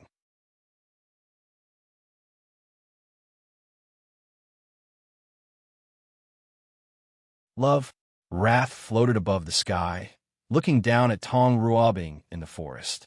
She knew she was late, and someone had killed the defector. The air around her twisted as she tried to rein in her anger. It was one thing to have no hope, but the despair or disappointment is even worse once it's crushed right before her. She landed on the floor, calling out her sword. Her actions immediately alerted Tong Ruobing, and she became on guard. Feeling a sense of dread, Tong Ruobing immediately activated her Proving Dao artifact, creating a pink crystal on her forehead. "Who are you?" asked Tong Ruobing. However, she received no answer. Heaven Eradicating Stab. A dark red sword energy flew from Wrath's sword to swallow Tong Ruobing, so she used defensive talismans and redirecting talisman to deflect the attack to its enemy. Her tactic failed miserably as the redirecting talisman broke apart under the sheer power of the sword. Meanwhile, her defensive talismans barely blocked the attack by forcing her dozens of steps behind. "You're a devil." Tong Ruobing's surprise came from Wrath having no physical traits of any devil subspecies. Even her bloodline did not give away her identity. She only discovered it because of the innate maliciousness devil contained deep in their souls due to their ability to absorb negative karma. "No, you're more like a human with a devil bloodline," commented Tong Ruobing. "Does that matter?" Heaven killing slash. The surroundings turned dark red with a swing of Wrath swords. Cries of agony could be heard as if the heavens roared in pain because of that sword. Tong Ruobing acted swiftly to use teleportation talisman for short-distance space travel to evade the sword. She discovered kings could teleport short distances when they engaged in battle. Regrettably, her attempt failed. A sword that kills the heaven must be mighty and encompassing. "So how could you evade?"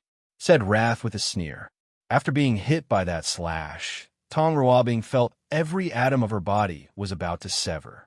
Her defensive capabilities were like a mortal child fighting a body refining stage cultivator. Immediately, she activated her trump card, one of her best talismans, the Reality Illusion Conversion Talisman. She converted many of the attack's potency and injuries into an illusion to save herself. "Who are you? And what do you want?" asked Tong Ruobing, lying on the ground, missing her left arm, the right side of her brain, and many holes in her body. She knew she would have perished if the opponent did not control their strength.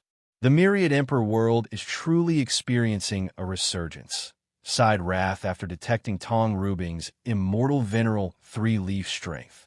What's more, the latter still had more potential. Besides her, only 3 of the other sins had immortal venerable strength, but they were only in 1 to 2 leaf and had to rely on treasures and secret techniques to reach higher strength.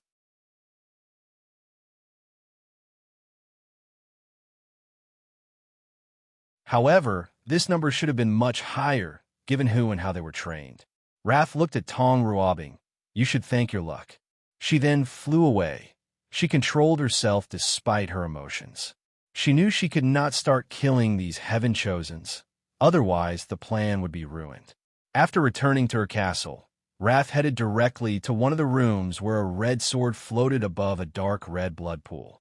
A mysterious aura came from different locations to enter the sword. My 9-leaf strength is not enough. I need to reach the Tao Ancestor level of power, and this is my only chance.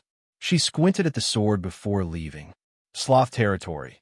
The group had finished subduing Fong Lijuan's troops and was camping when Wang Wei sent something. What is it? I think something happened to Fong Lijuan, he replied. What do you mean? I don't know since I cannot calculate heaven's secrets in this place. But I sense a shift in the river of fate. Her heavenly luck was stripped from her because of her betrayal, so something bad definitely happened to her. She might even die. I say good riddance, stated Yen Liling. If it's true, I would be sad, said Li Jun, shaking his head. And why is that? She is technically the first real opponent I've ever had in my cultivation journey. I don't know. Somehow, I feel sad knowing she was dead. I could understand you feeling that way, if she did not become a traitor. Li Jun shook his head and did not explain. He disdained Fong Lijuan's actions despite understanding she did it out of fear of death. Nevertheless, he still felt nostalgic for some reason. Please visit Panda in 0v1. Muttered Wang Wei as he looked in one direction, garnering the group's attention. Soon, they sensed the same thing as him as someone approached them. Wife, he said. Surprised? Said Wu Hong with a smile. I am. I thought you didn't want to come. I only said that to surprise you later on. Well, that was a great surprise, replied Wang Wei with joy written all over his face. I knew you would like it. More than like it. With you here, I can figure out the ins and outs of this stupid game. With his wife by his side, he's like a tiger with wings attached to him, becoming 100 times deadlier and more efficient as a hunter. Bang! Wang Wei punched straight through Wu Hong's heart, blood splashing on his clothes and the ground. Then, with a calm and indifferent gaze, he removed his bloody fist, looking at her kneeling on the floor. How did you know? Every time I see her, my heart flutters and the world seems brighter. In our more than 100,000 years spent together, this has always been the case.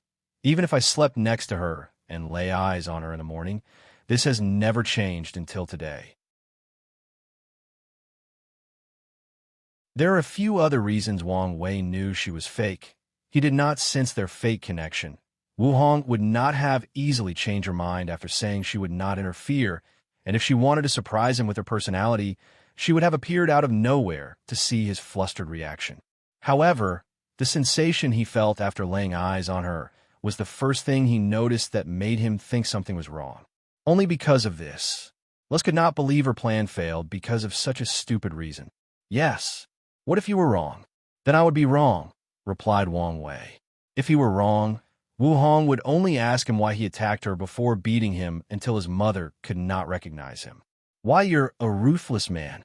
You did not hesitate in the slightest, said Lust, with blood dripping from her mouth. If the role were reversed, I guarantee she would also not hesitate. This is not over, Wang Wei. I will have the last laugh, said Lust before disappearing, still with Wu Hong's visage. Wang Wei was not surprised as he detected she was a clone or projection after attacking her. He sneered as he followed the karma connection he had just made to a place far in the distance. The real Lust opened her eyes 1,000 meters away and coughed a big mouthful of blood. Immediately, she sensed her aura drastically decreasing. Damn it, the attack traced back to my main body. She was careful and used a clone. She even used this secret technique that allowed the clone to hide its existence, intending to make it more difficult to detect it was an imitation and trace it back to her. Unfortunately, she underestimated Wang Wei's capabilities. To be precise, even if she overestimated his ability for this plan, it was not nearly enough. I don't have much time left, she concluded after analyzing her condition. She hurriedly activated her alliance authority to return to Sloth Castle before teleporting to her territory. After returning home, she immediately took out a chaos treasure. After passing the trial, each of the 7 deadly sins received one. She did not hesitate to sacrifice and ruin the treasure to heal her injury. However, Wang Wei's 9th-stage D realm was a nightmare, so she could barely stabilize her injury. Damn it, do I have to ask Wrath for help? Lust pondered with gritted teeth. No, there is another way. Ditian. She is a lust devil. After passing the trial, she also inherited the lust Tao. Her bloodline with the Tao granted her immense power and 2 special abilities. The first one is to turn into a perfect physical replica of what a person loved the most. It could be their friends, family, lovers, or child. Although this technique was not flawless, she used other methods to enhance its capabilities. The second ability is she could inherit a person's strength or power after sleeping with them. So, she planned to steal Wang Wei's power once she fulfilled this condition. As long as I get his power, I can heal myself and even have my revenge. After thinking for a moment, Lust prepared. She had a worry, but she also was not sloppy. She found a way to hide her injuries and prevent Ditian from detecting something. Unfortunately, she was too weak to create another clone and had to take the risk. Once the preparations finished, he headed to his destination.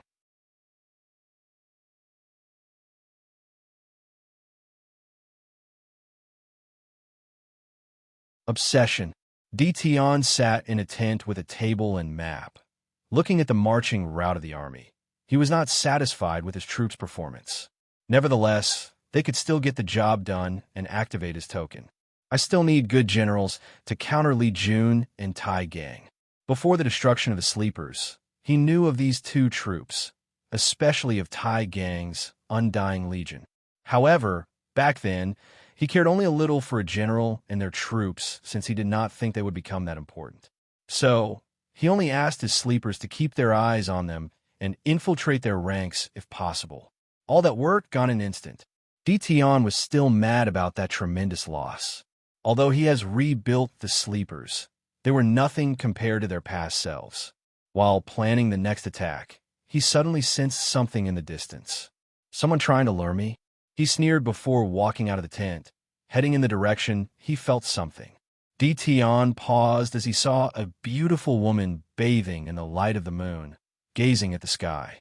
The tree next to her shaded from the freezing cold of the night wind, guarding her like an eternal protector. So perfect, he muttered under his breath, mesmerized by her aura. Ninger, is that you? After leaving his seal, he tried to find her again, but to no avail. I thought you did not want to see me. I didn't want to, but here I am, replied Xiao Ning. Ditian walked before her, holding her warm hand. He hesitantly raised his hand to caress her cheek. They were the same, as he remembered, the exact same face he longed for. Something seems wrong. You seem weaker than when I last saw you. Xiao Ning sighed out loud. I did not want to tell you, but I don't have much time left. You're disappearing?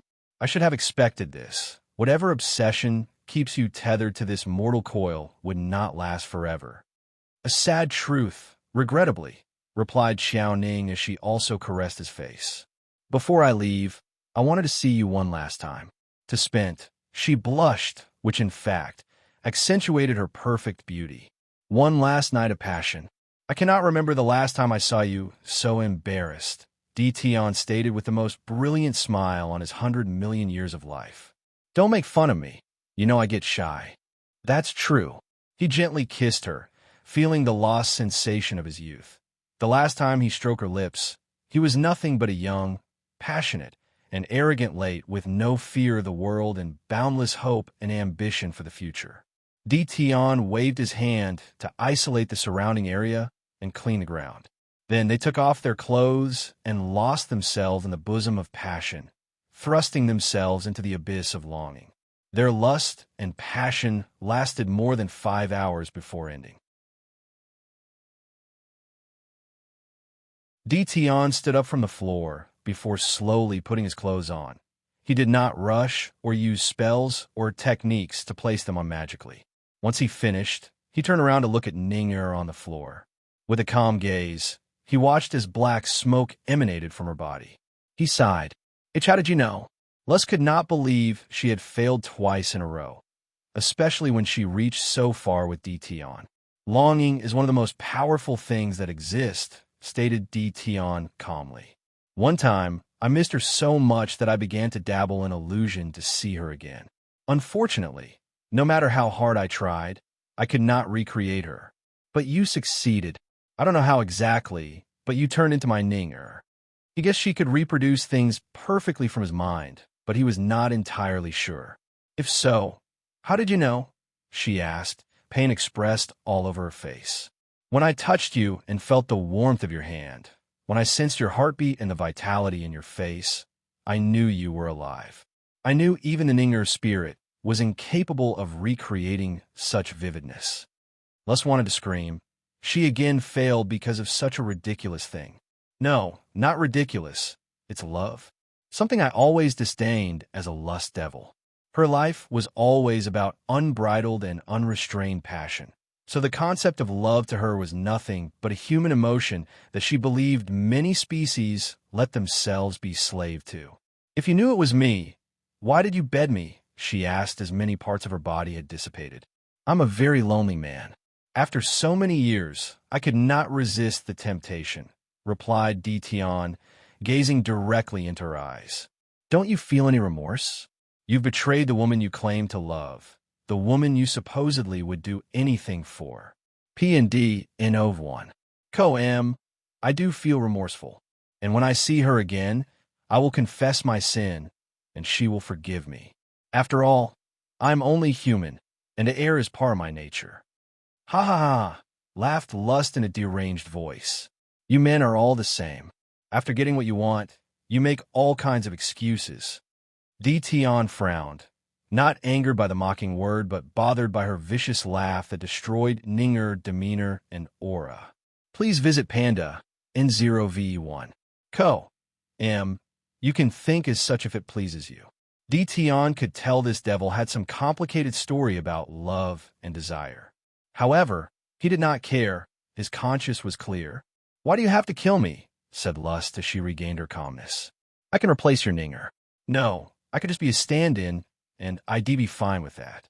You can treat me as a way to soothe your loneliness. Tion squatted down to be at eye level with her.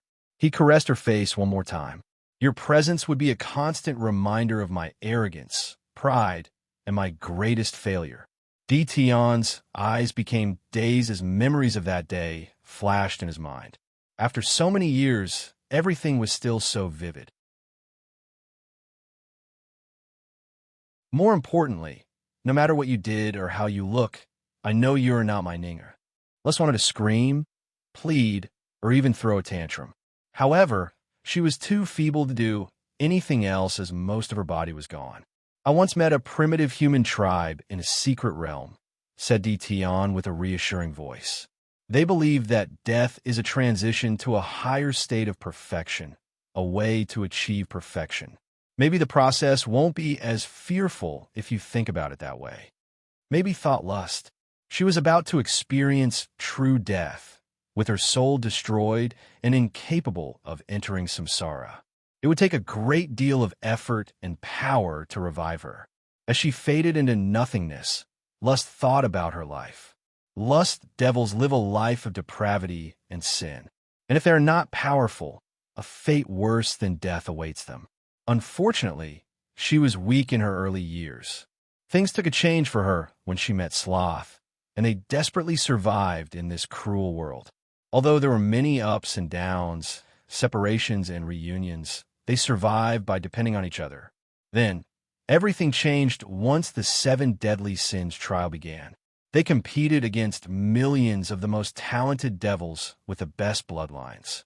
They survived and became the supreme rulers of the race, creating an era of peace and prosperity. When did everything go wrong? Thought lust as her life flashed in her mind. She reviewed all her memories to find the answer. The trial. After having a taste of power, I could not handle it. She sighed mentally. In her last breath, she remembered Sloth's face. Her ambitions ruined the possibility of finding love like these two, to find someone who could recognize the real her because of a ridiculous reason. Maybe we devils are destined to have things like love and happiness. Lust died. She dissipated into nothingness. A suffering soul with a story, commented Dion with his usual cold and indifferent face. The cultivation world does not lack those. He waved his hand to create an unnamed tomb for her before walking back to the barrage. The devil race could be the answer to my problem.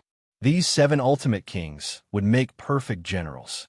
He shook his head, disappointed he could not get much information from Lust's mind. Wrath territory. She immediately sensed Lust's death and summoned a mirror to check. She sighed out loud, not angered or surprised by this outcome. On the contrary, she suspected this would be her fate. Lust, you were too influenced by the 7 deadly sins. You were too greedy for power to the point of being unsatiated, wrathful for what happened in your past, and too prideful after achieving a certain status and strength. You were doomed to fail. Wrath shook his head before focusing on the continent's map. I need someone else to take her post in the formation. Sloth territory. Wang Wei and the group sat by a bonfire, cooking their food over the flame. Could you imagine what sister-in-law would do to you if you laid a hand on her? Said Li Jun. She would turn you into a eunuch, added Yen Liling. I'm sure she would understand, argued Wang Wei. After all, she looked exactly like her. She could not blame me if I could not see through it. Do you think she would believe you could not see through it? Well, I'm talking about a hypothetical situation. Even if she could understand, she would never completely forgive you, said Li Jun, looking at his wife with his side-eye, ensuring he did not make eye contact. Every time you have a disagreement or argument, she would flaunt it on your face. Wang Wei gave him a pitying look, but did not say anything else to not get him in trouble. The poor guy has been suffering enough based on this wisdom he just dropped. Then, he suddenly stopped cooking his food to look in the distance. It's one thing after another these past few days. You're tuning in to the Romance Rendezvous YouTube channel. We're so grateful for your support, and don't forget to subscribe to join us on this incredible journey through captivating stories. Your generosity through donations truly makes a world of difference, as it's the primary source of revenue that allows me to expand and enhance this channel for you. Thank you from the bottom of my heart for being a part of this adventure.